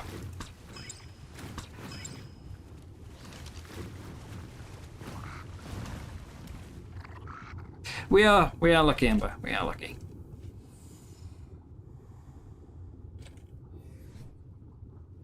Right. Well, it is starting to get a bit dark. I still don't think it's at the point I'll see anything, just cloud. But I'll go and poke my head outside the front door and see what the situation is. It might end up with a stream ending thing. I don't know. I wasn't intending to. And obviously, if I end it now, I've missed my opportunity to go out and watch it from somewhere else. So it feels a bit pointless, but we'll see how I feel. When it's completed is more likely, Vanny. I have played a lot of early access games in the past, which even if I liked the game when I tried it, you know, there's only so much to do, so you finish what's there, and then when the game, like, patches 6 months later or something, I either go back to it and can't remember what I was doing and have to start again, or sometimes I can't remember what I was doing, but I don't feel like starting again, so I end up just not playing it at all. I'm far more likely to try out a complete map than I am a partial one. It's also partly what happened with Astraeus for me. I tried out the free version. I'm steering right now. Why am I going left?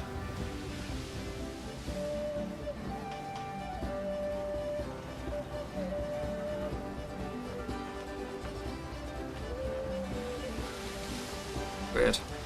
But yeah, I tried a stress free version, and when the full version was, oh, it's not finished now, but when, you know, it was more completed, I didn't really feel a reason to go back. But had I waited for the full version, maybe I would have, like, you know, with more to do, maybe I would have enjoyed it more and felt more of an appeal to go back. If that makes sense. Like, the free one didn't really leave me going, wow, I want more of this. So I haven't felt a draw to play after patches, you know. Some people are different. Some will say, well, maybe a patch fixed it. You know, maybe a patch changed that for me. Maybe now I give it a second chance because it's been updated. For me, there just wasn't really any draw to it. So none of the updates have excited me into trying again. So this time, I would rather wait for it to be finished. And it's, you know, it's a bit more fair that way to say whether I like it or not if I've played a complete product. And let's face it, if it was Wildcard releasing the map, none of us would be happy with playing a third of it. We'd wait for the whole product, or we'd tell them to sod off. So, right?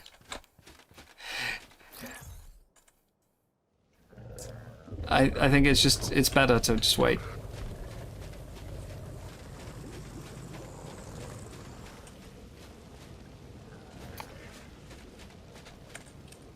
We'll see. Who knows? Maybe it'll become my favoritist map ever.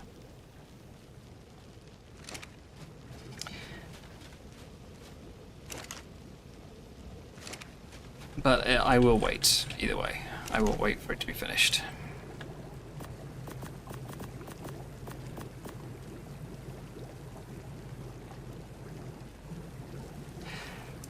Okay, I definitely had more than that remaining. Why are you not going into the folder? What's wrong with you?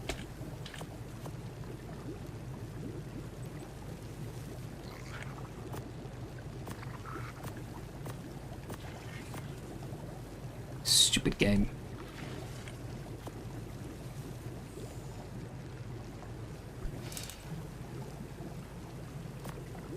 So we've got 11, 15 left. I mean, that's still enough to do some missions, really. Just not right now.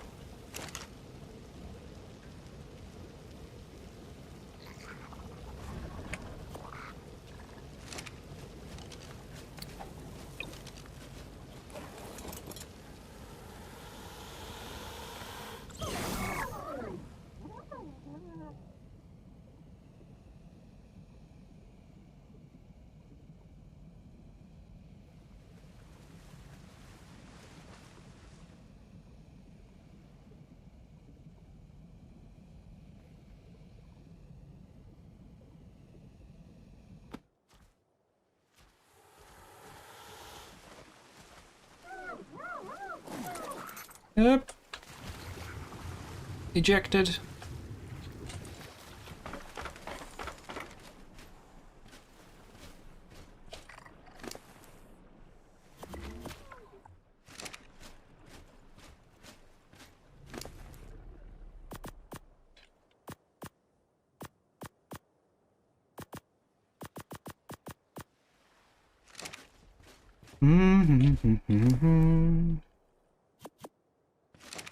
Yeah, I don't have anything to any like viewing glasses either, so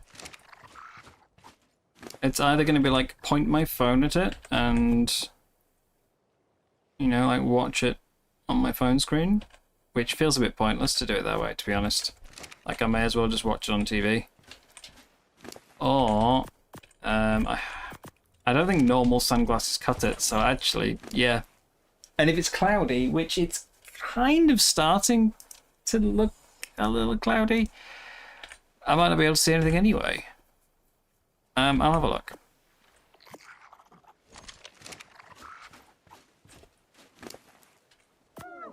My father's comment when I said, you know, I'll go and stand outside was like, you won't be able to see it, there's trees. It's like, there's not trees everywhere.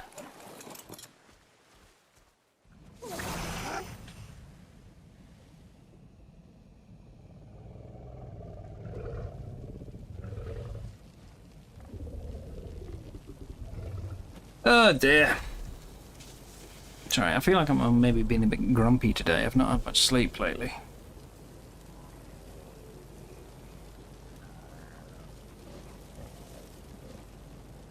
Put on your squinties.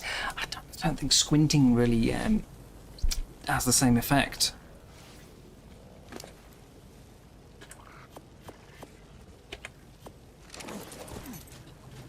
Or maybe that's just what big Eclipse glasses business wants you to believe. It's all a scam to make you buy glasses.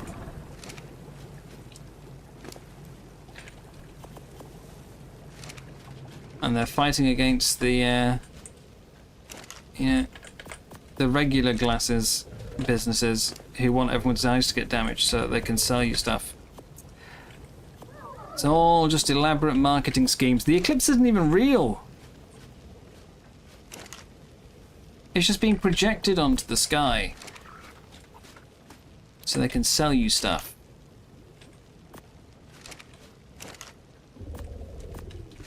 Wake up, sheeple!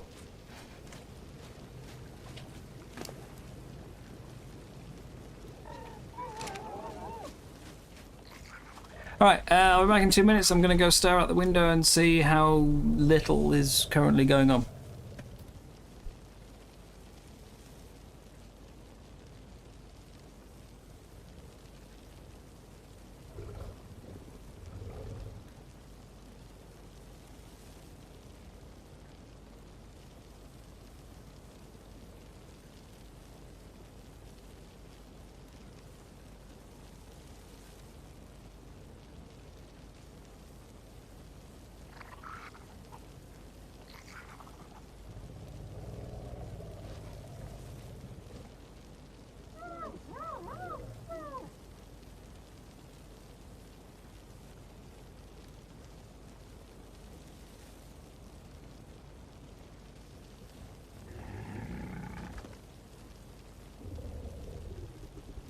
Okay, so it's not cloudy, which is rare for Britain. I can actually see the sky, which means it's probably actually more to look at than there was in the last eclipse I saw. So, you know, maybe I should have gone out. Hard to say. However, the sky I can see is still very blue and very well lit. Not really feeling like an eclipse. It feels weirdly roughly about as light as you would expect for 7 o'clock on an evening.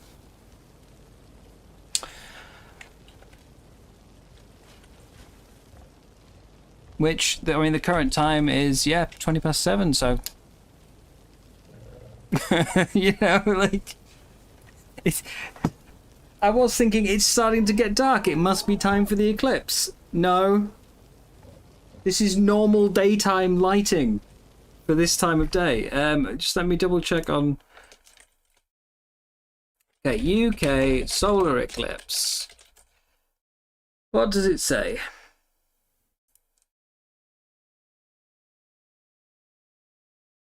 Well, the BBC's current live stream headline is Solar Eclipse Reaches Peak Across UK.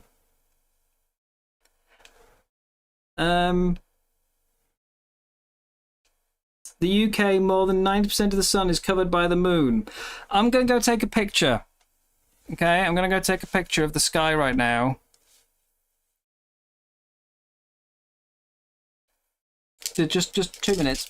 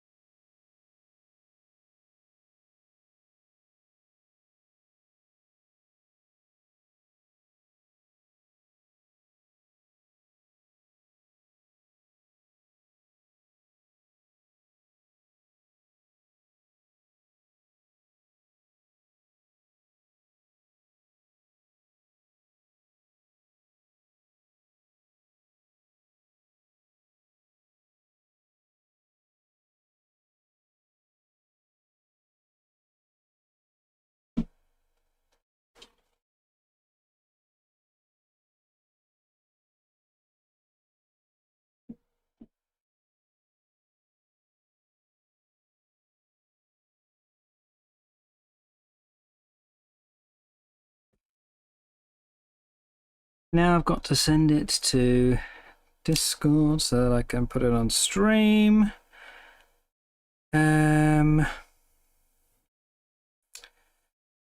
Don't mind me.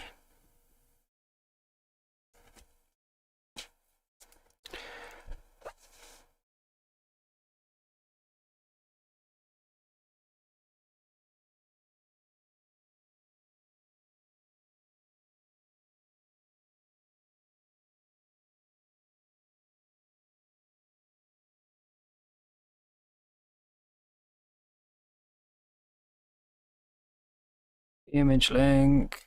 All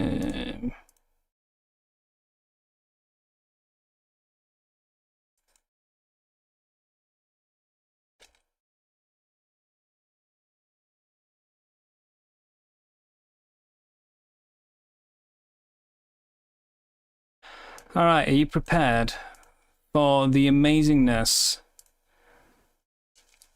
Okay, are you ready? Are you ready, guys, for the solar eclipse photo?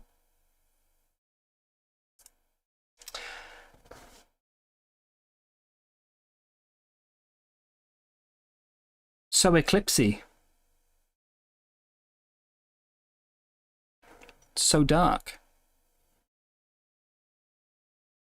Wow.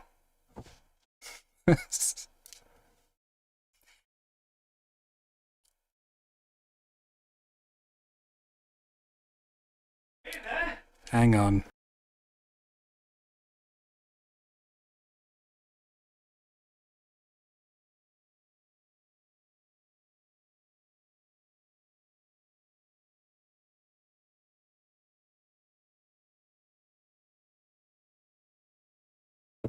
Hang on, guys. I've been told that if I go and stand outside, you can just about see it. So I'm just going to go and get another picture of the it. Okay, I'll be back in 2 minutes. Let's go into photo mode. We'll do a quick be right back. All right.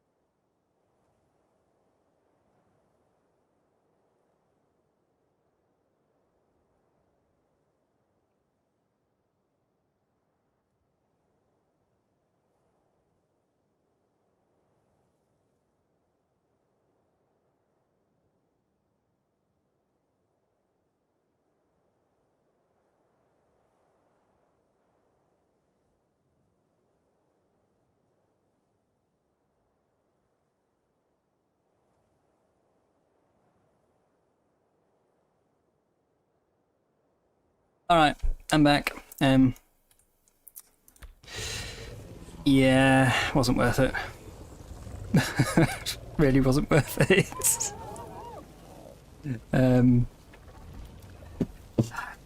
When I commented to my dad saying, you know, like, look, it's not really dazzling me, and he was like, well, it's only a 90% eclipse. It's like, yeah, it didn't even get dark. Not even remotely dark. And 90%, you expect a lot. You know, you think there'd be something. So I got some welding goggles out of the garage and had a look through. And with that, it's a lot more impressive. Because everything else in the sky goes completely pitch black, and then there's just this like little crescent of light where the sun is. That's a lot more impressive. But without that, basically you've just got a normal daytime sky, because the light from the sun is, even though you can only see a little bit of it, it's still so bright that you can't tell there's anything in the way. So I tried to take a picture both with and without the screen in front of it, and yeah, basically it's just a bright spot on the sky and that's it, and you can't tell there's anything special going on. So yeah, not even worth showing a picture. With the glasses, I think it's okay. Still not something that was worth like going anywhere else for. I'm just standing out in front of the front door was enough. Certainly not worth ending the stream and going like 2 hours of watching, going, ooh, is it gonna happen soon? It's just daytime. Lunar eclipses were more impressive to me than that. I'm sorry. Also, my game's crashed. I'm sorry.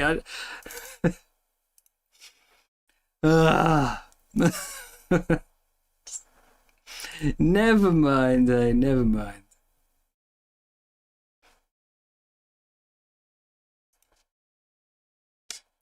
Never mind. Back to the game.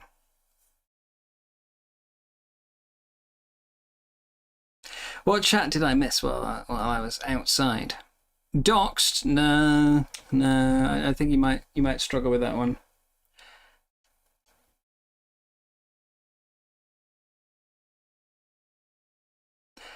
You can always go ask someone old enough to have lived during an eclipse 50 years ago. I've seen one before. I know what it looks like. To be honest, I would much more rather see the Northern Lights than an eclipse. And not just because I've seen an eclipse before, but because I think the Northern Lights are just more interesting. The closest we've had to Northern Lights here, though, which my mum was like, oh, I've seen the Northern Lights now, I'm happy. And it's like, when I went outside and looked, there was a slight red tint. Tiniest little red tint, and she was showing me photos like, but look at it, it's so amazing. And I'm like, okay, on the camera it looks great, but with the naked eye you can't see a damn thing. And the only reason it looks great in the camera is because it's like super enhancing the colours. It's not what it actually looks like.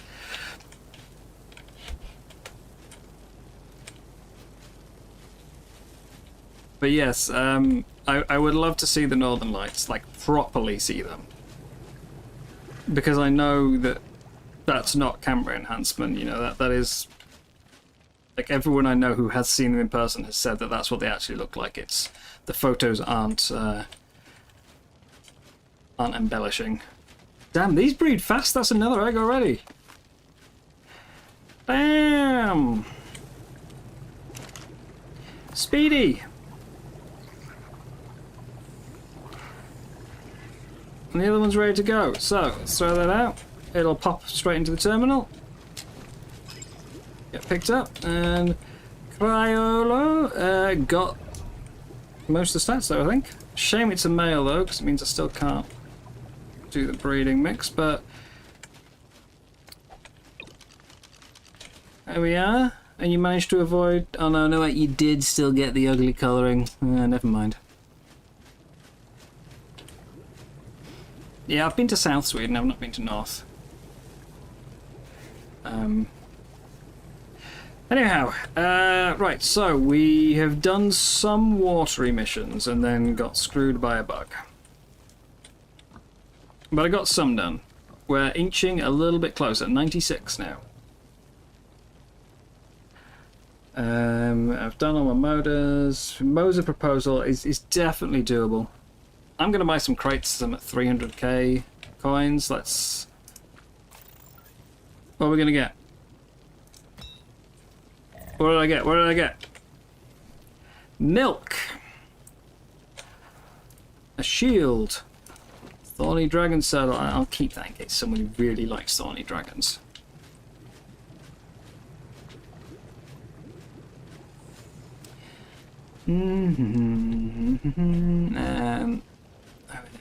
But milk. Honestly, the wyvern milk is quite handy on this map. Veggie cakes I've been needing. Lots of kibble. Very nice. Condensed gas, couldn't care less. Black pearls, I've got a billion. Obsidian. Every crate I've opened has had obsidian in it, I swear. 10 sulfur. So really, it was mostly a junk crate. But there was a couple of nice items in there. So, let's deposit, distribute. Let's do another. The addiction.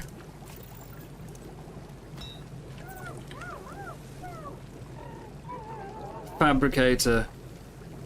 Tech helmet blueprint with almost 900 armor. What? Damn, son. But yeah, feeding trough, fabricator, bunk bed. Not really critical, again. Keep the shield. I've got better shields, Jim. Do you want the shield, Jim? You can have the shield if you want it.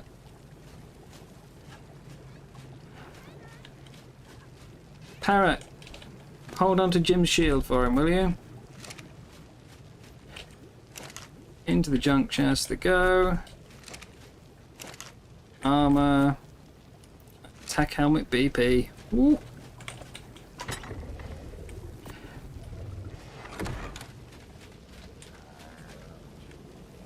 Okay.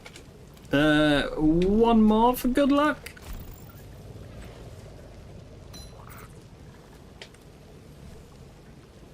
That was my tier 3 loot crate? Really?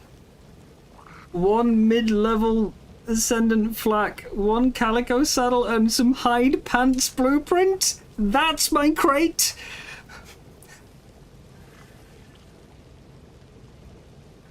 What? 3 items? 3 very... items? What? No way. That is absurd. Oh my god, the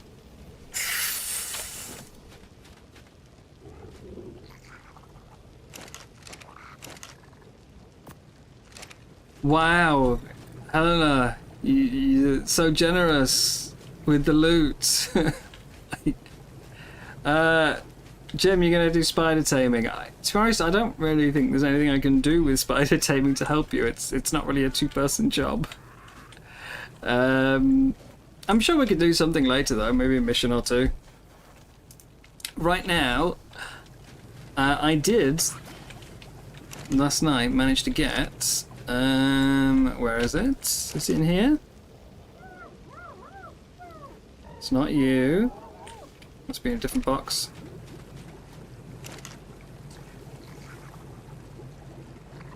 It's not in that one. Scrolling, scrolling, scrolling, scrolling, scrolling, scrolling. Where is it? We never tamed any more rhinos, we just got that one, haven't we? Is it not in this box? It's this one. I got a 105 Magmasaur egg last night. Still terrible. You know, it's not exactly going to be changing the game for us, especially as I can't move now. But I did get a magma saw. So, what I was thinking is I need to take the saddle off this one first. Oh, it's a mate pair as well. Oh, I can mate my like level 30 with the 105. Take that. I'm not going to, but I could.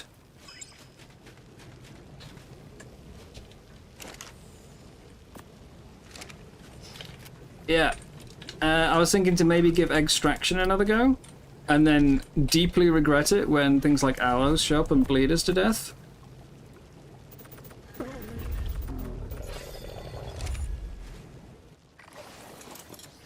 But I now have the saddle, which means I'm protected.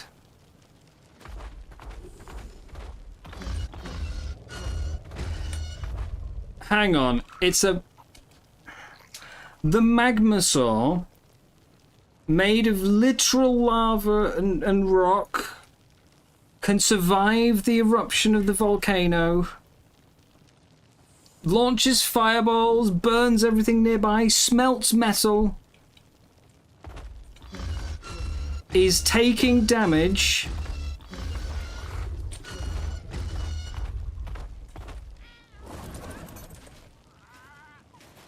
from a lamp.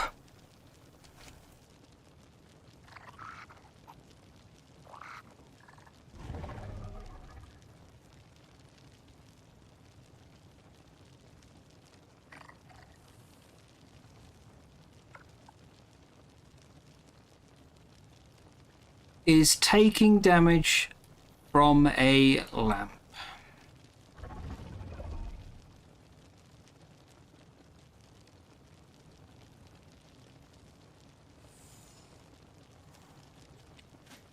Right.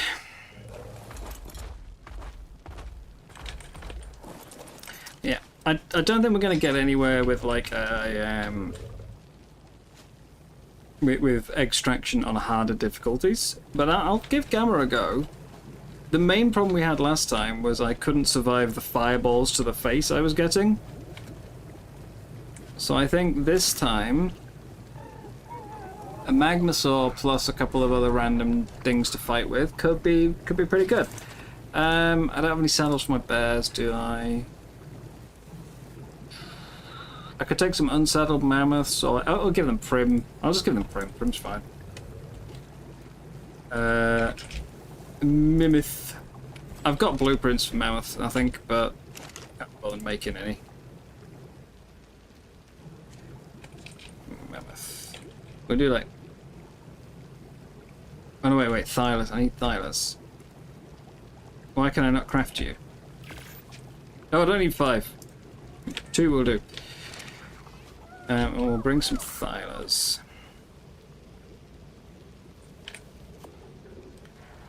Like 2 Thylus, 2 mammoths, and the magma saw.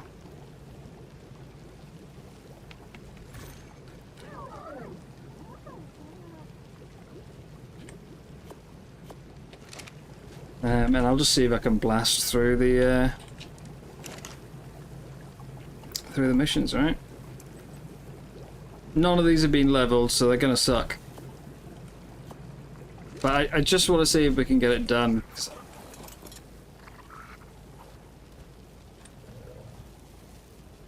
Because I hated extraction. And it was mostly due to being blasted.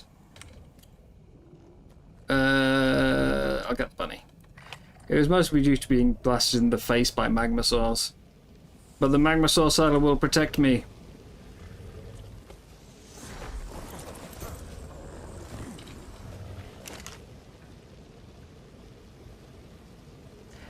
Bunny! The magma saw saddle will protect me. You can stay here. It's fine.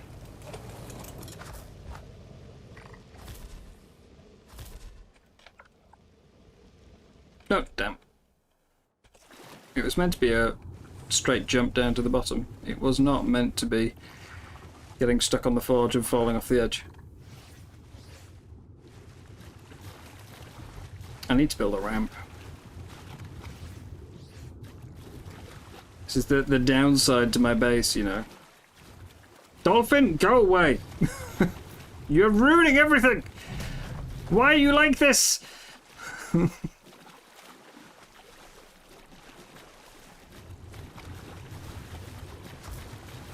Ah! I'm fine until, like, the bunny gets in the water and then I just can't get it out because the waves refuse to go high enough. Am I just gonna have to cryo this, climb out, and re-uncryo it at the surface? Sorry, at the base. Is that what I'm gonna have to do? Waves, don't fail me. You failed me.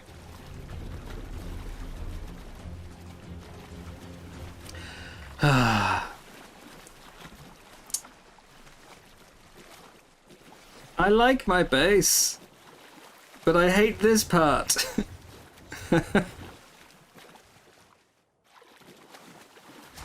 I don't know why my shipyards insisted on placing out of the water though. That's the bit that intrigues me. Why are my shipyards so high up? There we go. Right, I'm free.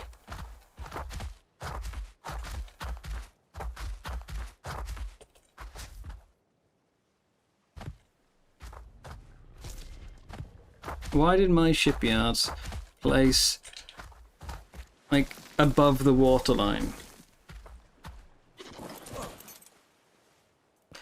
So, volcano. Maybe I'll get some better eggs while I'm there as well.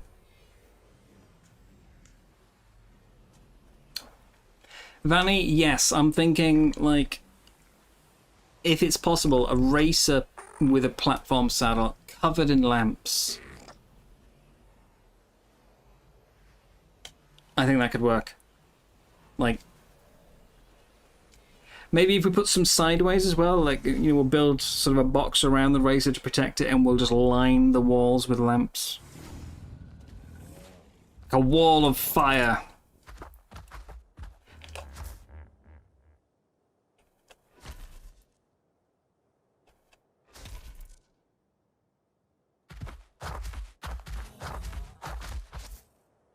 Whee!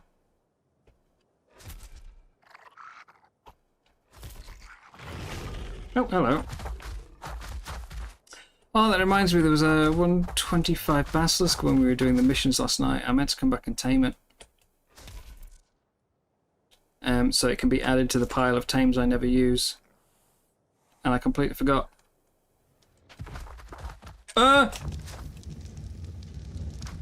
Well, thanks for that. I'm pretty sure that was going to be on the rock, not in the lava. Thanks for that, lag spike.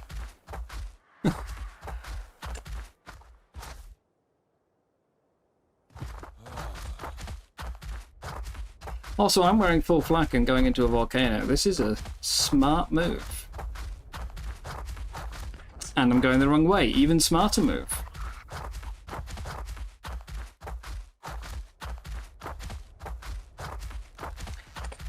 I'm a genius.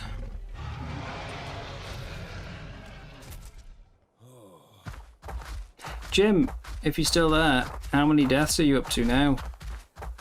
Have you been back in the volcano since you got your magmasaur egg finally? Or have you, like, completely abandoned it?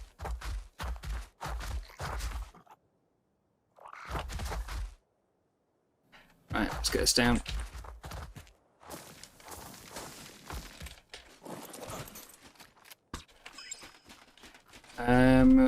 For the first phase, what do I want to be riding? I don't think the magmasaur's going to fit through the entrance, but I'll try it. We haven't got any fireballs or anything to spit with, so you know, no metal in there. I'll just gather a little bit.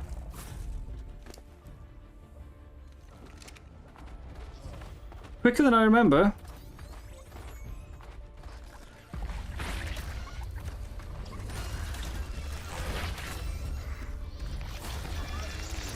Oh god, right, yeah. Arthros. Sucky Arthros. Damage reflect is gonna murder me. Oh my god. Fireball!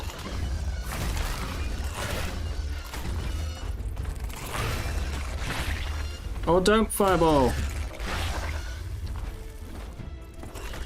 Oh, I haven't got smelting enabled. Oh my god. Well, this is god terrible already. I forgot that you have to actually turn smelting on, it's not automatic. You can see how much I've used magma saws.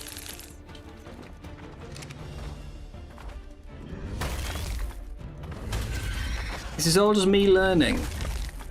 Learning. Enable smelting. No! Arthro! Back! Demon!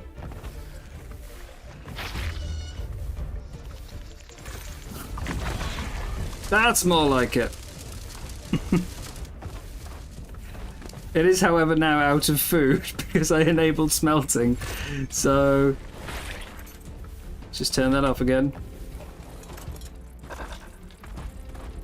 Not enough metal. Oh, screw you, Arthropleura. Right.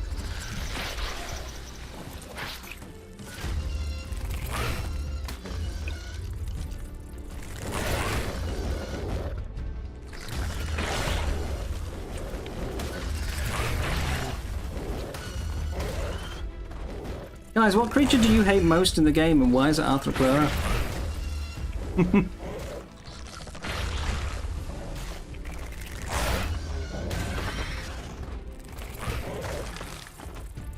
Literally just the Ferox would have run through this by now. She jumped over everything.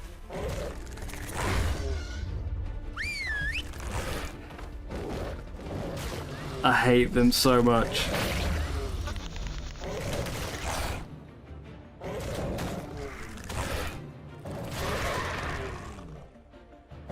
Okay, go on ahead.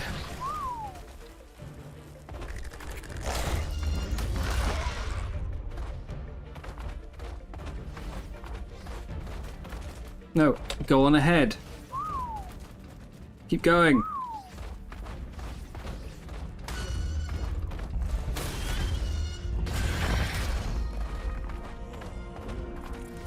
Kill that.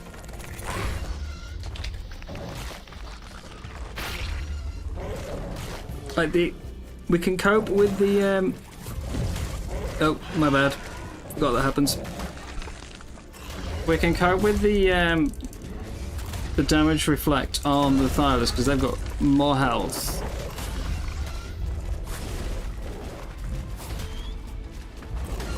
But I absolutely hate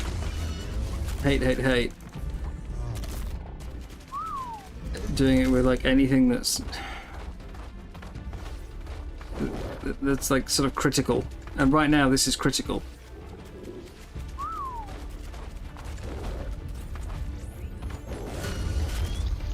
This is the whole basis of the plan, is the magma saw. I need this to keep as much health as it can.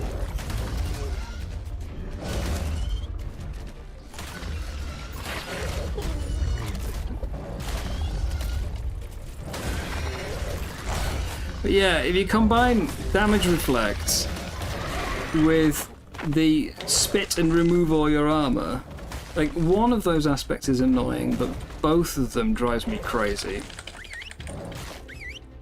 I know you can just shotgun them or crossbow them or whatever, and that solves the problem, but obviously I don't have a shotgun with me right now, and I can't use one while I'm riding the saddle.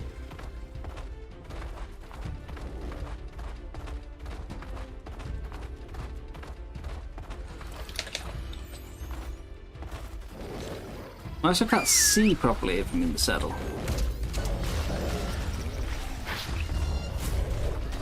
But anything else, yeah, I'll just...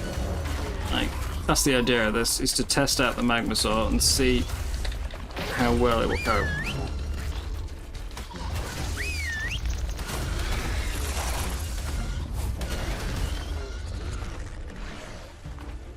kind of want to be leading an army, really. And the magma source just to keep me from being killed, because the Thames will survive.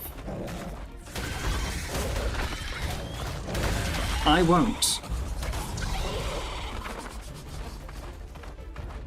We're going to ignore the golem.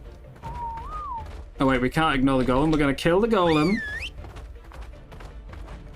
It's right on top of my checkpoint. I'm pretty sure it's a wild, not part of the mission. It is.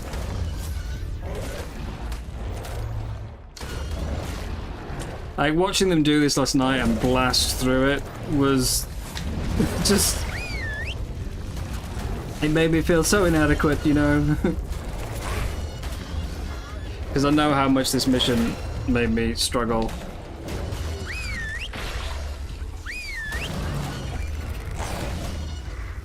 Kill the Arthro. Thank you.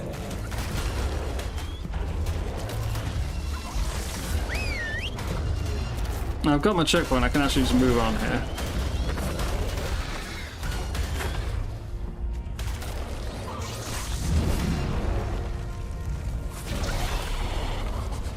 It's only like 60%, jeez.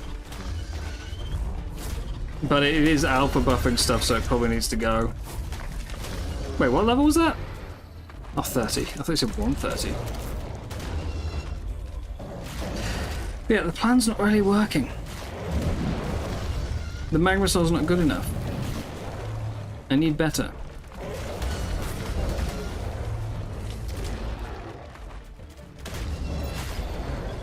Dude, we're under half health.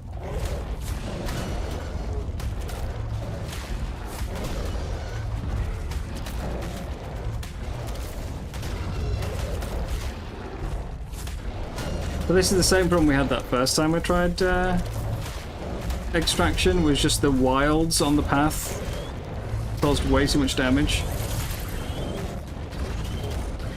Bison and helicoptering because of the stun dismount, so not the Microraptor? Because obviously that's the one most like well known for dismounts.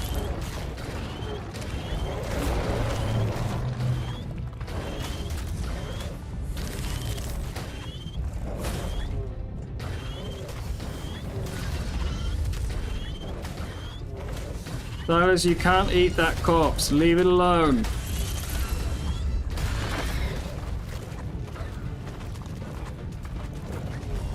I think I would dislike Arthros less if they didn't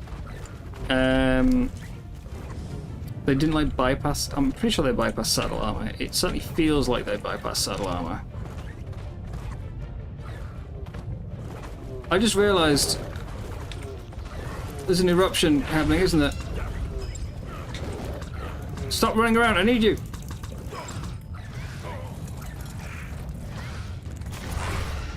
Because you don't get a warning. I didn't realize this, but you don't get a warning if you're on a Magnosaur about eruptions.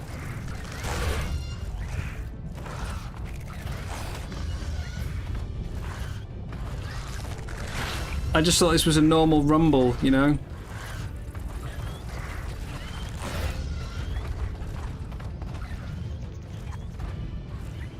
I didn't realize this was going to be an eruption. Ambergris. Wait, Ambergris heals Magmasaurs? I did not know that.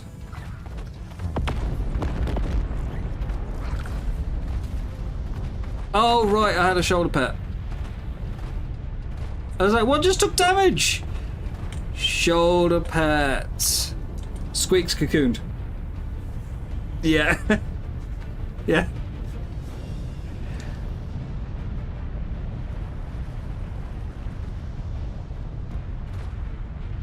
Well, I'm glad I managed to get the Thyla's Bold up at least.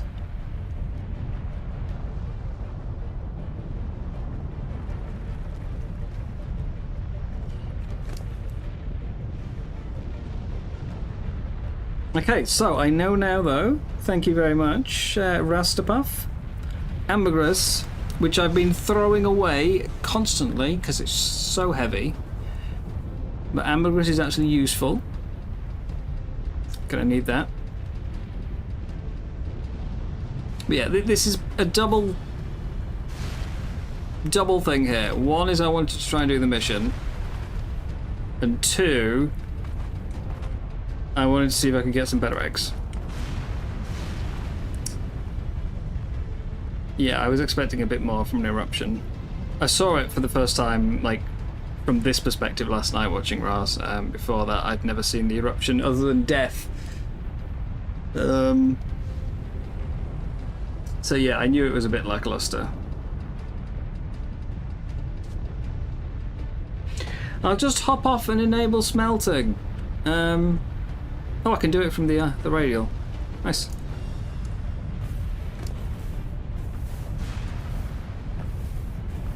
But yeah, so I like to think that this was a good plan. Poorly executed. You know? My first attempt with the wolves made it further.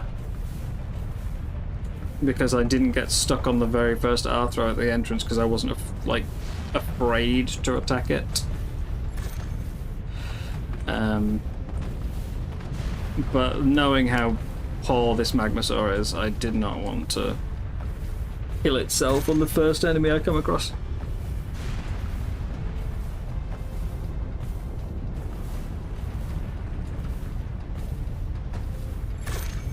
It's a learning experience, you know. My normal method of dealing with Arthros is just a shotgun from the back of my tame before it gets a chance to spit. I obviously can't do that here. But I don't want to be on a different tame because I want to be able to deal with the wild Magmasaurs. I thought those were fine.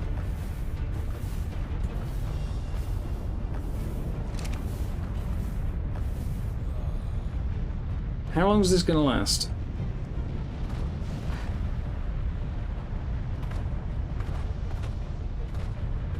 Should I just keep going with the mission? I mean, they're all going to die, aren't they? Actually, I should just keep going, yeah. They're all going to die if they spawn in while the eruption's on. I really should still be going.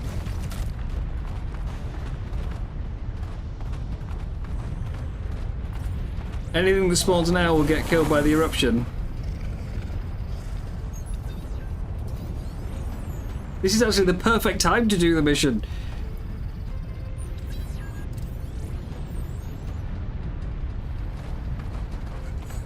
It's actually... I mean, I've got to deal with that, but...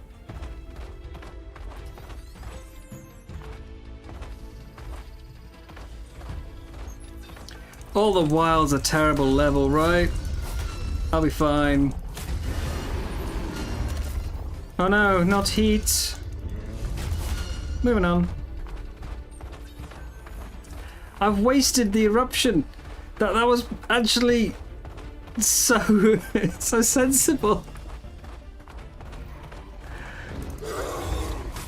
I could have just blasted through while it was going on.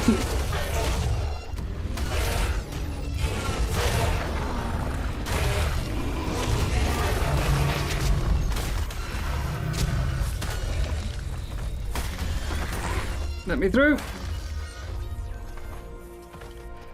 We aren't going to make it though, I just don't have enough health for this. My Magmasaur's too pathetic. Are you wild or mission? I can't tell. You are presumably wild because you're level 20, yeah.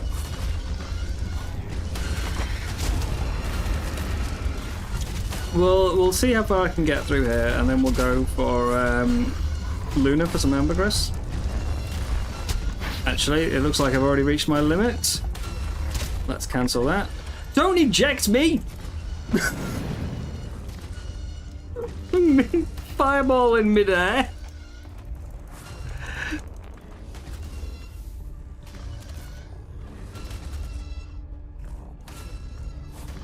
Really? This is how much damage I'm doing to a wild? It's pathetic.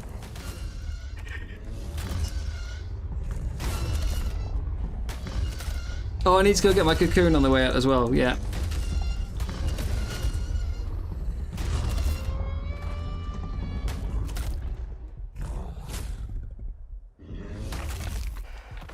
And I need to take off my armor, because even though I'm inside the saddle, I'm still cooking.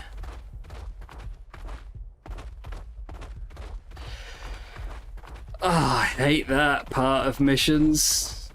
The forced ejection when you end a mission. It happened yesterday when we were in the Luna. It was against the Reaper mission.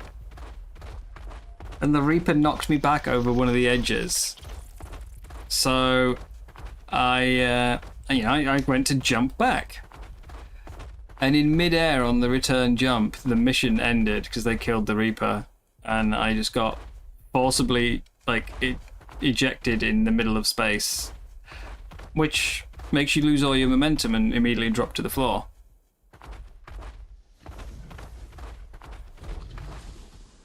So that was cool.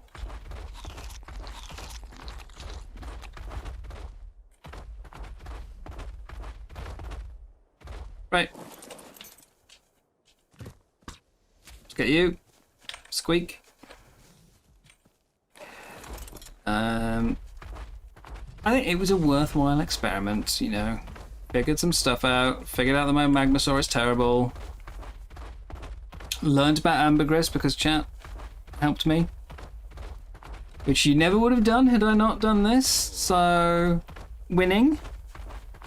Progress.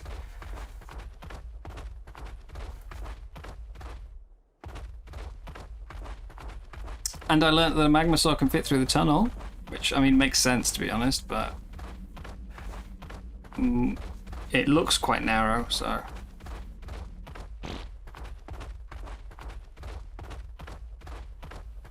Right. I honestly don't know which stat to put it into.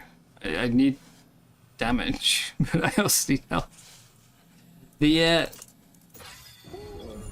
Say, I was planning to see if I could get some better eggs, or at least use the Magmasaur to kill off the wilds so that I can farm eggs easier. It is clearly too terrible to do that with. Like, really, this is an awful, awful Magmasaur.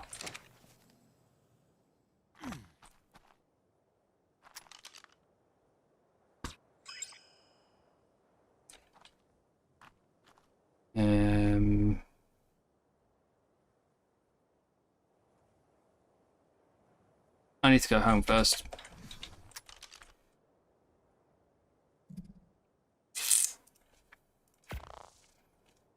Well, that mission is going to be, I think, a very, very long process for me.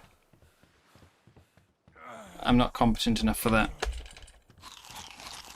Or to make myself feel better. Not experienced at Genesis enough for that mission.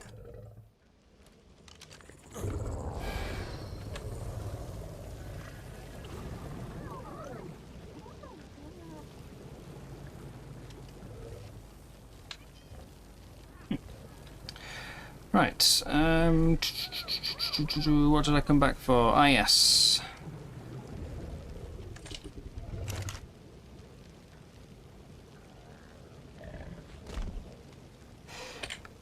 Pink.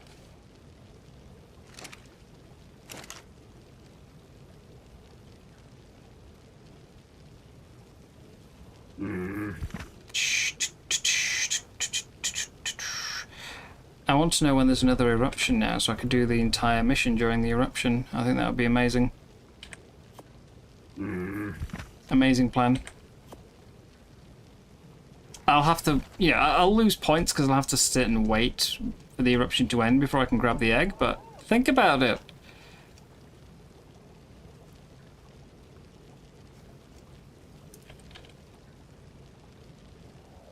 It's gonna make the whole thing so much easier. All I have to fight is Magmasaurs.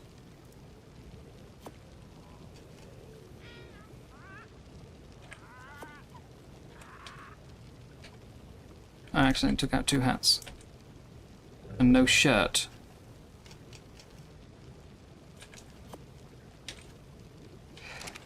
Right. Luna. Roughly every 30 minutes. Okay, time is currently 10 past 8.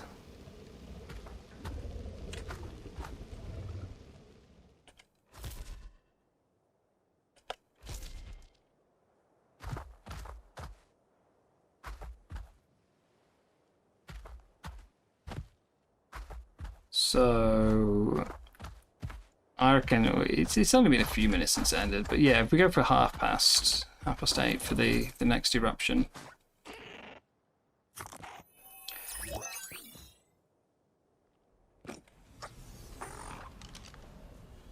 We'll try that. And then I can just have a nice, clean walk there. I mean, really, I want to do it the other way. I want to be killing everything along the way, and then eruption do the end part when you've got the bigger stuff. But it's easier to work out, you know. Wait for the eruption to start and then charge in.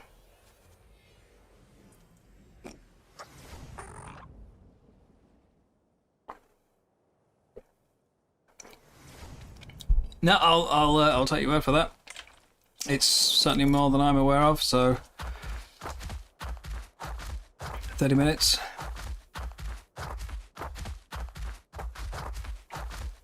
I mean, if I wasn't streaming, I'd literally just go stand in the volcano and wait for it to start, but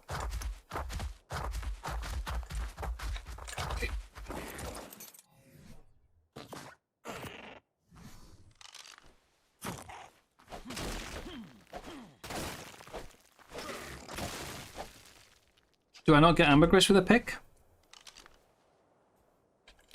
I constantly get it when I'm using the mining drill or the Yankee. It drives me crazy. Let's get rid of some weight from me. My horrible yellow mammoths.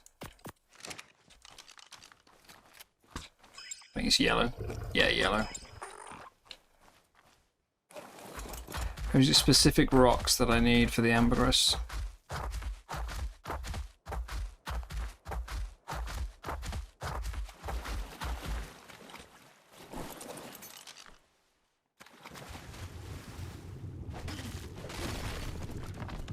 Swear I remember getting some in the water with a pick.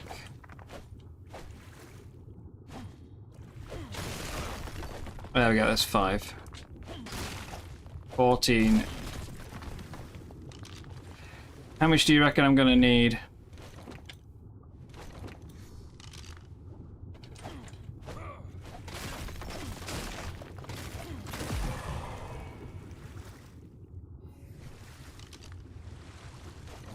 What do you think?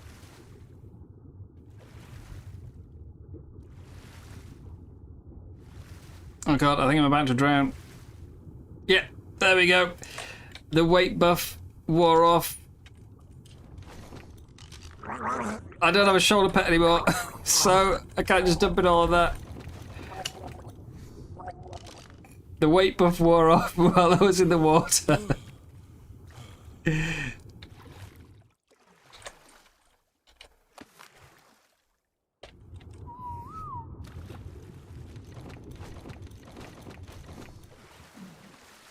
Oh right, yeah, of course, you don't throw it in water, do you? You just drop it, so I'm going much slower. The popcorning.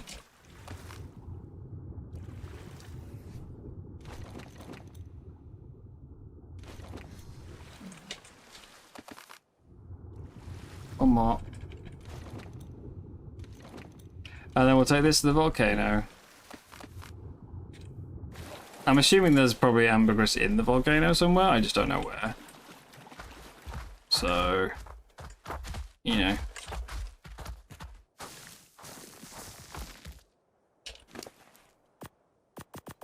Do we think that'll be enough? Tell you what, instead of questioning it, Magmasaur.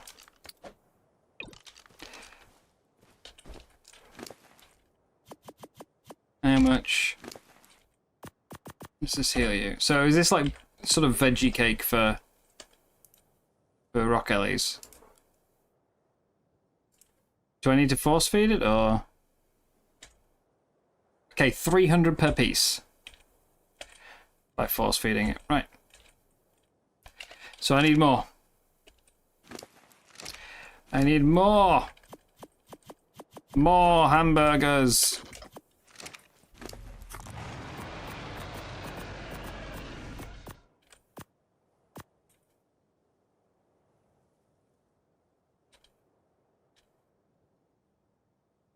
Yep, literally my entire supply. Is it some like mucus or something like that? Isn't that what ambergris is? Like, it comes from sperm whales, I want to say, in real life. It's like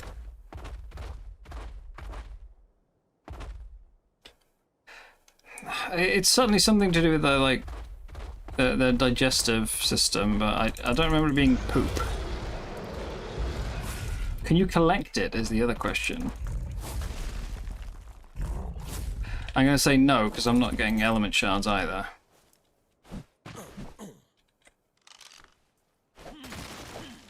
Larger tooth-looking rocks. Okay, because you get a bit, like, with the mining drill constantly. So, like, these ones. Oh, not those ones. These ones. Not those ones either. What's a tooth look like on a rock? Molars, canines? Whale vomit. Okay.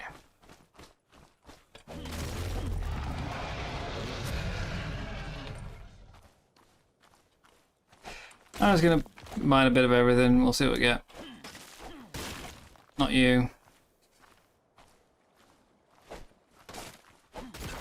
Not you.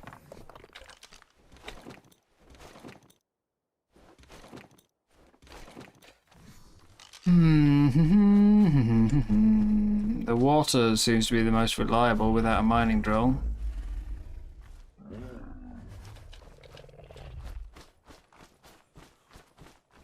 Yeah, the large tooth-looking rocks, though. Oh, those ones down there? The pointy ones? Yeah, there we go. Right, I got one. Two.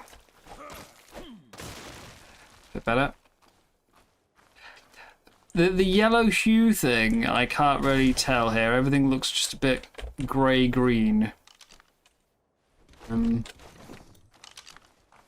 What level are you, Mr. Gasbags? 45. No.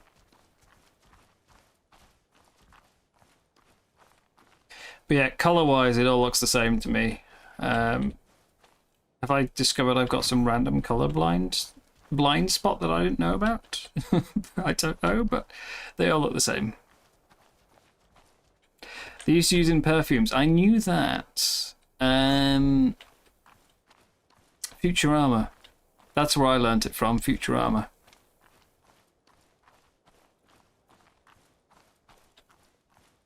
I imagine everything's been chemically replaced, though. There's a lot of other things like that that have definitely been chemically replaced.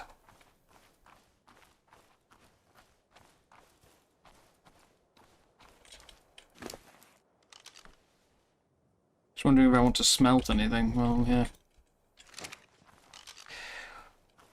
It's also, though, still one of those things where you think, like, who discovered that? Come on. Who was it who smelled some, like, whale puke and went, oh, you know, that'd be great as a perfume.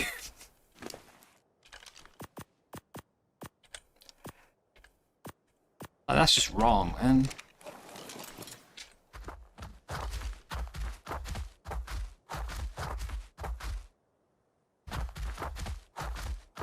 I think the vast majority of us, even if we, like, you know, stumbled across it and thought that smells really nice, the second we learned what it actually was, would go, nah.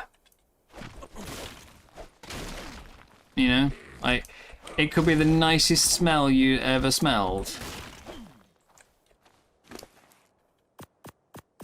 But, like, let's say you were on a ship or on a beach or something, and you heard, like, well, you sort of caught the smell wafting up to you, and you thought, Oh, what's that? Oh, that's amazing. You know.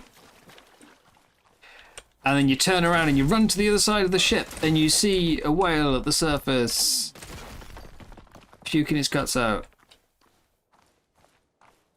I like to think the majority of us, our response would be, ew.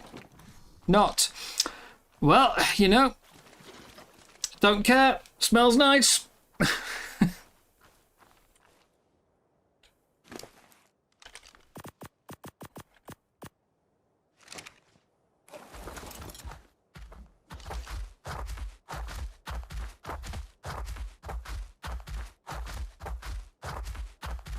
Right, I'm assuming you can't go through a teleporter.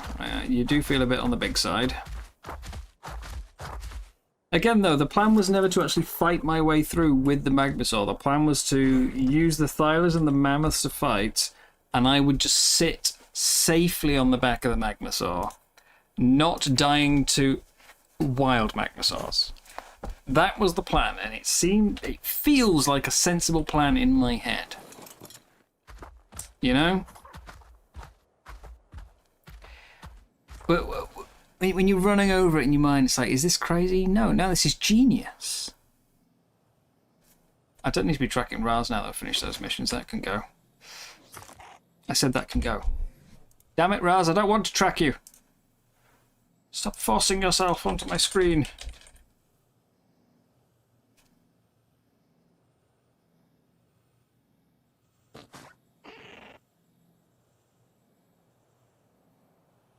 It's when we were doing the lunar missions, and you know I kept getting knocked into other meteors. I didn't know where he was. Wiki says it's a secretion from the bile ducts of a sperm whale's intestine. Covers the sharp beaks of the giant squids they eat, so it doesn't slice at their insides. Oh. Weird.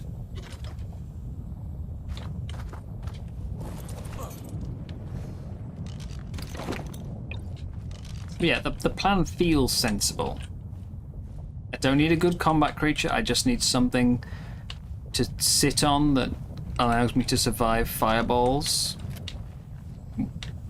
And then I have other tames do the fighting for me.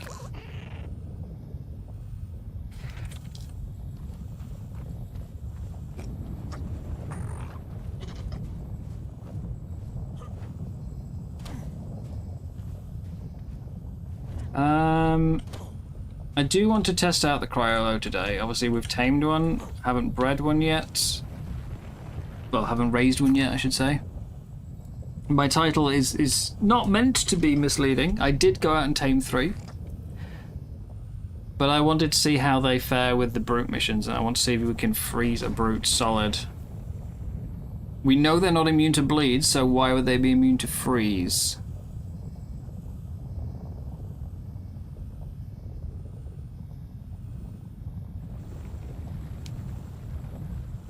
What creature's great for what? For not dying to other Magmasaurs? Is it the Magmasaur? I did also wonder at one point, can a Basilisk handle these type of missions by sitting burrowed on the checkpoint? It's been so long since I've used a Basilisk, I can't remember if it can get attacked. Well, it's burrowed. I know that other players don't see it, but I was wondering if wilds still do. Ugh. Hang on, I thought he wasn't. I thought the Pyro actually wasn't immune to the Magmasaur spit. I thought literally the only thing that protects you from Magmasaur spit was the enclosed cab of this one.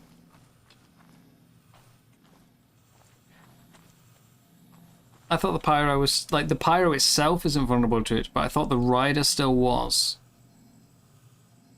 And it's the Rider, yes, it's the me I'm worried about here. Not the, not the mount.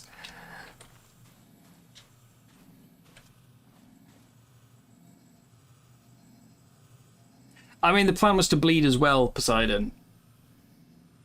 The plan was to bleed as well. The freeze was to stop them from fighting back. So I want to see if we can freeze a brute, and if so, that should make them a lot easier. Even if it only buys me, like, say, 20 seconds, you know.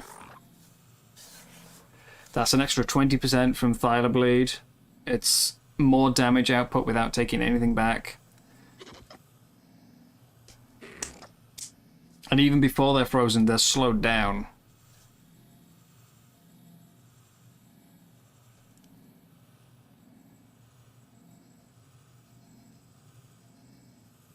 So, in theory, 5 minutes we should have an eruption.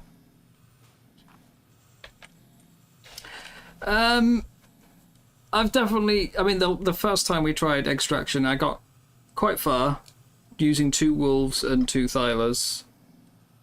And was I riding a mammoth, or was I just on one of the wolves? But we got quite far, but we ended up basically stopping because I had to kill, I think it was 3 rock elementals along the path, which obviously really hurt my Thylas. And in the end I thought, well, maybe I can just tank my way through it. And I threw out the gas bags and tried to hover above the checkpoints, but it didn't work. Partly because you have to be almost on the ground for it to count. And secondly, because Magbasaur Spit was just nuking me off the back. Which is a shame, because the gas bags is an amazing tank. The rock elemental definitely likes the gas bags, you know. Couldn't leave it alone. But even with 43 melee stat, I was only doing like 4 damage. Give the gas bags bleed! It needs a bleed attack, clearly. It's the only fair thing.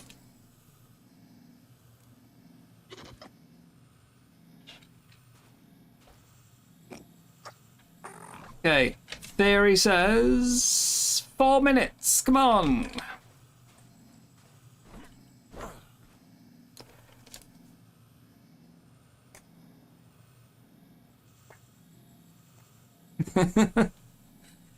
Just think like of how it would work. A gas bags would bleed, or some other form of damage over time attack. You know. You could leave it doing like 1 damage a bite, but just give it, you know, give it a nice, like, nice bleed. Poison, yeah, see, there you are. Poisonous gas bags. Or those big floppy horns, you could put, maybe give it like an armoured saddle where it puts a spike on the end of the horns. And or like, feed it cannonballs and have it, you know, expel them when it does the, you know, when you do the knockback attack. If you give it cannonballs, instead of just knocking things back, it fires a cannonball at them. Genius! Gas bags TLC. There you go.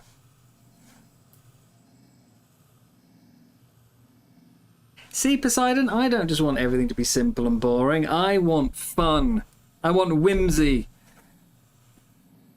I just don't like meta. Meta is boring. One creature to do every task is boring. But silly things? I'm all for that.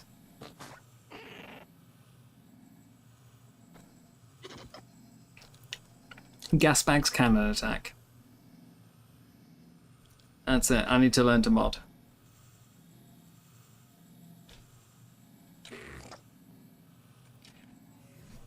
Okay, we should be getting up to eruption time though. Second I hear that rumbling, mission a go-go.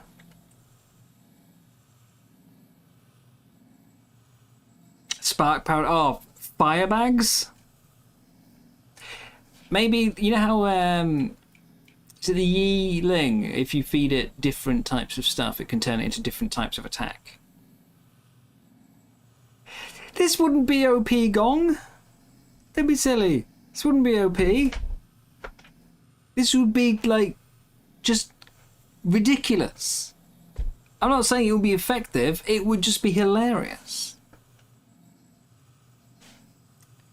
Feed the gas bag spark powder and it can have a little burst of fire. Feed it narcotics and it could make a narco gas, you know? Feed it charcoal and make it like smoke, you know?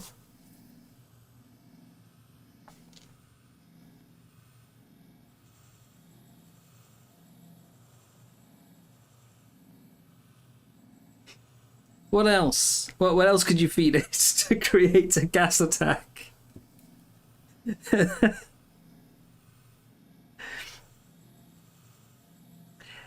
So yeah, I do love my challenges. I don't think I'll ever be able to do a gas bags only playthrough because they're just, for one thing, they're too big. They wouldn't get in half the caves.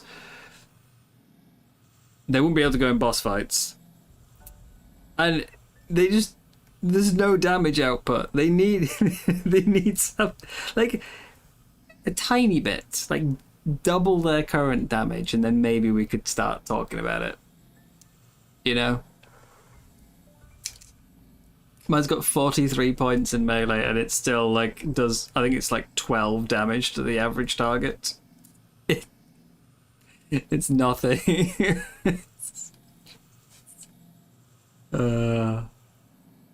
But it's like the Burrowbuck, though. The Burrowbuck is a really useful tame. Like, you could call it OP, or you could call it pay to win. It is so handy.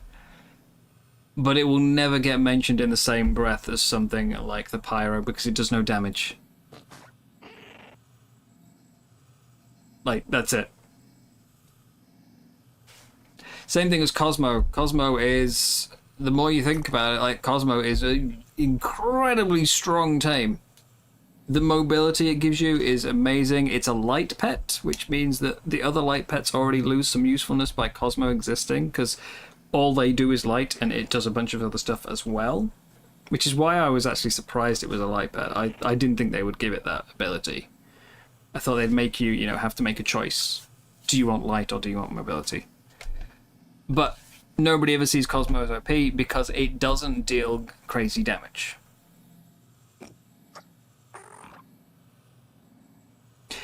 Things are rarely considered overpowered if they have a weak attack.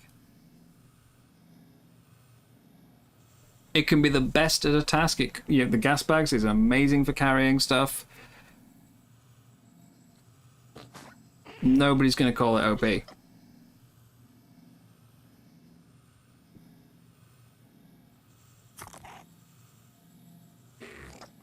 "30 to 32 minutes. Each active eruption lasts for 5 to 8. It was, I think it was 8 minutes past 8 o'clock on my clock when when one of you said 30 minutes. It had been a few minutes since the eruption because we had to walk out, and I had to go home. Which was why I was thinking the eruption finished about 8 o'clock, which would put it 30 minutes ago. 32.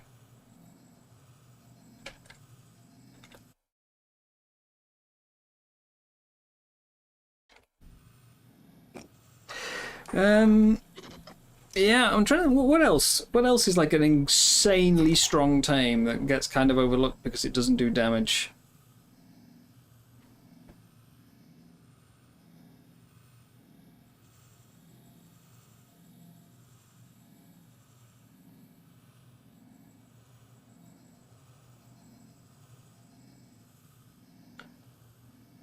I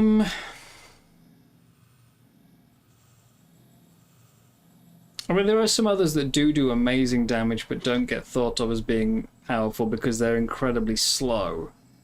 But slow ones can still be used in boss fights to a good effect. They just aren't very good as a general map mount.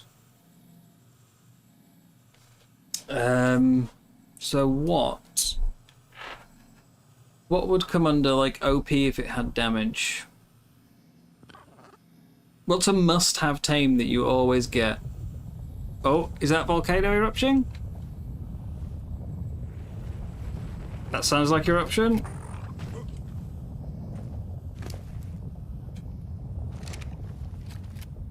Or is that eruption, or is that just... Whatever, let's load you up.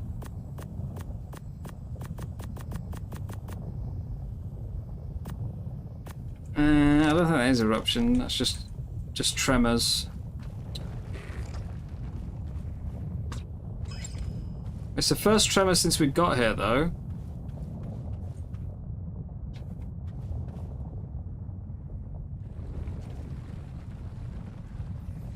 It's been over 30 minutes because my Tide Pup's ready. I think a Tide Pup, it's not great damage. Like, a Tide Pup isn't going to be replacing the Meg or the Ziff or the Moser or anything anytime soon. But it is still decent damage. Like, low end of the sea creatures, sure, but enough that it can still defend itself. You aren't defending yourself with a Burrowbuck or a Cosmo. Like, if they get left riderless, or in the Cosmo's case, mountless, I guess, they're gonna die, you know, if they get attacked. I'm trying to think what else coming. Ah, there we go. There we go, right. Mission time. Go, go, go!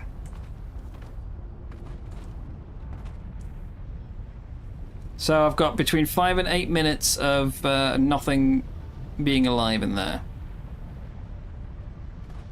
Ideally, we probably should have already started it, but...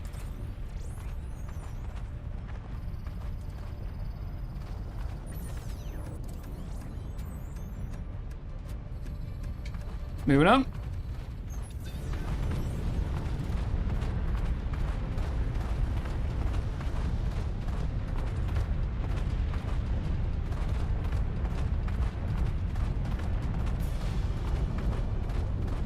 Oh, yes, yes, yes.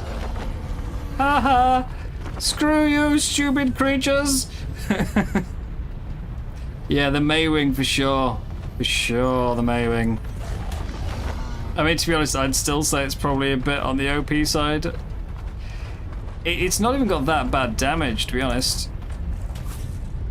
Get out of the way, corpse of an Arthropleura. God, even when dead, you're annoying.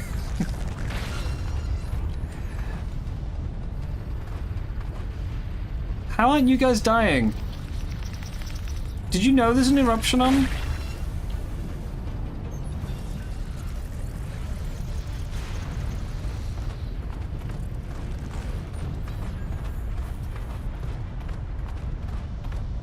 I don't like that wilds continually spawn on this spot. Let me through!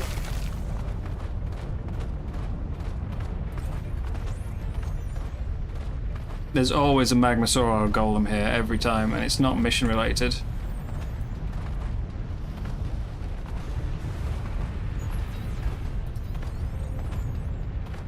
Yeah, the Meguana and Maywing, they are possibly the fastest travel mount there is. They can be tamed at level, what? Like any level, but their saddle is level 19, so it's a very early one. It's like 2 tranks to knock out. They raise your babies, they steal babies. They actually do some half decent damage with the slam attack.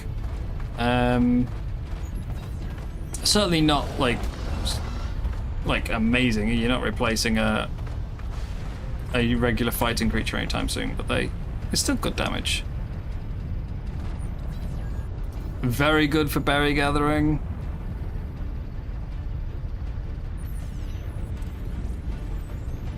And not just are they fast at travel, but they're fast at travel in every medium. You know, they can run pretty quick, they swim pretty quick, and they fly, well, glide at crazy speeds. So yeah, they would definitely qualify as, like, if you gave them more damage, it's like the most OP thing around.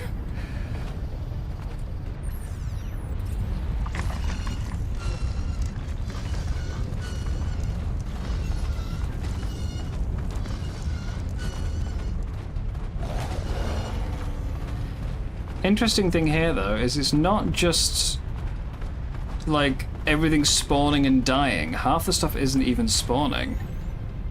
I was expecting to see like Rexes pop up and immediately keel over, and instead they're just not here. This is a lot of magma cells, though.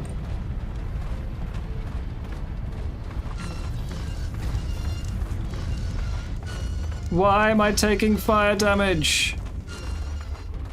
Also, what am I stuck on? Dead Arthros again. Why is it Arthro corpse is such a problem? Volk. The eruption's ended. Okay.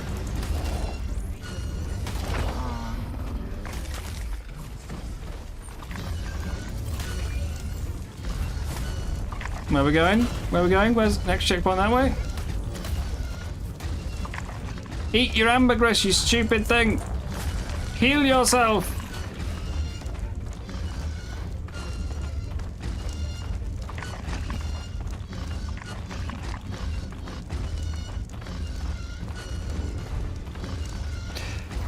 Okay, I think we're gonna have to start dismount and throw out some other stuff now that the eruption's ended.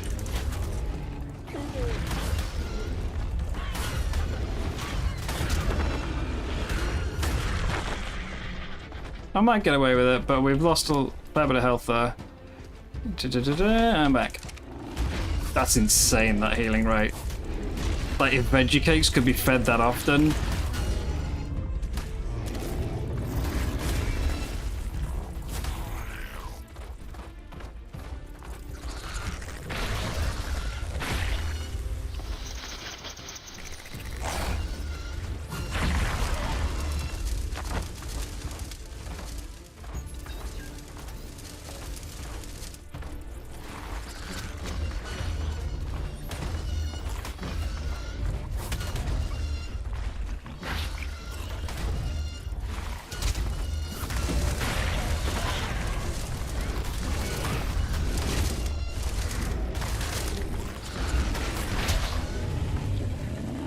Burn, baby, burn.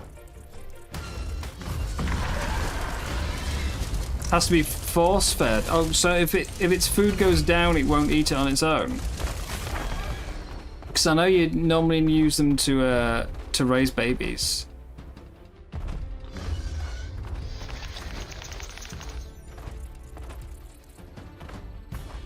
Lag.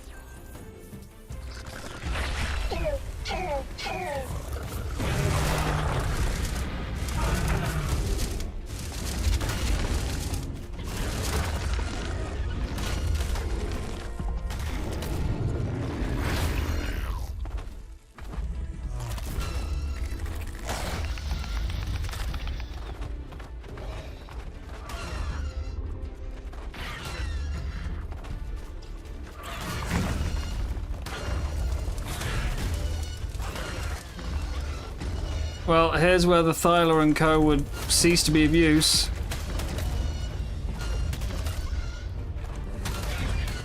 This whole place is Kentros and Arthros, though, for maximum damage reflect. That's just cruel.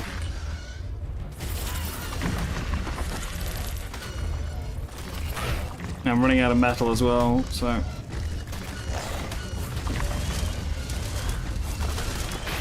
Tell you what, why am I fighting these guys?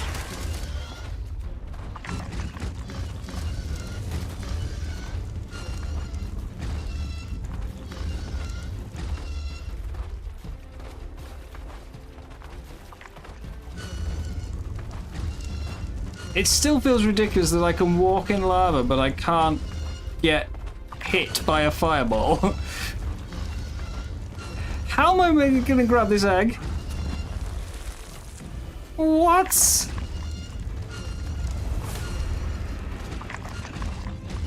Okay, no, I'm just cancelling that. Get back on! How many of these are mission related and how many aren't? Is that 3 aren't mission related? That's insane.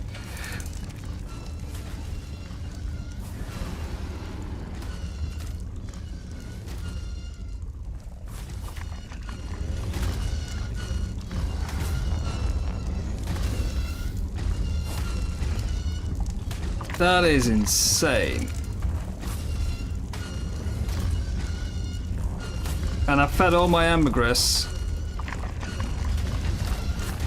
This is a level 5. Look at how much damage it's doing to us.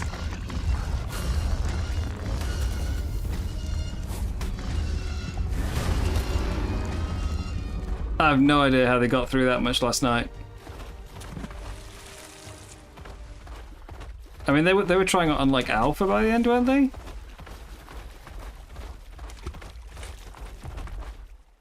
What level are you? Can I spyglass? I can't spyglass, but I can HLNA scan, right? 10.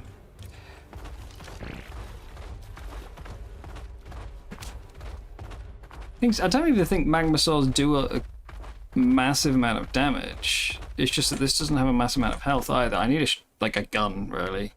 Guns are the way forward, I think. But I'd have to dismount to use it.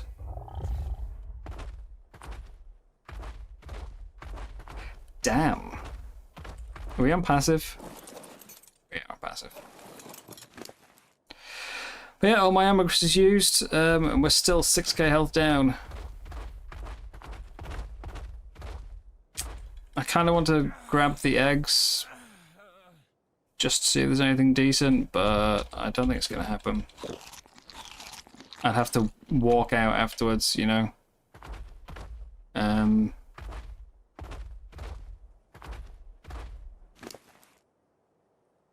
Yeah. Well, still. I think that's a viable strategy. On any difficulty, using the eruption to just charge down, get as far as you can, and then start throwing out tames. I think that's a viable strategy.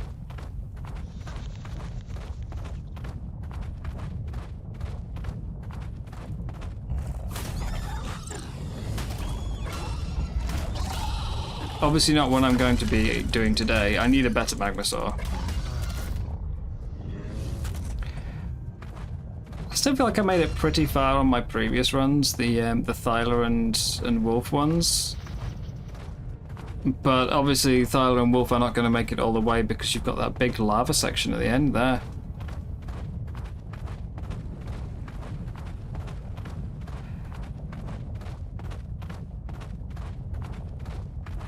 Yeah, I mean, alpha, like, I'm not even thinking about if it's possible for me to do alpha. I'm just, like, but they made it through gamma and beta fairly well. I don't think they really had any huge problems with them, did they? And they basically took, was it like Ferox, a Croc and some Acros, I think they had?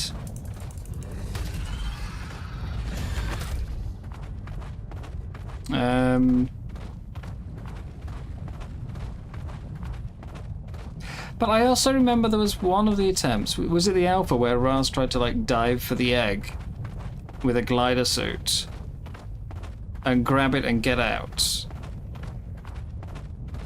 which means they must have done the checkpoints leading up to it, but I don't remember him having done that checkpoint I just had to do on the edge of the lava. In fact, I don't remember them doing that checkpoint on any run. So, is there just different routes?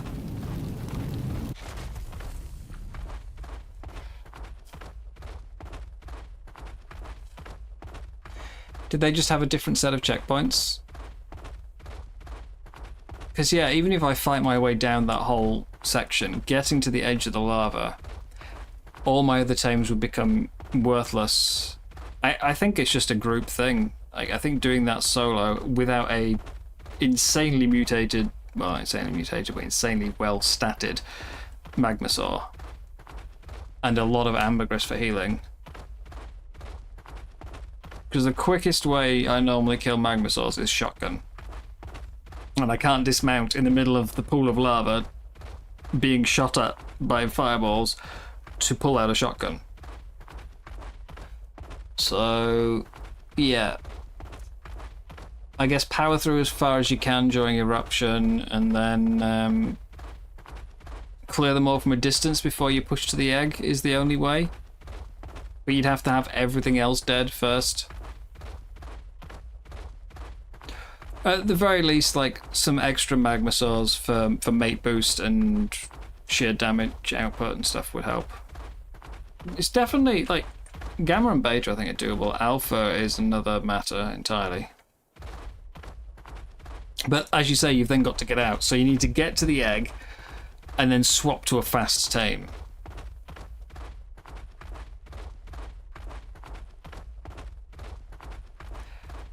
I'm not hugely confident with judging the distance on my burrowbuck. So for me, I would want to walk across the lava, get to the egg, then put the burrowbuck out. I would not want to like get to the edge of it and then burrowbuck jump across to the egg. I'd want to swim through the lava first.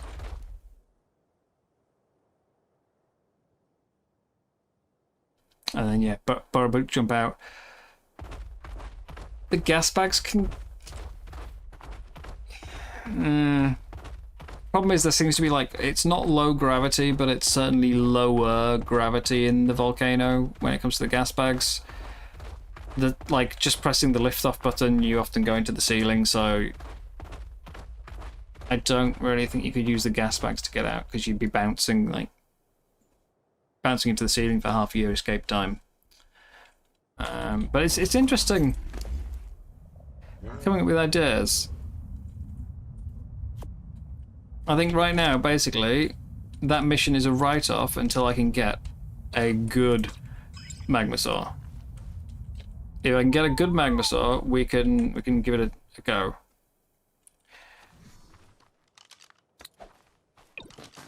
So I need to spend a lot of time hunting magma saw eggs.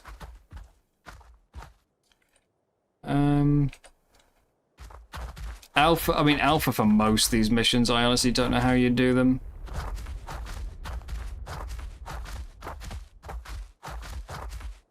They do feel like just insanity for some of them.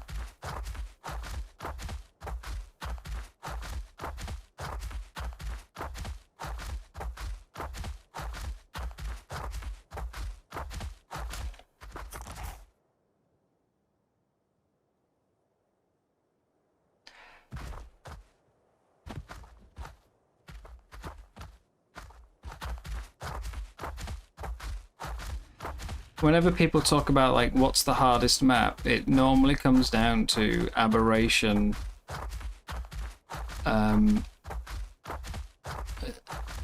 as like the main contender. Even though Rockwell has always seemed like one of the easiest bosses because all you needed was cactus broth and a shotgun. But Aberration as a whole always seemed to be like considered one of the hardest maps. I've never heard anyone really talk about Gen 1 in that sort of same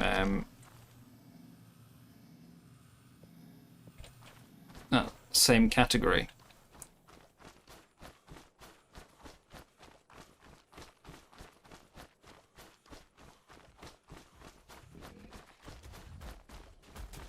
But yeah, trying to do it on Alpha. Trying to beat the map on Alpha. I suppose there's some missions you can ignore. Right? You could probably avoid the... like...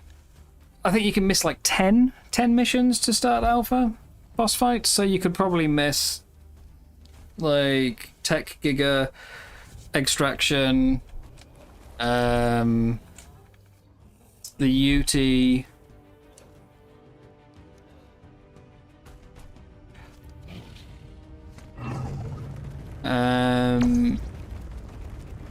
trying to think what else. What else would be the ones to really avoid if you were going for... Oh dear. No, going the wrong way. Stop. Stop! Oh, okay. No wonder it didn't stop. I've lagged into a wall.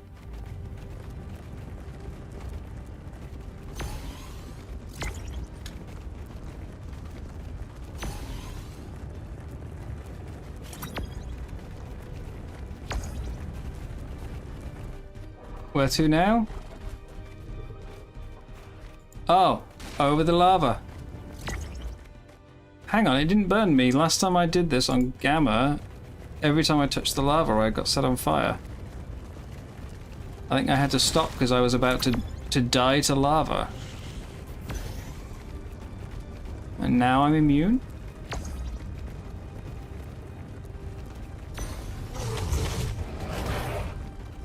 Basically, you just think skip all the brute alphas is the way. Maybe. I don't know how many there are. I assumed more than 10.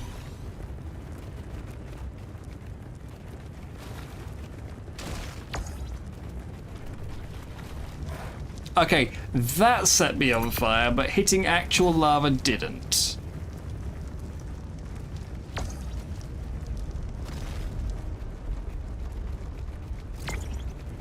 "13 seconds, 2 checkpoints.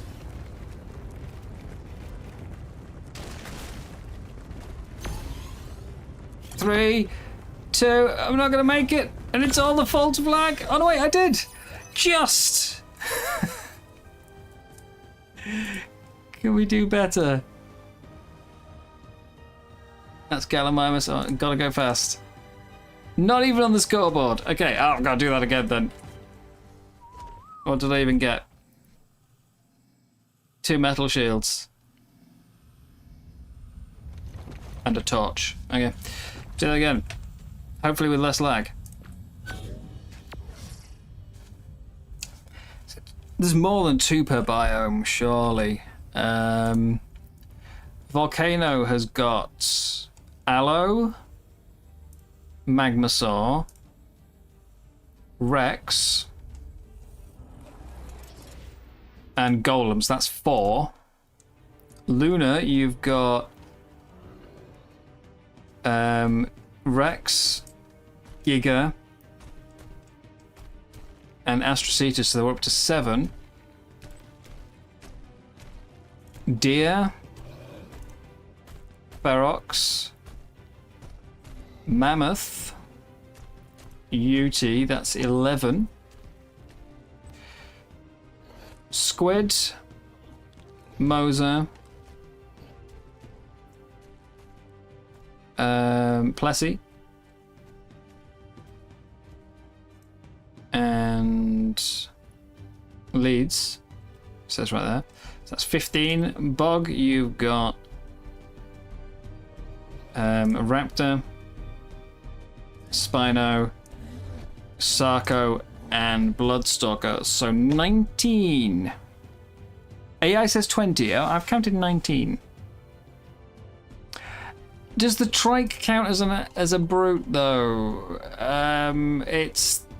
It's another. It's like the extraction mission. It's the one where you have to go in, kill something, and get out, rather than it just ending when the creature dies. You have to, it's a run away.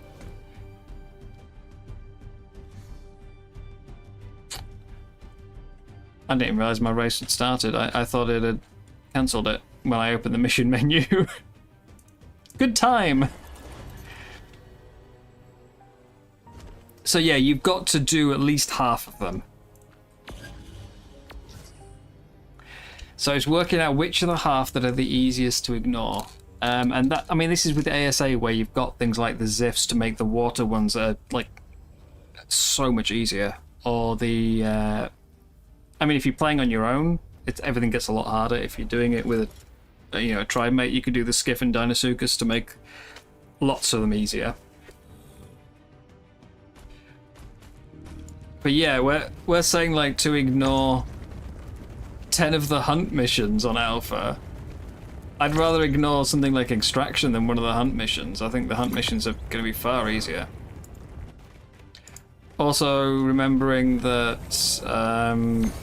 ASE didn't have the Thyla on this map.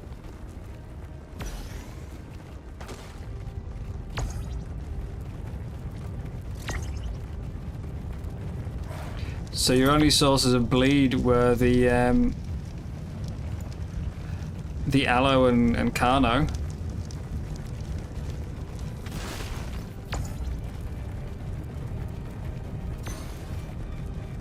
Or Meg for the water.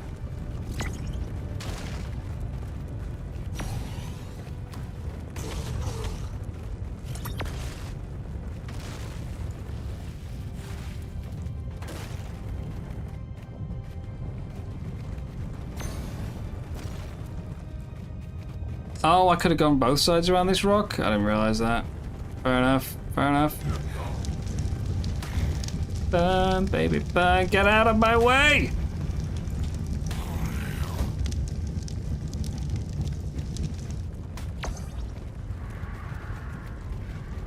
Well, now I'm definitely not getting a record, am I?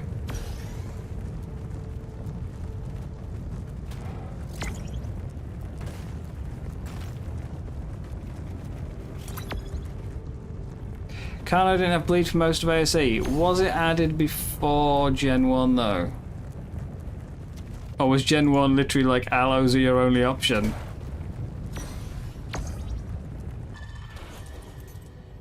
Didn't even make it. What? I felt like the first half went so much better. And then... Damn.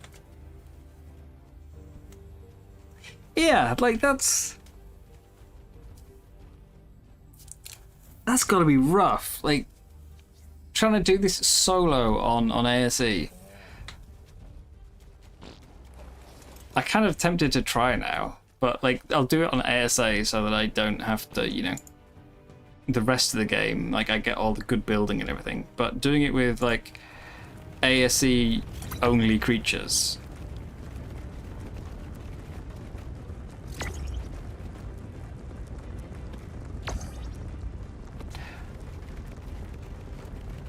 Oh, turn!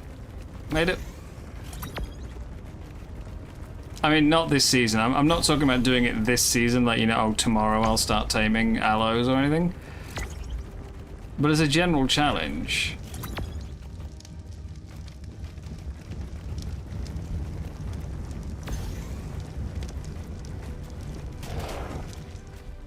Why is it with these race missions there always manages to something which just gets exactly in your way?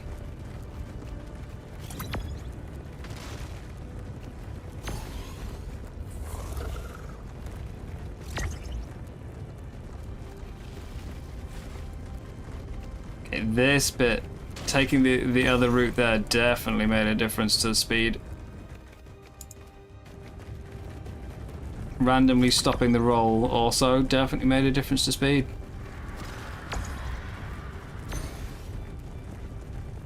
Just not in a good way. Stego!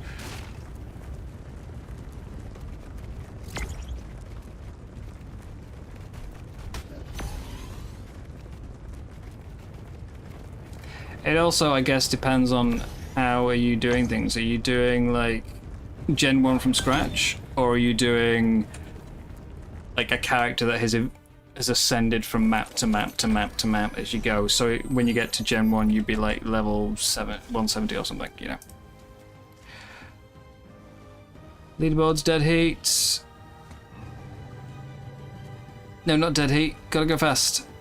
Still not in the top 10. Wow. Okay. 13 seconds faster Magmal has done. But I've also got to do dead heat at some point, because clearly 23 seconds behind the 10th place is just not allowed. That's it.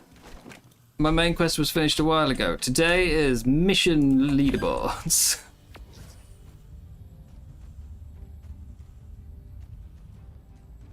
Your next challenge, completing Gen 1 on your own. I mean, this is my first time ever playing the map, so had it been exactly the same as ASE Gen 1, I think I might have got to the point of completing it on my own.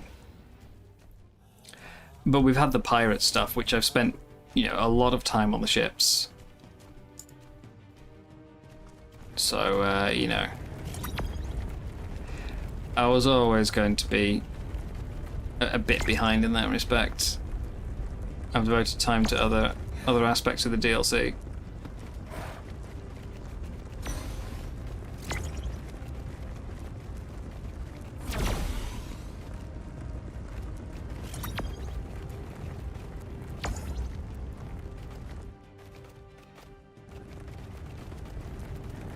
And then, of course, I'm also not using everything at my disposal to try and beat this map this time. I've not tamed any Rexes. I haven't tamed any of the bigger stuff at all.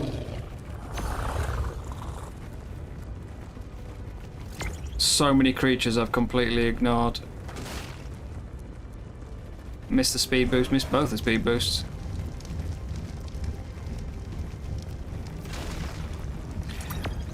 Like, I've not gone for a Moser or a Tuso for the water missions because I want it to be. What do you mean I missed a checkpoint? I'm... Oh my god, screw you, lag. So I didn't miss the checkpoint, but because I turned around while lagged, thinking I had, when the lag caught up, it immediately spun me round. So it was like I'd missed it anyway. Is that enough for a top 10? Come on.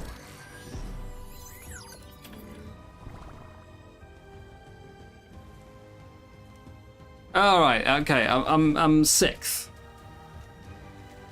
Means we're getting close though. I might be able to crack like top 3.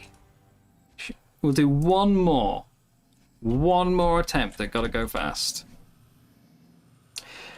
See if I can improve upon my scuba and raptor saddle, you know. I don't know why I'm keeping mining helmets. I will never wear them. Shut off. Right, one more Dodic race, and this is helping as well because I also need 10 alpha biome volcanic missions. So 10 alpha biome volcanic, alpha volcanic. You know what I meant.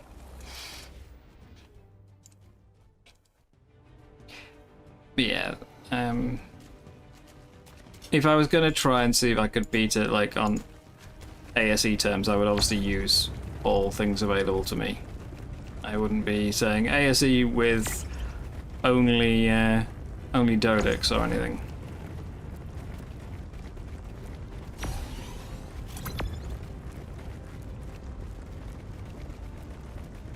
Hello, I'm pretty sure I hit that speed boost.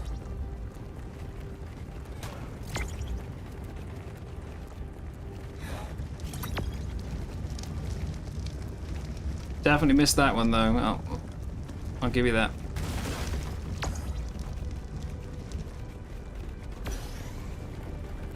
This isn't going to be a record-breaking time, not even close.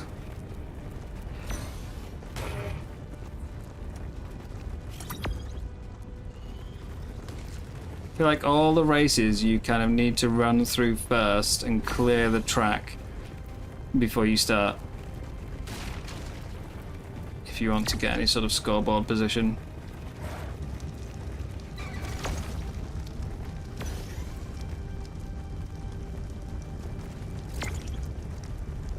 Especially the Saber one, where the track's covered in UTs. That it definitely would pay off.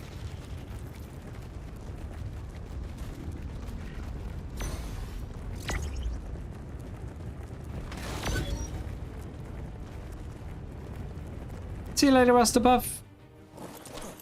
Alright.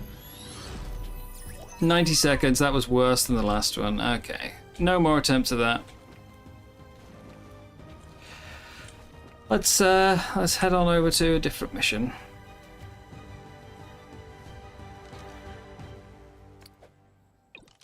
Actually, before I go to a different mission,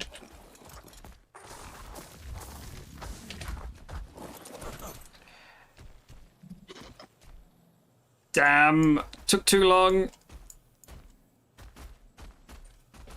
My Burrowbuck gate's gone.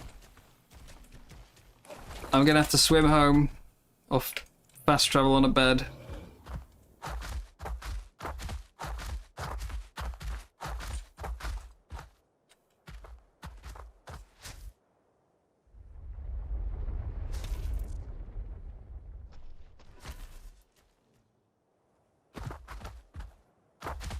Maybe we can finally put the armored doggo to use.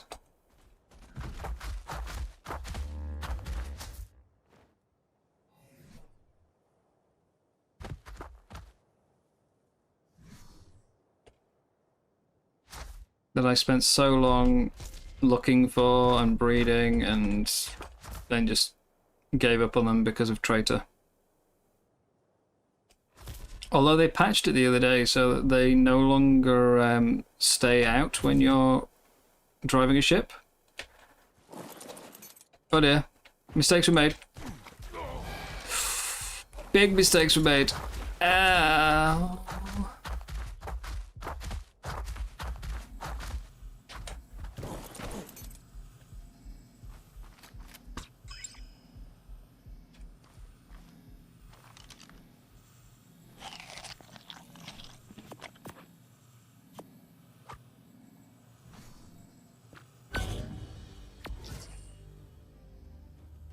Oh,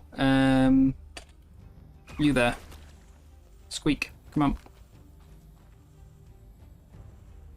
on. Oh.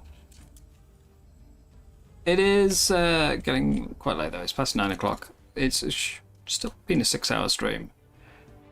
But I'm starting to get a bit hungry, so we'll have a run at this, see if I can, you know, conquer the leaderboard.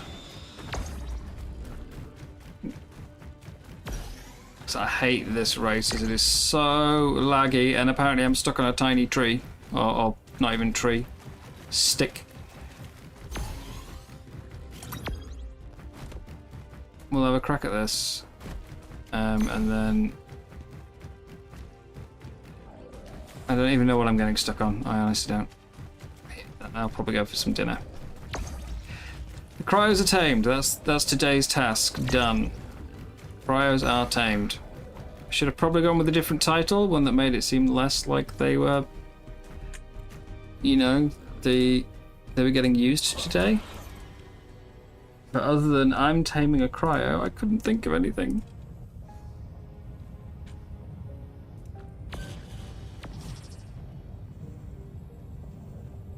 Next stream, we'll try and use the cryo to see if I can take out a brute.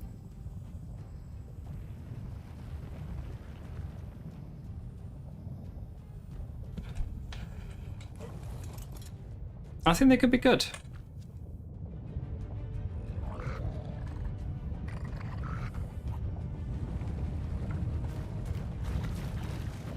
I think they could be good. There's still some missions that no one has done, by the way. Mostly alphas, but there are a couple where no one has touched them. Oh my god. Oh! I hate this race!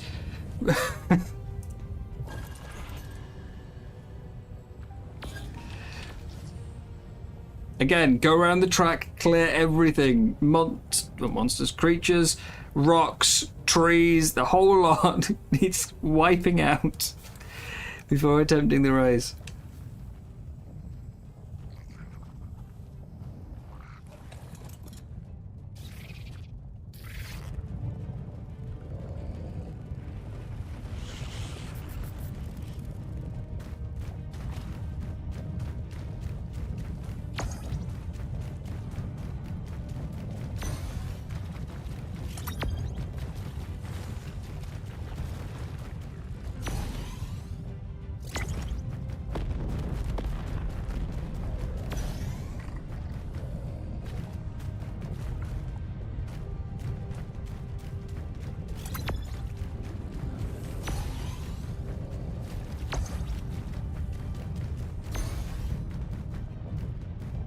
Oh my god.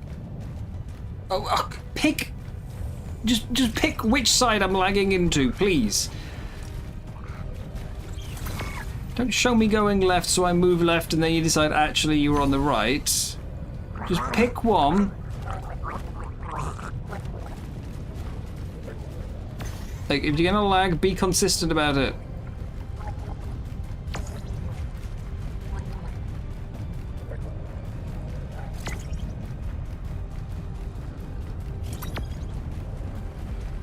Yeah, I think doing this map on Alpha, using like only the ASE tames,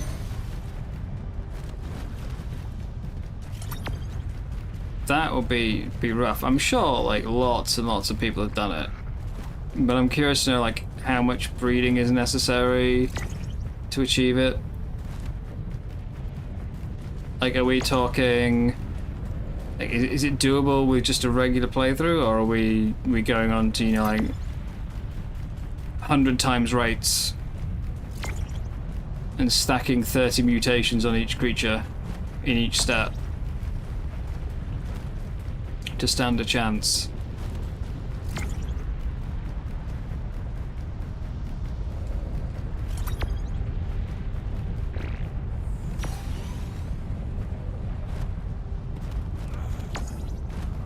Oh my god, that ending is horrible.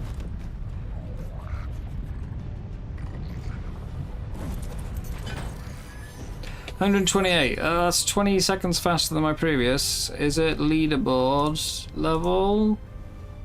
1 second out. Stupid lag. Racer saddle can go. Hide gloves can go. Scuba can go. So yeah, waste of time. But I'm gonna go commence the long swim back home and get myself some dinner. I think we've got a workable strategy for extraction though. Short, I mean, like, without just brute forcing my way through everything with like 20 tames. I think Magmasaur through the eruption is the way, and then we get to a certain point and then we throw out some tames.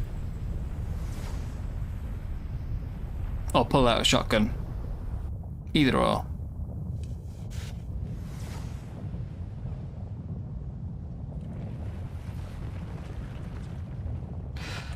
So, yeah. Guys, thank you very much for hanging out today. I hope you've enjoyed it. It's been a weird stream, I think. Like, I feel like I've both accomplished a lot and very, very, very little. We got 3 cryos, and I munched my way through 2 Moda boss fights and 2 Mosa proposals.